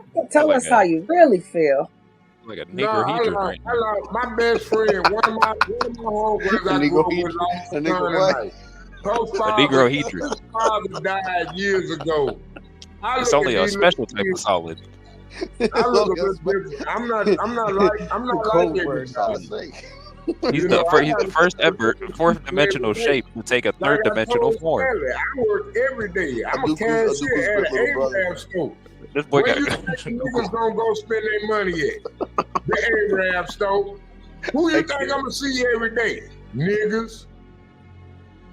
Niggas will go sit up there and spend 10 hours fucking counting change, but the next minute another nigga come up to the red. Man, you need to learn how to be a little more quicker. Well, why you didn't tell that to the nigga that was counting all them goddamn quarters out for $5? Well, Snake, did you hear about Diddy's underground tunnels? I don't give a fuck about his underground tunnels. I want to know why these niggas feel like they can get pregnant, get a woman pregnant, and walk out and just go live their life. Did a small hat dig them for him? Apparently, these tunnels were there before. He leased out the Small Hats tunnels. What was his name? Don't wear small hat tunnels. That's why they gave him the house. Yeah, that's what I was thinking. Yeah, but that tunnel goes under. What's the name of this? Under the port of Miami, right there where customs is. So it like goes right under there. So that's funny. All right, Yeah, no, he had tunnels in his house in California. What is this? 1039. Since the arrest of Sean Diddy Combs, damning details of his underground tunnel have emerged. It was pretty wild. There were very curious things taking place, Uh-huh. and I didn't necessarily understand. Speculation has surrounded this tunnel for years, hinting at hidden and dark activities, and now exclusive new details have come to the surface, exposing the secrets behind it. I think half the people there were butt naked. So what's really happening beneath the surface? Let's get into it. Diddy's freak-off parties. Recent footage has reignited disturbing allegations about music mogul Sean Diddy Combs and the secretive, controversial world behind his lavish parties. For years, whispers surrounding Diddy's infamous parties have swirled within Hollywood circles. Known for hosting extravagant events, these parties allegedly crossed the line into something more sinister. One of the most shocking allegations embroiled in the freak-offs is the existence of underground tunnels beneath Diddy's Los Angeles mansion, which connects it to the next mansion beside it, the Playboy Mansion. On the surface, this might not seem concerning. After all, what's unusual about a mansion connection? However, the Playboy Mansion is no ordinary residence. Owned by Hugh Hefner, the former publisher of Playboy magazine, the mansion has a reputation steeped in controversy. Hefner's legacy is marked by immoral actions, and his mansion was infamous for hosting dark, secretive activities during his prime. AE's documentary re-examining Hefner's life and his questionable impact on society reveals shocking details about what went on behind those luxurious walls. Holly Madison, Hefner's main girlfriend and a longtime resident of the mansion during the 2000s, disclosed in the documentary that she feared leaving the mansion due to concerns over revenge porn being leaked as a form of retribution. According to Madison, on nights out, Hefner would take all kinds of naked pictures of the women, often when they were intoxicated. Madison revealed that Hefner would then print out 8 copies of these photos, keeping one for himself and distributing the rest among the women. Madison also recalled that on her first night out with Hefner and the other women, she was determined to observe and decide if she was comfortable with the situation. During the evening, Hefner leaned over and offered her a Quaalude, powerful sedative. When she declined Hefner's offer by saying she didn't usually do drugs, Hefner responded, "I typically don't either, but they used to call this thigh openers in the 70s.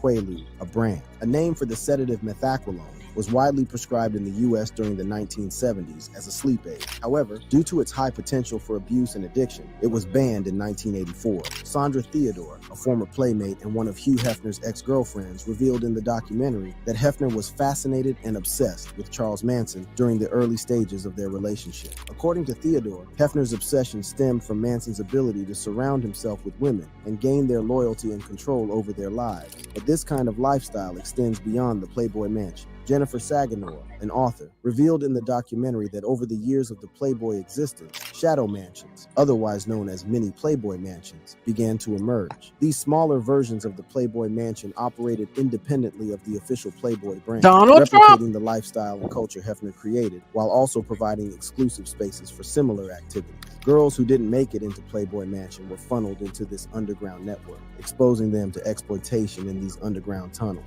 Now, it's suggested that Diddy's mansion is probably one of these mini mansions since he shared a connection with Hefner. So when they say underground tunnels, are they talking about like a real tunnel? Yeah. So it's a real physical tunnel. Yeah. Okay. All right, let's keep going.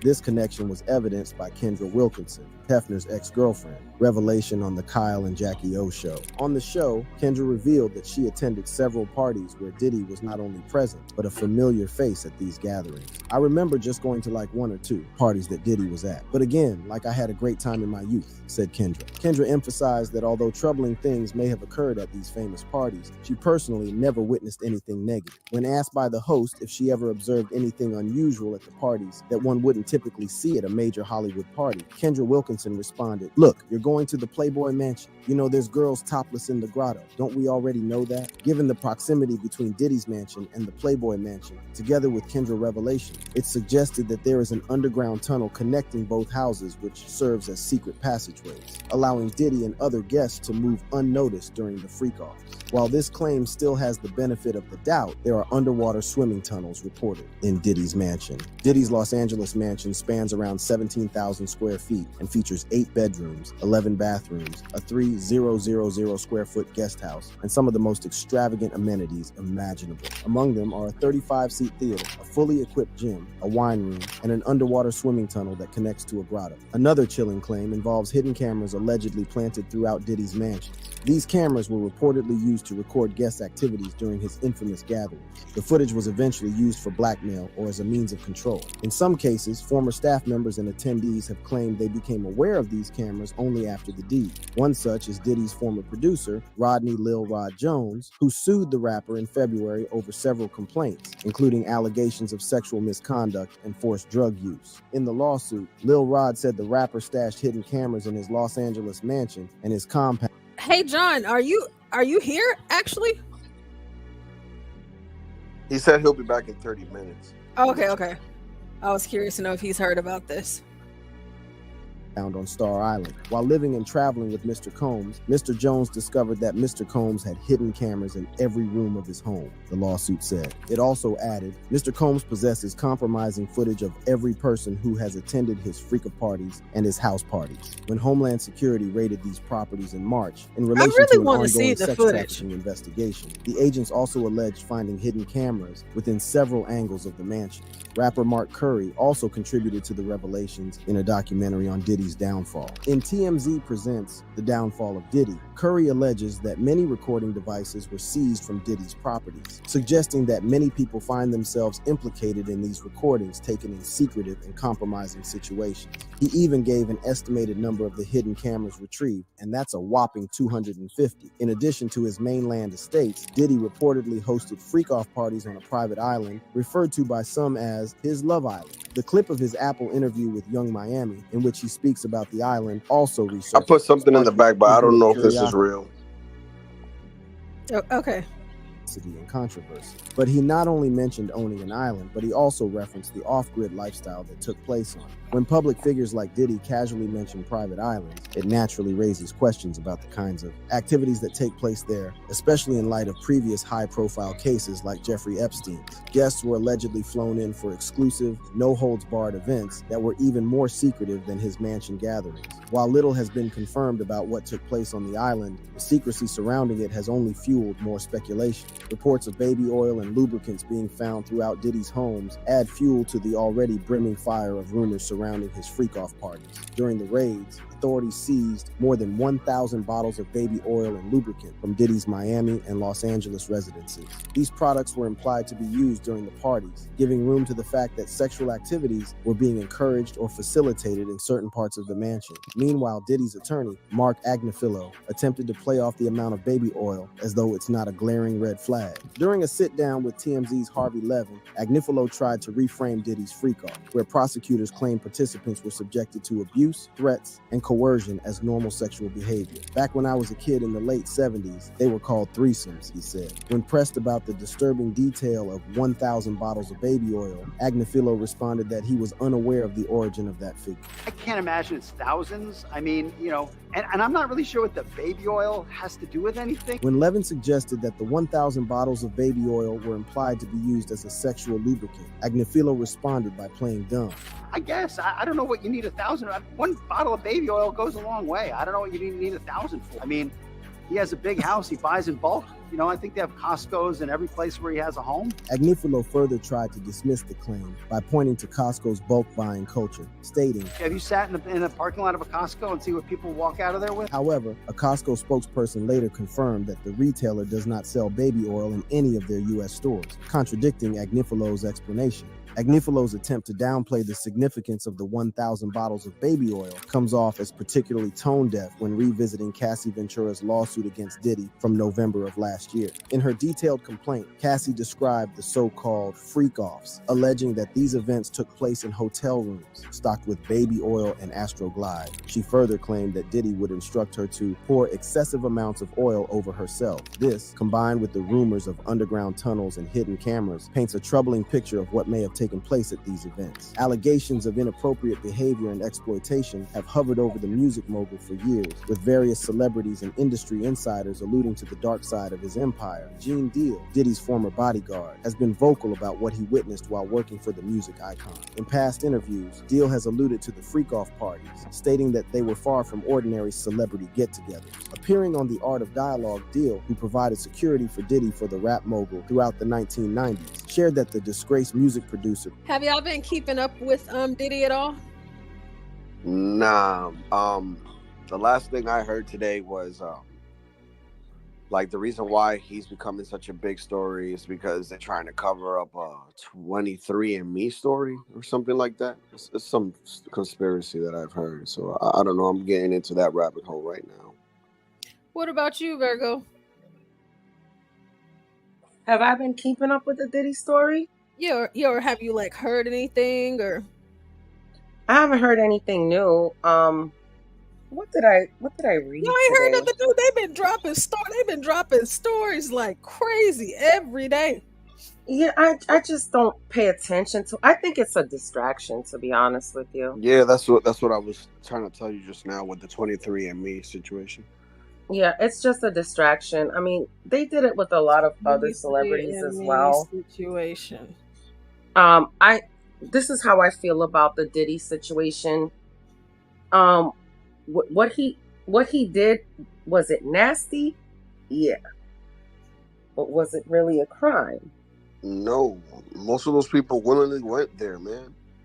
Yeah. And yeah. And there's rappers, I'm sorry, Virgo, but there's rappers that stated that they knew what time to leave, and they didn't mention other rappers that decided to stay at, when it got down dirty. So at the end of the day, those people that stayed made their decisions, man. Like, I don't know, that's how I feel about it. What I'm interested in is trying to find out, why is Diddy being the scapegoat for this? That's what I'm interested in. It also has to do with some other story about that apparently he had sued Ciroc, and he won a what was it? He won $1 billion settlement, right? But the contract states that if he has a bad character, then that payment don't go out to him. Because he's still under the contract of Ciroc. You understand what I'm saying? Exactly. Now, would I clause or some shit? Right. Now, would I date Diddy? Hell to the nah. But do I feel he's this big bad wolf that everybody's making him seem to be? He look not as much as we're saying. Okay, He look well, like you a human said dolphin. you said something about 23andMe, so I found something. We don't have to watch the whole thing, but I don't know what this is, so I want to see what you're talking about. 23andMe provides a cool service. You spit in a tube, send it off to them, and amazingly, they can use that saliva to generate all these personalized reports. I'm talking about ancestry, ethnicity, potential health risks. You can truly learn a lot about yourself by doing it. I know that this might all seem kind of straightforward and simple, but these tests have been made possible through years of genetic research, mainly the Human Genome Project. It was a massive undertaking. Starting in 1990, it took over a decade and billions of dollars to map out the sequence of the human genome. Now, I am by no means a biologist or geneticist, but to my understanding, that project made it possible for a person to have their DNA sequenced, but it was very expensive and not really accessible to most people. For example, Steve Jobs reportedly had it done for the price of $100,000 in hopes that it would help guide him toward more personally effective drugs and treatments for his cancer. But in the following years, further advancements allowed for more efficient genotyping as opposed to full-on sequencing, bringing the cost down significantly and leading to the foundation of 23andMe. That right there is a complicated name. The 23 refers to the pairs of chromosomes inside of our DNA. The "and" part is actually DNA spelled backwards, and the "me" part refers to the individual's connection to it. Plus, it rhymes. So overall, I would say a pretty solid name. The company was started by 3 people, the most significant one being Anne Wojcicki, who would go on to become CEO, chairman of the board, and 49% owner. Now, please let me take a second to express why Anne Wojcicki seems like such a perfect person to start a company like this. She grew up around Silicon Valley, where her father was a physics professor at Stanford. She went on to graduate from Yale University with a biology degree and then worked on Wall Street for many years as a healthcare investment analyst. And her husband And as if also all worked of that for Google. wasn't enough, her What now? Her husband also worked for Google. Keep that in mind. Okay. sister was an important figure at Google, helping make the acquisition of YouTube happen and serving as CEO of YouTube for almost a decade. And it keeps going. Shortly after founding 23andMe, she married Sergey Brin, who was one of the co-founders of Google that early on invested millions of dollars in her company. In late 2007, 23andMe started offering their famous DNA testing kits directly to consumers for $999, a comparatively reasonable price for the time, and there was a lot of hype around it, so much so that Time magazine named it the #1 invention of the year. As time progressed, 23andMe attracted more customers, became more valuable, and continued to be praised from seemingly every direction. Notably, it was on CNBC's Disruptor 50 list 4 times in a row starting in 2016, and 23andMe slowly became a household name as it continued to attract investors. In 2021, the company hit its peak valuation on the stock market of around $6 billion. According to Forbes, Anne Wojcicki officially became a billionaire that year, and things have really taken a turn from that point. 23andMe has since lost almost all of its value. It is in danger of being delisted from the NASDAQ because the share price has fallen under $1, well under $1 in fact. So those are words that Crack uses and talks about. The NASDAQ. Wow. have been scrambling to figure out how to avoid that from happening. There have been multiple rounds of layoffs, falling sales, and a lot of uncertainty concerning the future of the company. Anne Wojcicki has been pushing to take it private again, so it doesn't have to worry about all the short-term pressure from investors on the market, and that has led to everyone resigning from the board of directors, essentially saying that they weren't clear about the direction of the company, and one of those directors, by the way, was the current CEO of YouTube. She expressed how she was surprised and disappointed at the decision, so I think it's clear that things are falling apart. The company is quickly running out of money, and it is looking like they will be forced into some sort of sale or bankruptcy or something drastic to survive. There's so much happening here. So in this video, I want to talk about why everything has gone so bad for what used to be one of the most promising companies out there. My first reason behind the decline is straightforward, but failing to turn a profit. That is why they're in so much trouble right now and running out of money. The company is spending way more than it is making. The reasons behind this are going to be explained better as I continue through the rest of the list, but right away, I want to make it clear that 23andMe has never been profitable and is losing more money right now than ever before. I should point out that more than half of their most recent loss comes from a goodwill impairment, which is also still a bad sign. In the beginning, when they charged almost $1,000 for the kit, even though it was comparatively cheaper than what many others were paying in the past, it was still a lot of money. Most people simply weren't willing to pay that much, so they gradually reduced that price all the way down to... I love that they used a black man to be nah. Yeah. Because he didn't have to say nothing, okay? And make this shit up. It's best expressed through the eye of the Negro whenever you're talking about something. Nah, we ain't doing that. $999. Who? What? That's who right. paid for that? Nah. That's right. Hell nah. That's for white people. I ain't paying for that. Nah, I ain't doing that. That's that white privilege I'm talking about. Yep, that's white supremacy. Those are white supremacy. No, that's and I felt that. Because whenever he said $100,000, that's what Steve Jobs paid for. And I'm like, okay, that's cool. It's Steve Jobs, so I get it. But $999 for people like you and me. How much was the first iPhone, for real? Nah, I don't. You know, it was like what, like $900? I remember. Yeah, like 800, 900. Yeah, about the same price.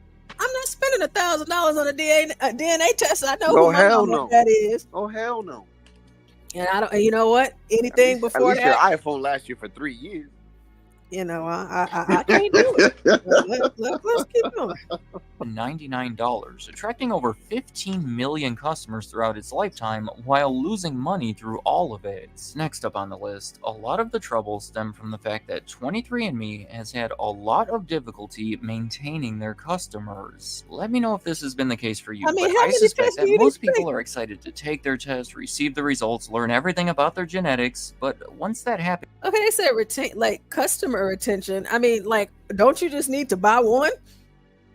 I mean, shit, you buy one test, you take the test, they send you your results, and you're done. I mean, you supposed to buy another one? How many you supposed to take?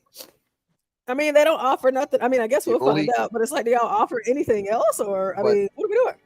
But the only way that they can continue to make a profit off of this is if they sell this information to other people, like hospitals, pharmaceuticals, etc.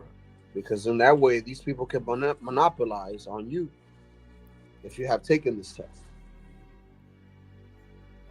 Well, you know, we gotta love Rocco. Hey, Rocco! Shout out to Rocco. Rocco said 1,000. You can buy at least 10 bottles of Henny with that. I know, Rocco. They tripping. Shit, I go to the strip club and rather give it to the strippers, man. Donate. Well, see, I wouldn't do that, but you know, I wouldn't get Henny. Maybe, you know, something else. But you know, hey, Snake. There's a conspiracy that Diddy, like, it's just a covering up something bigger, and that it has something to do with this 23andMe thing. So we're learning about 23andMe. you don't really want anything to do with them. In 2019, sales from those kits started falling significantly for the first time, and a big theory going around was that most of the people who had interest in the test had taken it already. Well, and trust me, it was a concern well before that as well. Around 2010, when they were trying to reduce that price point to make it more accessible, they experimented with required subscriptions to go along with your initial purchase. Like, when they first started charging $99 for the test, you would only be able to get that price if you agreed to a year-long $9 per month subscription, where you would receive updates about discoveries in the community specific to your DNA. That specific structure did not last long, but in 2020 they introduced a new yearly subscription for a premium service that offers additional reports and advanced features. Again, a respectable attempt to maintain their customers and keep them engaged, but it just hasn't been enough. Their latest reports show that they are losing subscribers, and it only accounts for a small portion of the revenue anyway. that is going to lead me into the next reason on my list, and that is the health value of their tests. Because it is essentially a two-part test. Part of it focuses on ancestry and ethnicity, while the other part focuses on your health. There are multiple aspects to it, but mainly they look at your DNA and determine if you are genetically at risk for various health conditions. And overall, I would say that has been the greater focus for 23andMe. They've actually had a lot of issues in doing it, specifically with the FDA. In 2010, the FDA made a rule saying that any services evaluating someone's risk of disease, much like the service 23andMe provides, must be approved before they can sell it. Well, they continued on selling it for a while without approval, so in 2013, the FDA sent them a warning about it. They were forced to stop generating the health-related reports in the US and provide only the ancestry ones. But over the next couple of years, they worked to get that approval, and by 2019, they fully shifted their marketing to center on the health aspects over the ancestry aspects. Probably a smart decision, considering that their main competitor, Ancestry.com, obviously focuses more on ancestry. They even discontinued their short-lived Ancestry Health service, helping place more of a distinction between the two. In 2018, 23andMe made this 5-year exclusive deal with a pharmaceutical company in London called GSK. The idea was that GSK would utilize the genetic data that 23andMe had accumulated from performing all those tests, and it would be used to develop some helpful drugs. Well, today, that deal is no longer exclusive, and things are looking questionable. It is a long process before a drug is approved by the FDA, like over a decade, and with 23andMe in such a shaky position right now, Not the I vaccine. don't know if they're going to survive long enough to make it to that point. Also, in 2021, I want to mention that 23andMe paid $400 million to buy a telehealth company called Lemonade, so we can see how they progressed into much more of a health-based company, and there's been a lot of risk associated with that. It is going to lead me right into the next reason on my list that I'm going to call entertainment. I think that there is a big divide between the company and its customers, because to me, it looks like 23andMe wants to be a serious, important company that helps treat people or even save their lives with genetic information. Like, if someone learns that they have a genetically high risk of heart disease, 23andMe wants that person to talk to their doctor about how to prevent it, look into how their medications can affect it, alter their diet based on it, get additional reports, just take that information as a serious part of their health plan. I mean, they have spent a lot of money on FDA approvals and acquisitions and everything else to become more medically trusted, while most of their customers, I believe, seem to view it as more of a source of entertainment. They take the test because it'll be fun to learn about their genetics and don't have any real plans to alter their lifestyle based on those results. If customers were taking it more seriously, I'll bet that they would be willing to pay more for that test and be more likely to sign up for the premium service. The final reason on my list is privacy concerns. Unfortunately, there are so many layers to this, but at the core, I think people are uneasy with having their genetic information out there. In 2019, remember when sales started falling significantly for the first time, and Wojcicki theorized that a big part of it was due to privacy concerns. And still today, now that the company is likely going to be changing owners, people that have taken the test before are concerned about what is going to happen to all that genetic data that they have accumulated.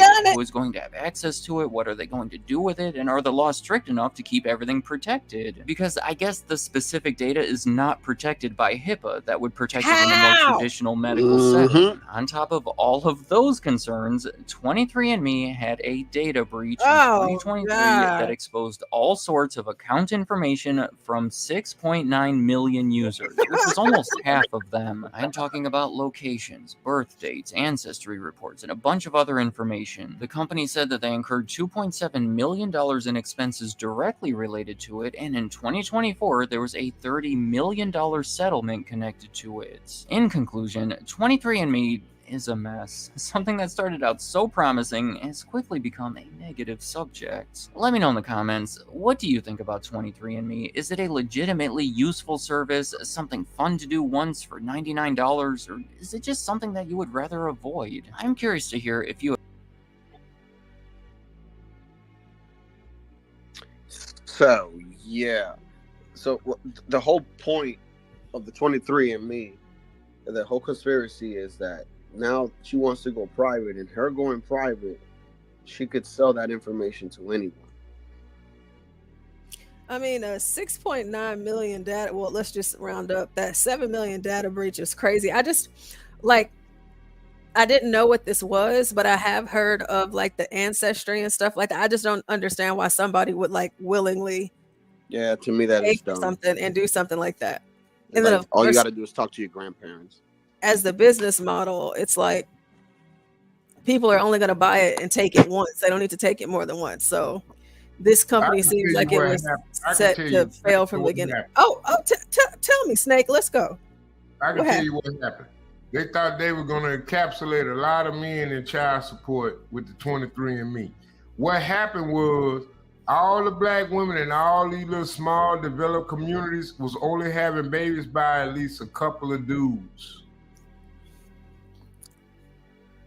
And they couldn't encapsulate a lot of niggas because a lot of niggas got free because they ain't on child support and they got their driver's license, so they mobile and they able to move around. It didn't work. That's what happened. And that's the bottom line. Because you're going to sell the company because it's a loss. They thought they had more prison inmates. They thought they had more liability. They thought they had more, you know what I'm saying? But guess what? All these women got pregnant by the same nigga. So what you going to do? Lock that nigga up for 20 kids for what, 6 months? He out of commission. You can't lock that nigga up, ain't got no kids. I mean, y'all thinking too complicated. For one, for two, all you gotta do is think simplistically, think locally. What you see, all the smart young men get bullied and killed and die behind bullshit. Good die mostly over bullshit. So what you got left? See, Snake, I think you just kind of complicated it a little bit further for me, and I would like for you to. No. You just said out the hood. You out the hood. I'm talking about the hood. Oh, you know, I've never been in the hood, so I'm so glad you out the hood because you make all this. You make all this. You got to think volumetrically.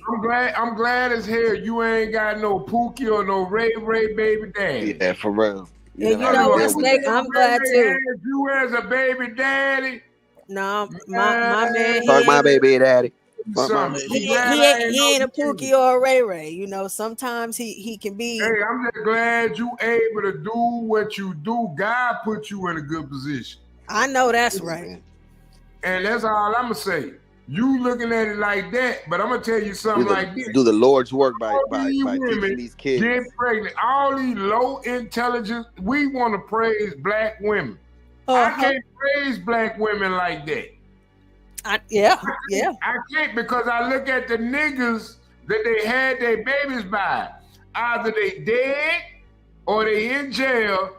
And you know what they can't do? They can't defend their family. Amen. At the end of the day, that's the bottom line. I don't give a damn about women's rights, women being equal to men. At the end of the day, ain't no man in the house, ain't no defense for the family.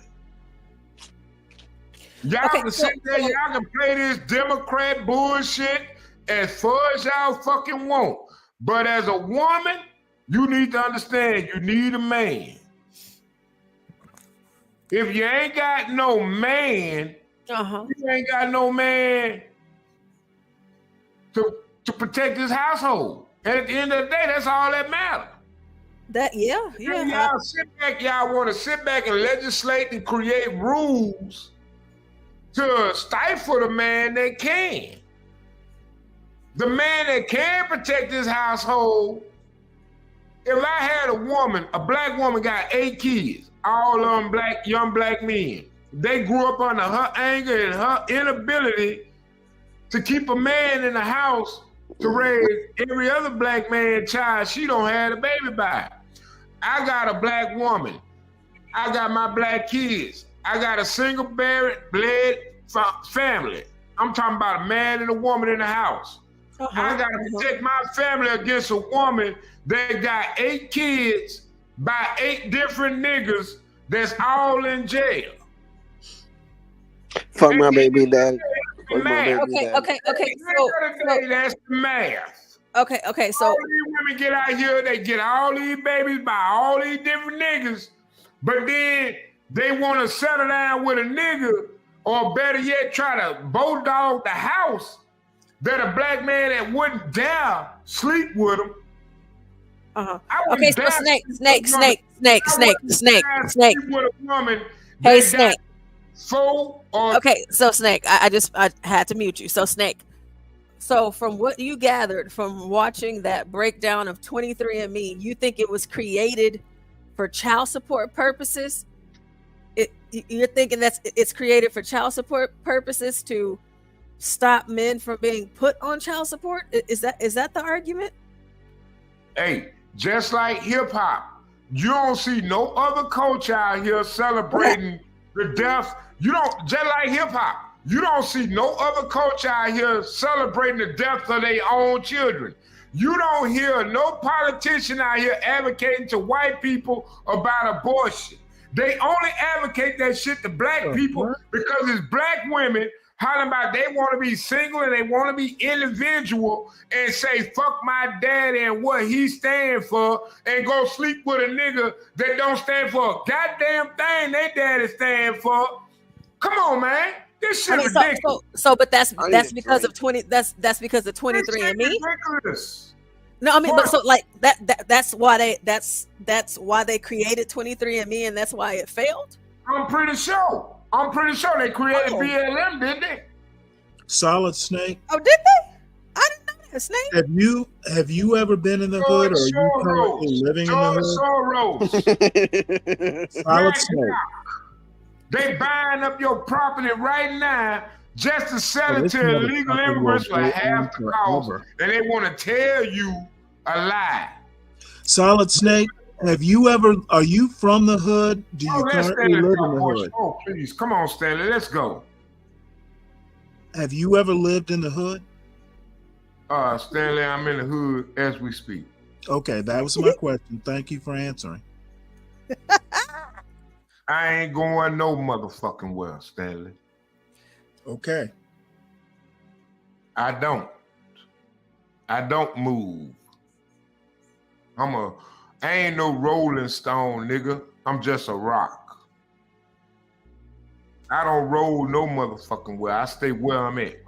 There are so many things I could say about you being a rock. I'm a Rolling Stone, nigga. I'm granddaddy, nigga. I'm a rock.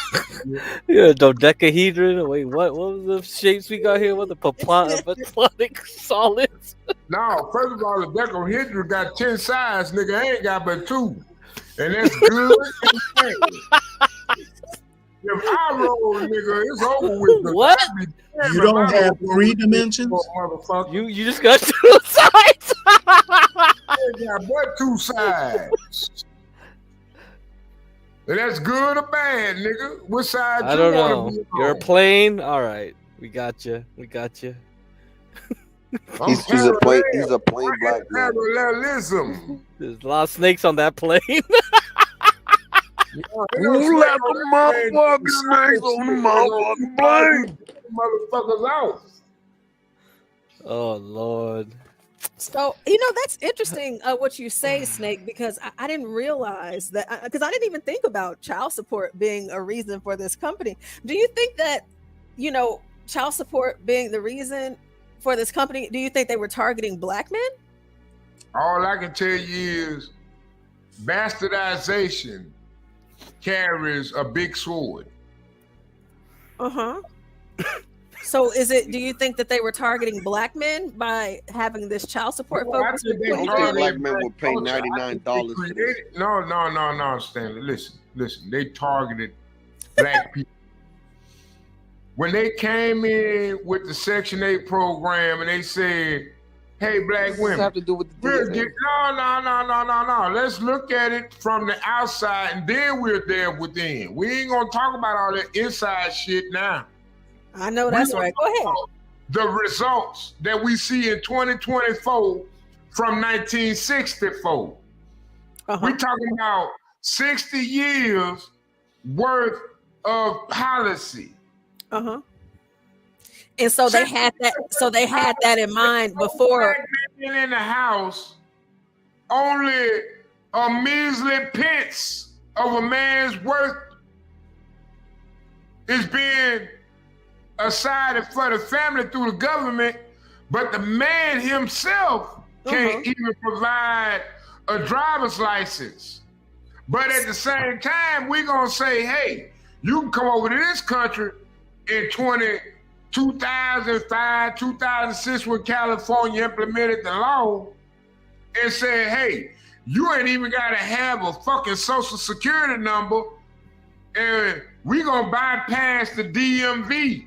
But since 1970, black men gotta go in the DMV, gotta have a history rolled up and all that other kind of bullshit.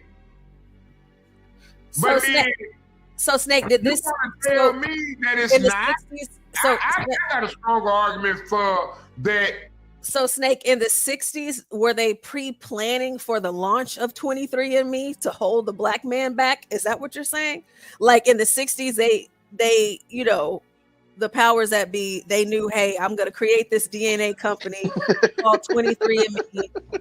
And when I do that, I'm going to make sure that I target black men. Is that what happened, Snake?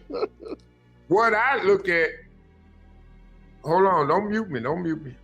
Oh, you're not muted. I just asked you a question. I don't think you heard me.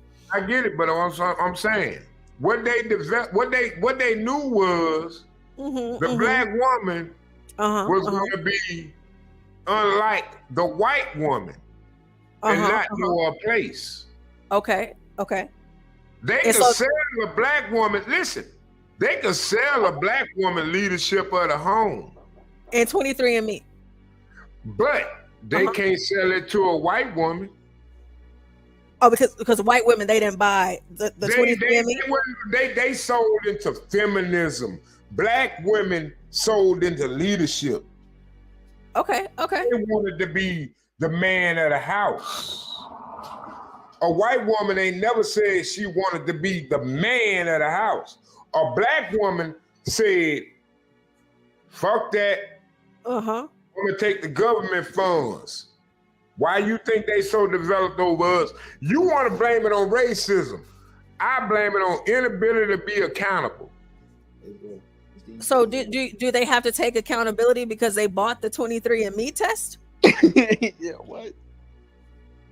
Hold on, y'all. Well, say it again.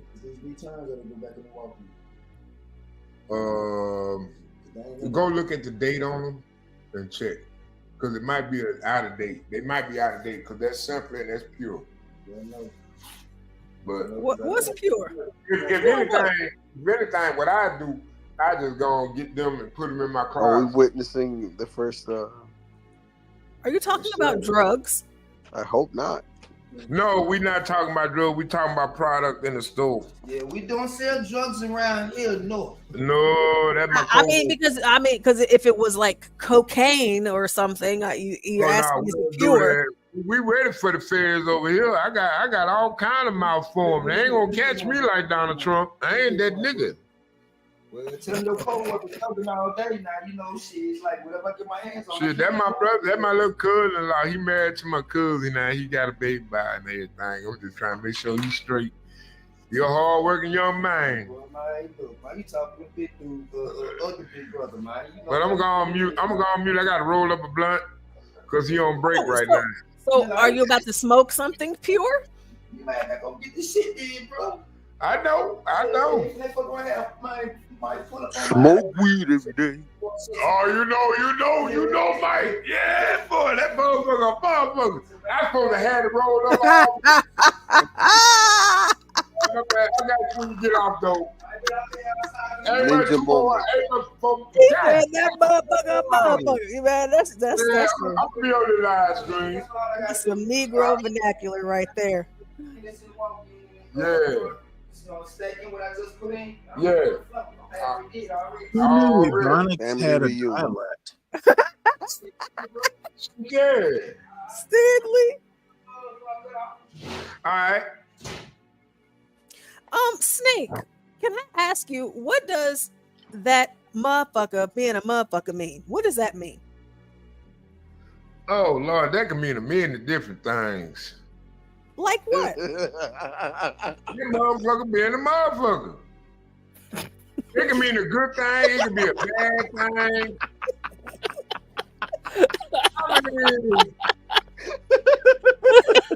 see a nigga ain't never pulled a damn pussy in his life. He ain't never pulled that damn female. But all of a sudden, this girl pull up, that motherfucker won't be a motherfucker. All of a sudden, oh man, don't talk to her like that. Oh nigga, no, that's mine. Nigga do some shit. That motherfucker being a motherfucker. He laid on Brent.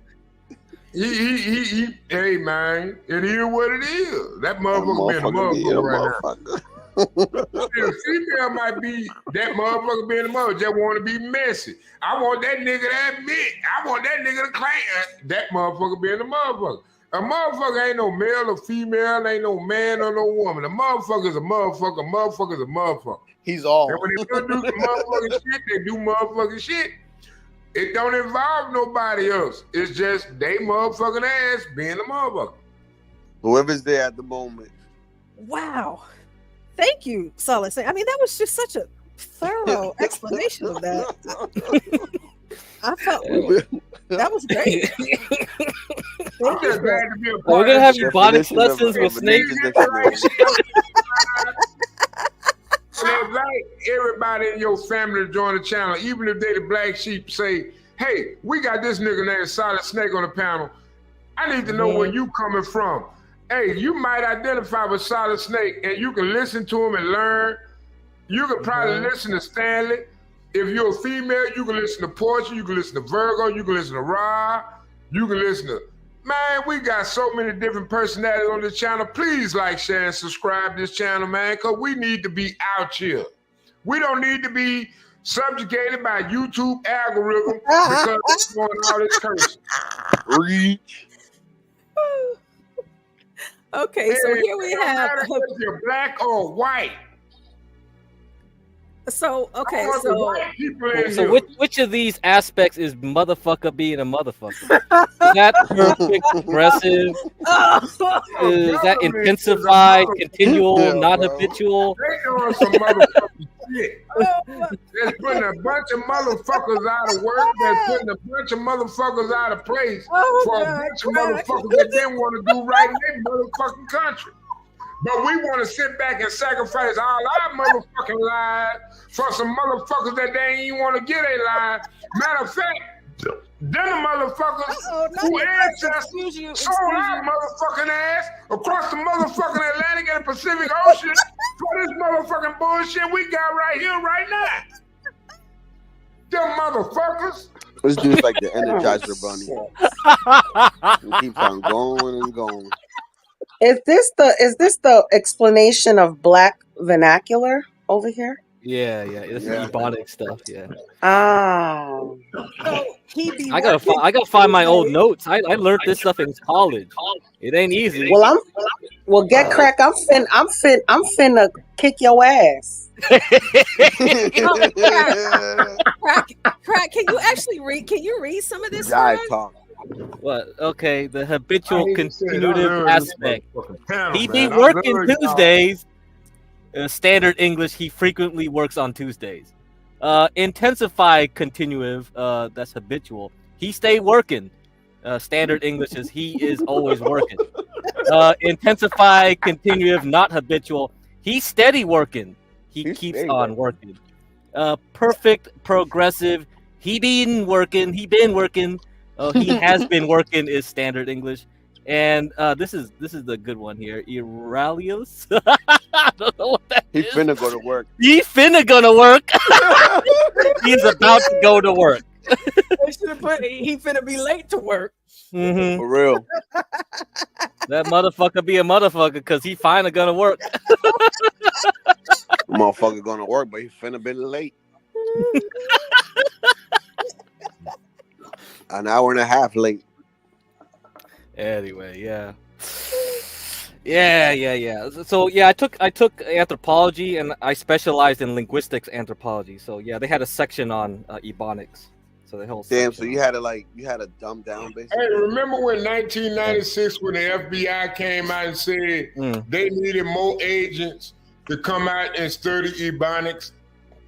Maybe y'all don't remember that, but they did. Yeah, They literally I kind of remember that. Yeah, I kind of remember that. Over here, they did They that. wanted to come out and have people come out and study Ebonics. Mm-hmm. Do you know how to speak jive, Snake? Hey, I got a friend that graduated high school with me. He was like a 4.0. I mean, he worked for Nortel Networks. You know who Nortel Networks is? Yeah. You mentioned this story before. Yeah. Did I? Mm-hmm. God damn, I be talking too much then, don't I? Yeah, no shit. Yeah, man, Nortel Networks, man. That nigga showed me some of the things they was doing in Nortel Networks. They was building radio towers that understood the algorithm before the algorithm became a program. So, Snake, I mentioned this to you when you mentioned that story. China stole all of Nortel Networks patents and things like that. So yeah, but that's how Huawei came to be. Huawei took exactly. all that. Yeah. Oh my God, that's exactly what I was finna say. Yeah. Oh It's a my Canadian God, company. It's a they Canadian got company. Yeah. Hey man, think about it. They got a phone that folds 3 times. Motorola ain't even got a phone that can fold twice, other than a Razor, efficiently.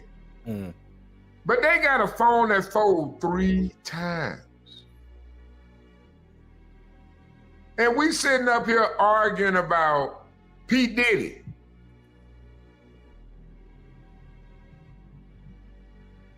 Are you kidding me? Are you kidding me? Yeah, I know. I ain't saying you an American get cracked, but man, it's time for you to become initiated. I don't know, man. I might jump you in the I'm game. not American. Isn't he a citizen? Jump your age, I was man. born here.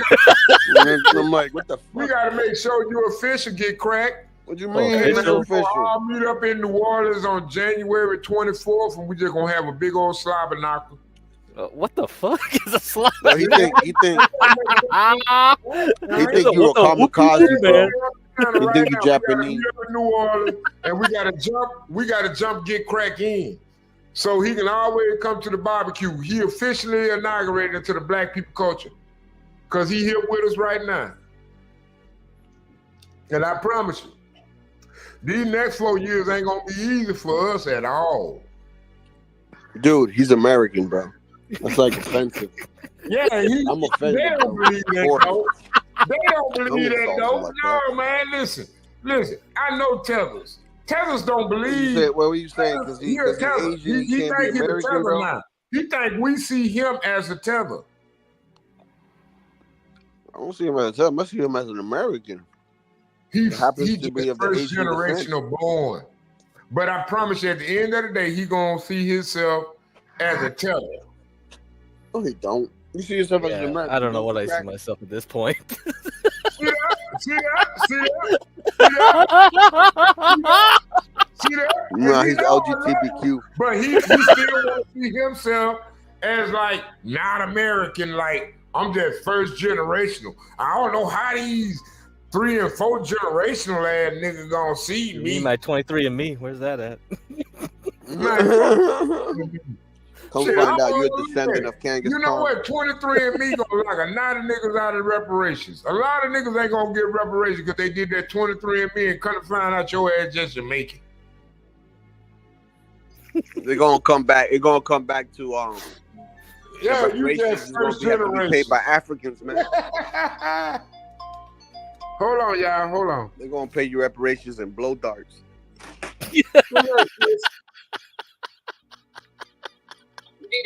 Hey. Snake is getting a call from his lot lizard. Oh yeah. Okay, I was calling to check on you because I'm fucked up with Yeah, see? Yeah, you Oh, go. okay, you want to watch my clothes? See, I was right.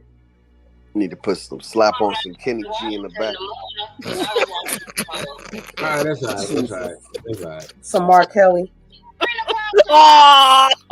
No, that's all right. Pee on you, That's bitch. all right. You know, I'll give you that sodium. In the closet? Yes. Is he hiding in the closet? in the closet.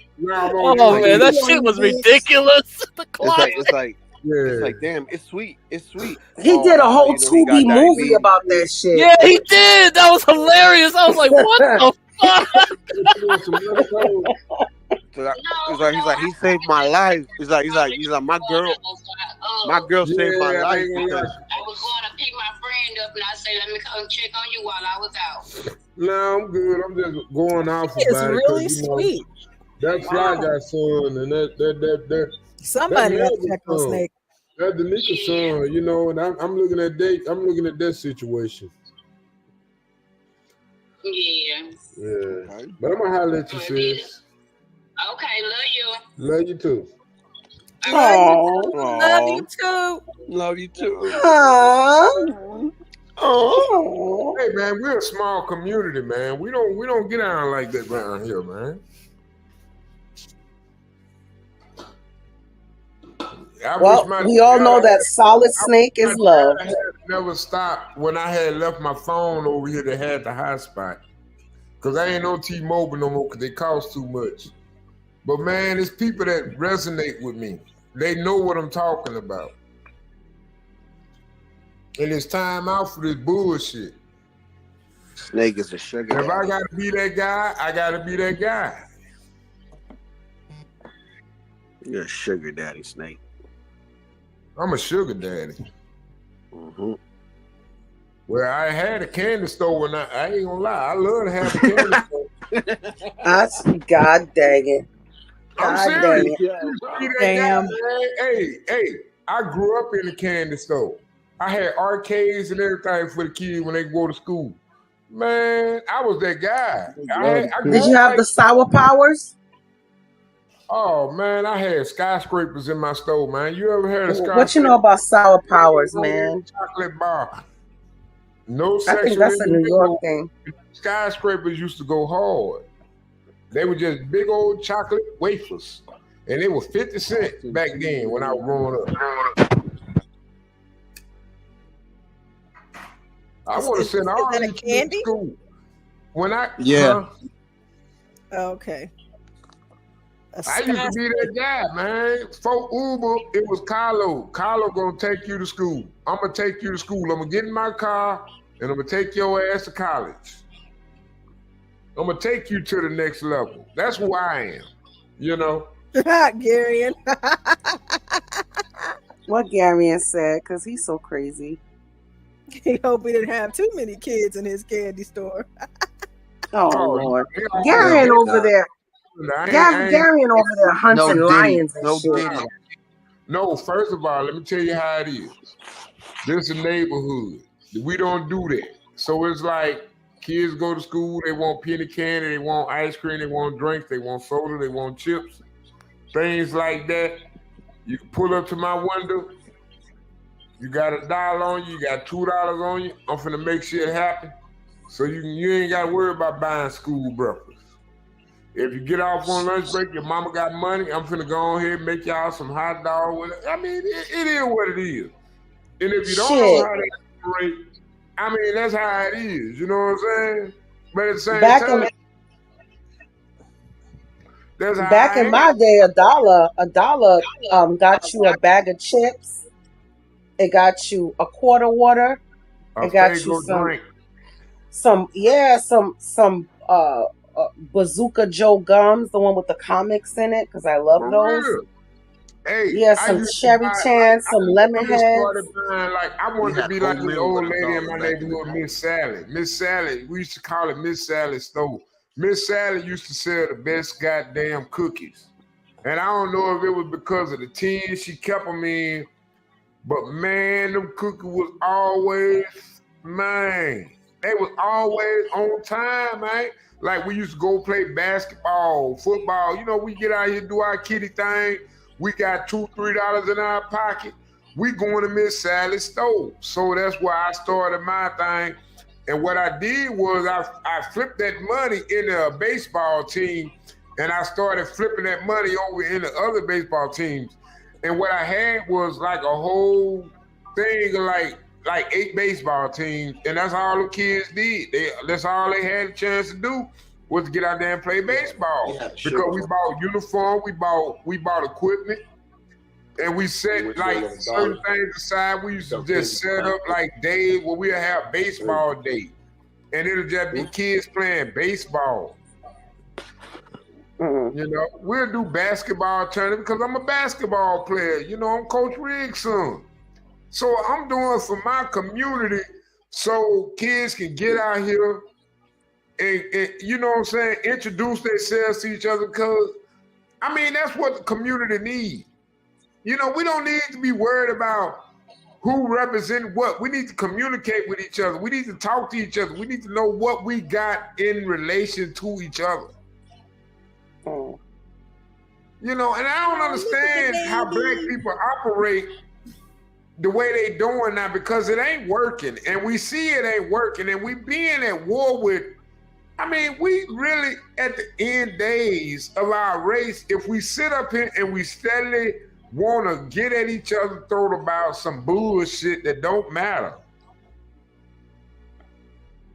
Well, do you think that Ebonics is a reason why it's not working, Snake? I think Ebonics is a straw man. How so? I don't think it's how I communicate with. I think it's much more of a point, do you want to listen to me because of how I talk? Do you want to listen to me because I talk like that? And that's the end of the game. Because like, if I hear a nigga talking European, like you hear black people talk, oh my God, I don't want to hear, like I can't even listen. Hold on, wait, did you just say talking European?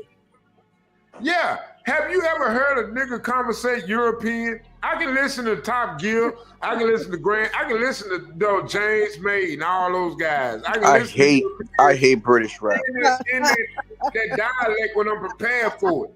But if it's like a nigga coming from Europe talking to me in my hood, talking like, no, nigga, no. Parting, saltless snake. Yeah. How dare you? How dare you? Try to hold a conversation and then you be sitting there listening to him. Yo, man, no, hell no. What is wrong with you? This is madness. Yeah, madness. What is madness, nigga? You acting like us over there. That's madness. I hate the rap. Latino for King George III. Latino for King George III. How the hell you gonna tell me? The way that they rap. You sound like King George. I'm like, yeah. You call it fish and chips, nigga. I call it burger and fries. You know what? Jesus Christ. Yeah, America.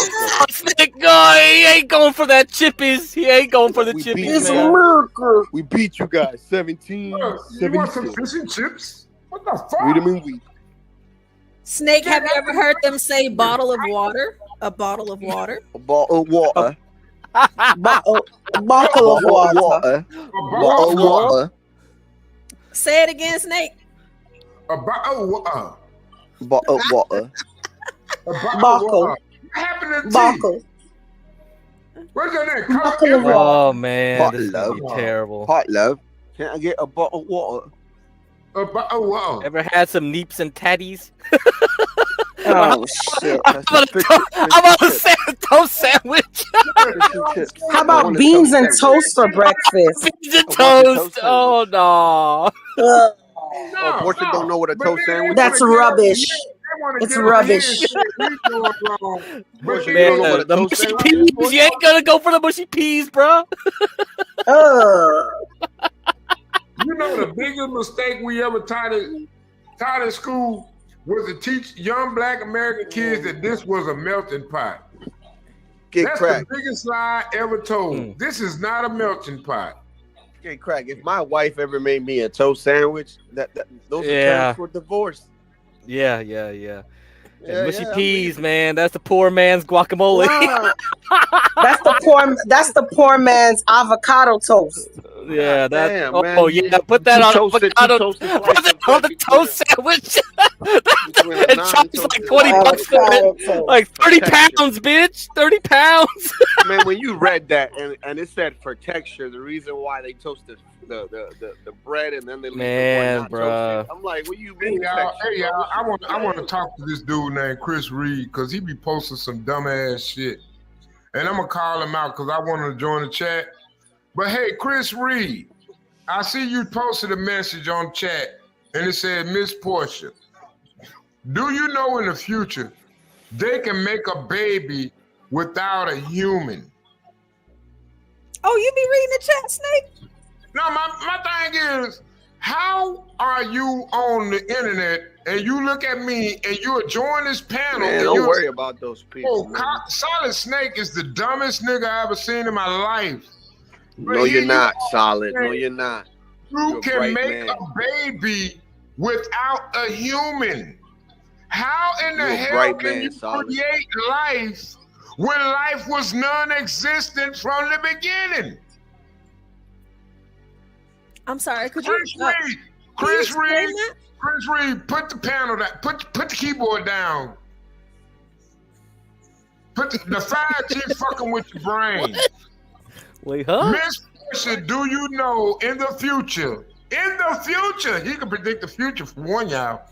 They can make a baby without a. How do you create life from death? How do you create the living from non-living? How do you do that? Me. How do you do that, Mr. Chris Reed? I want to know, how can you create life from nothing? I don't know. Only person that ever did hell that are you was talking God, about? nigga. Only person that ever did that was God. So who in the fuck are they that can make life without life? A human. Because a human is very specific. I can't call a tree human. I can't call a car human. I can't call a wheel human. I can't call rubber human. I can only call a man or a woman man. So how the hell do you make life without life? I want to know, Chris Reed. Join the panel. It's with science, guys. Don't be posting no dumb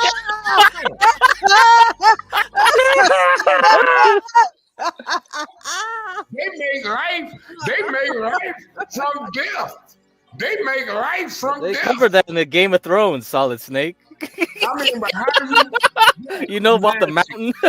Yeah, with a guy. Oh, that's like the worst. Oh, come on, man. I wanted to watch. I wanted to stop watching. when that happened. I'm not your average bear. I don't know where these cats come from. Want to come in here? That's why it's only 34 people. Snake, you just said that we're humans, but then you just called yourself a bear, and then people cats. Hey, exactly. Cap all you want. But a bear is a living being. A bear is living. Uh-huh. Is it a human? It doesn't matter. It's life. You A tree can't is create, alive. Well, you can't I know. create life. My point is, you can't create life from non-life. Well, science has developed a lot. Name one avenue of science where they have created a living organism from nothing.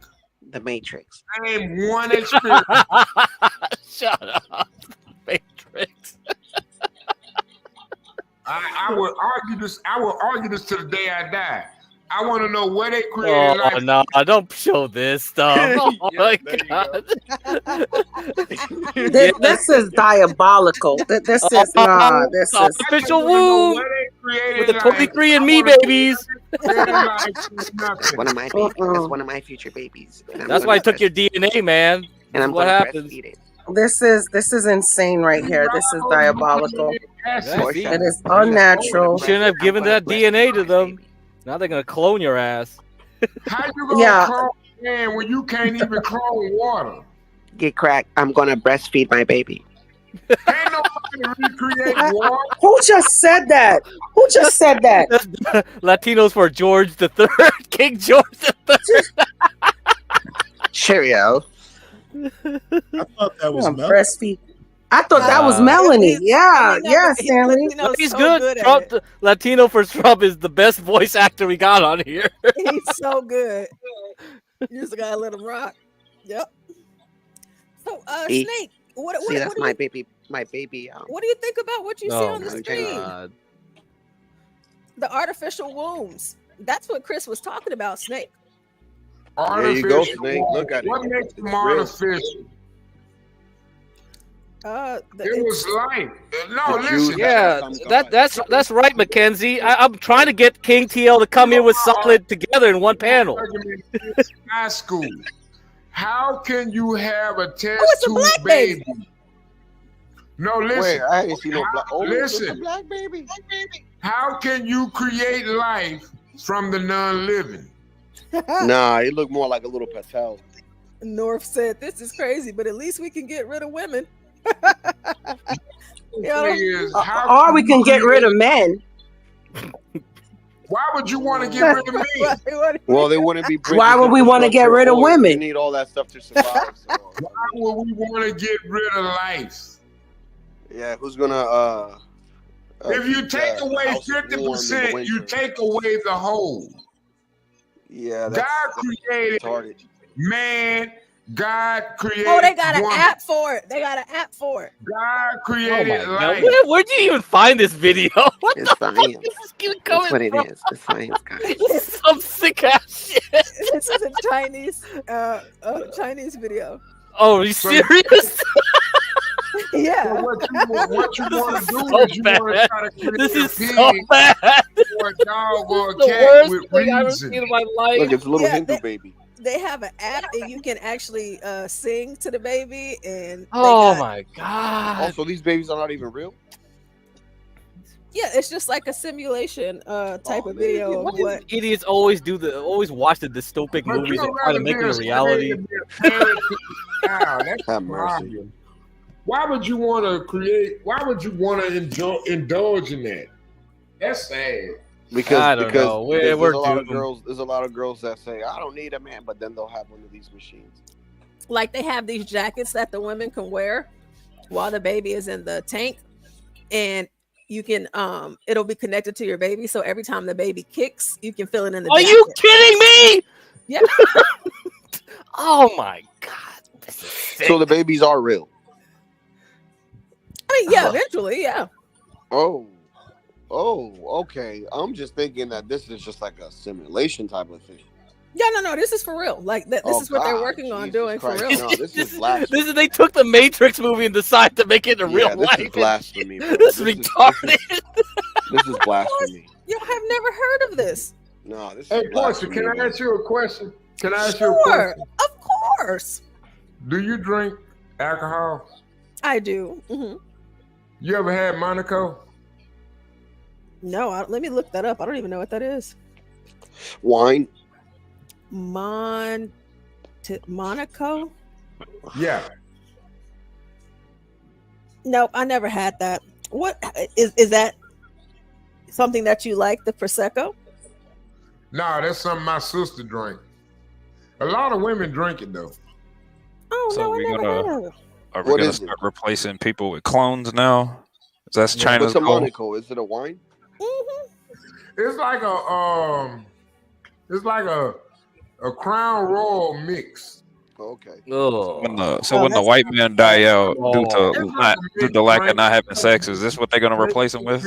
Yeah. This is the machine. This is the machine that in Kung Fu, whatever his name. But is. more women I know drink it. And then they got that Earlier, little- Be Brave said that black people can't complain about white people unless they have something to replace them with. I guess the next time he says that, can you show him this video? Oh, sure. Hold on, black people can't complain My about white answer people. to be because they brave have would have everything. been white people Hey, smarter than listen, the you. white people are replacing us now. What are you talking about? He's talking about them. No, I'm saying I don't care. Oh, about look at them. the I'm just sperm. saying. The sperm made it.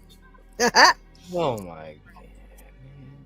Golly, we pro-abortion up in here. We listening to Stanley like that? What you That talking is about? pro-abortion. You really want to pick a fight tonight, don't you? Bro, imagine. We'll save for the- next stream. We got 5 minutes on this stream. We only got Bro, about imagine 4 the minutes now. abortion. Man. That'd be off the chain. We only got 4 minutes. Got to end this. I'm about to post a link in the back for y'all. All right, save it for the next one. We could talk about the AI girlfriend and Daenerys. Oh yeah, I Targaryen. got some stories on that. Oh man, we gotta talk about that, man. Yeah, please. Let's talk about the AI girlfriends. Oh my lord, this is some sick thing. So everybody on the panel, the link is in the back chat, so y'all can join the next one. Alrighty. Let's see here. So yeah, we're going to head over to the next stream. We're about to hit our 12 hours, and y'all know how we do.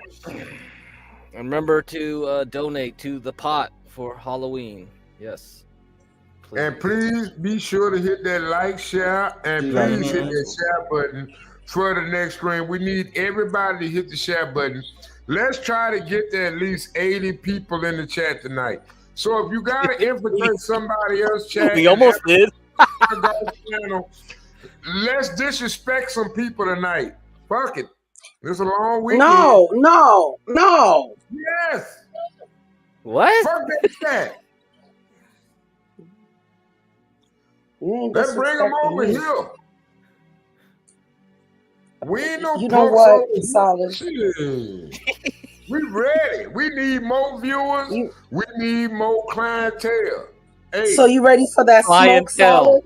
You ready for that smoke? Man, I'm always built. I'm built for smoke. Man, you don't know me. Oh, you a chimney. All right.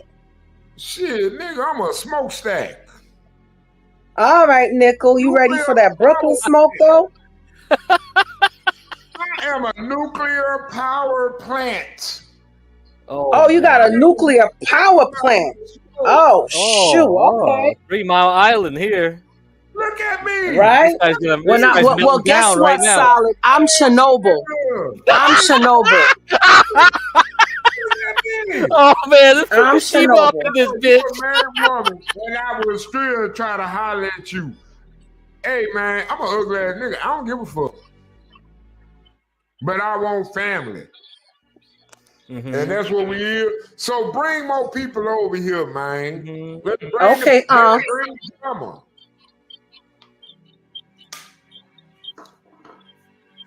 Talking about he got a nuclear plant. Bitch, I'm Chernobyl. All right, this is the next stream. See you guys there. Streamlabs, link in the back chat. See ya. See you guys. All right. See ya. Later. There it is.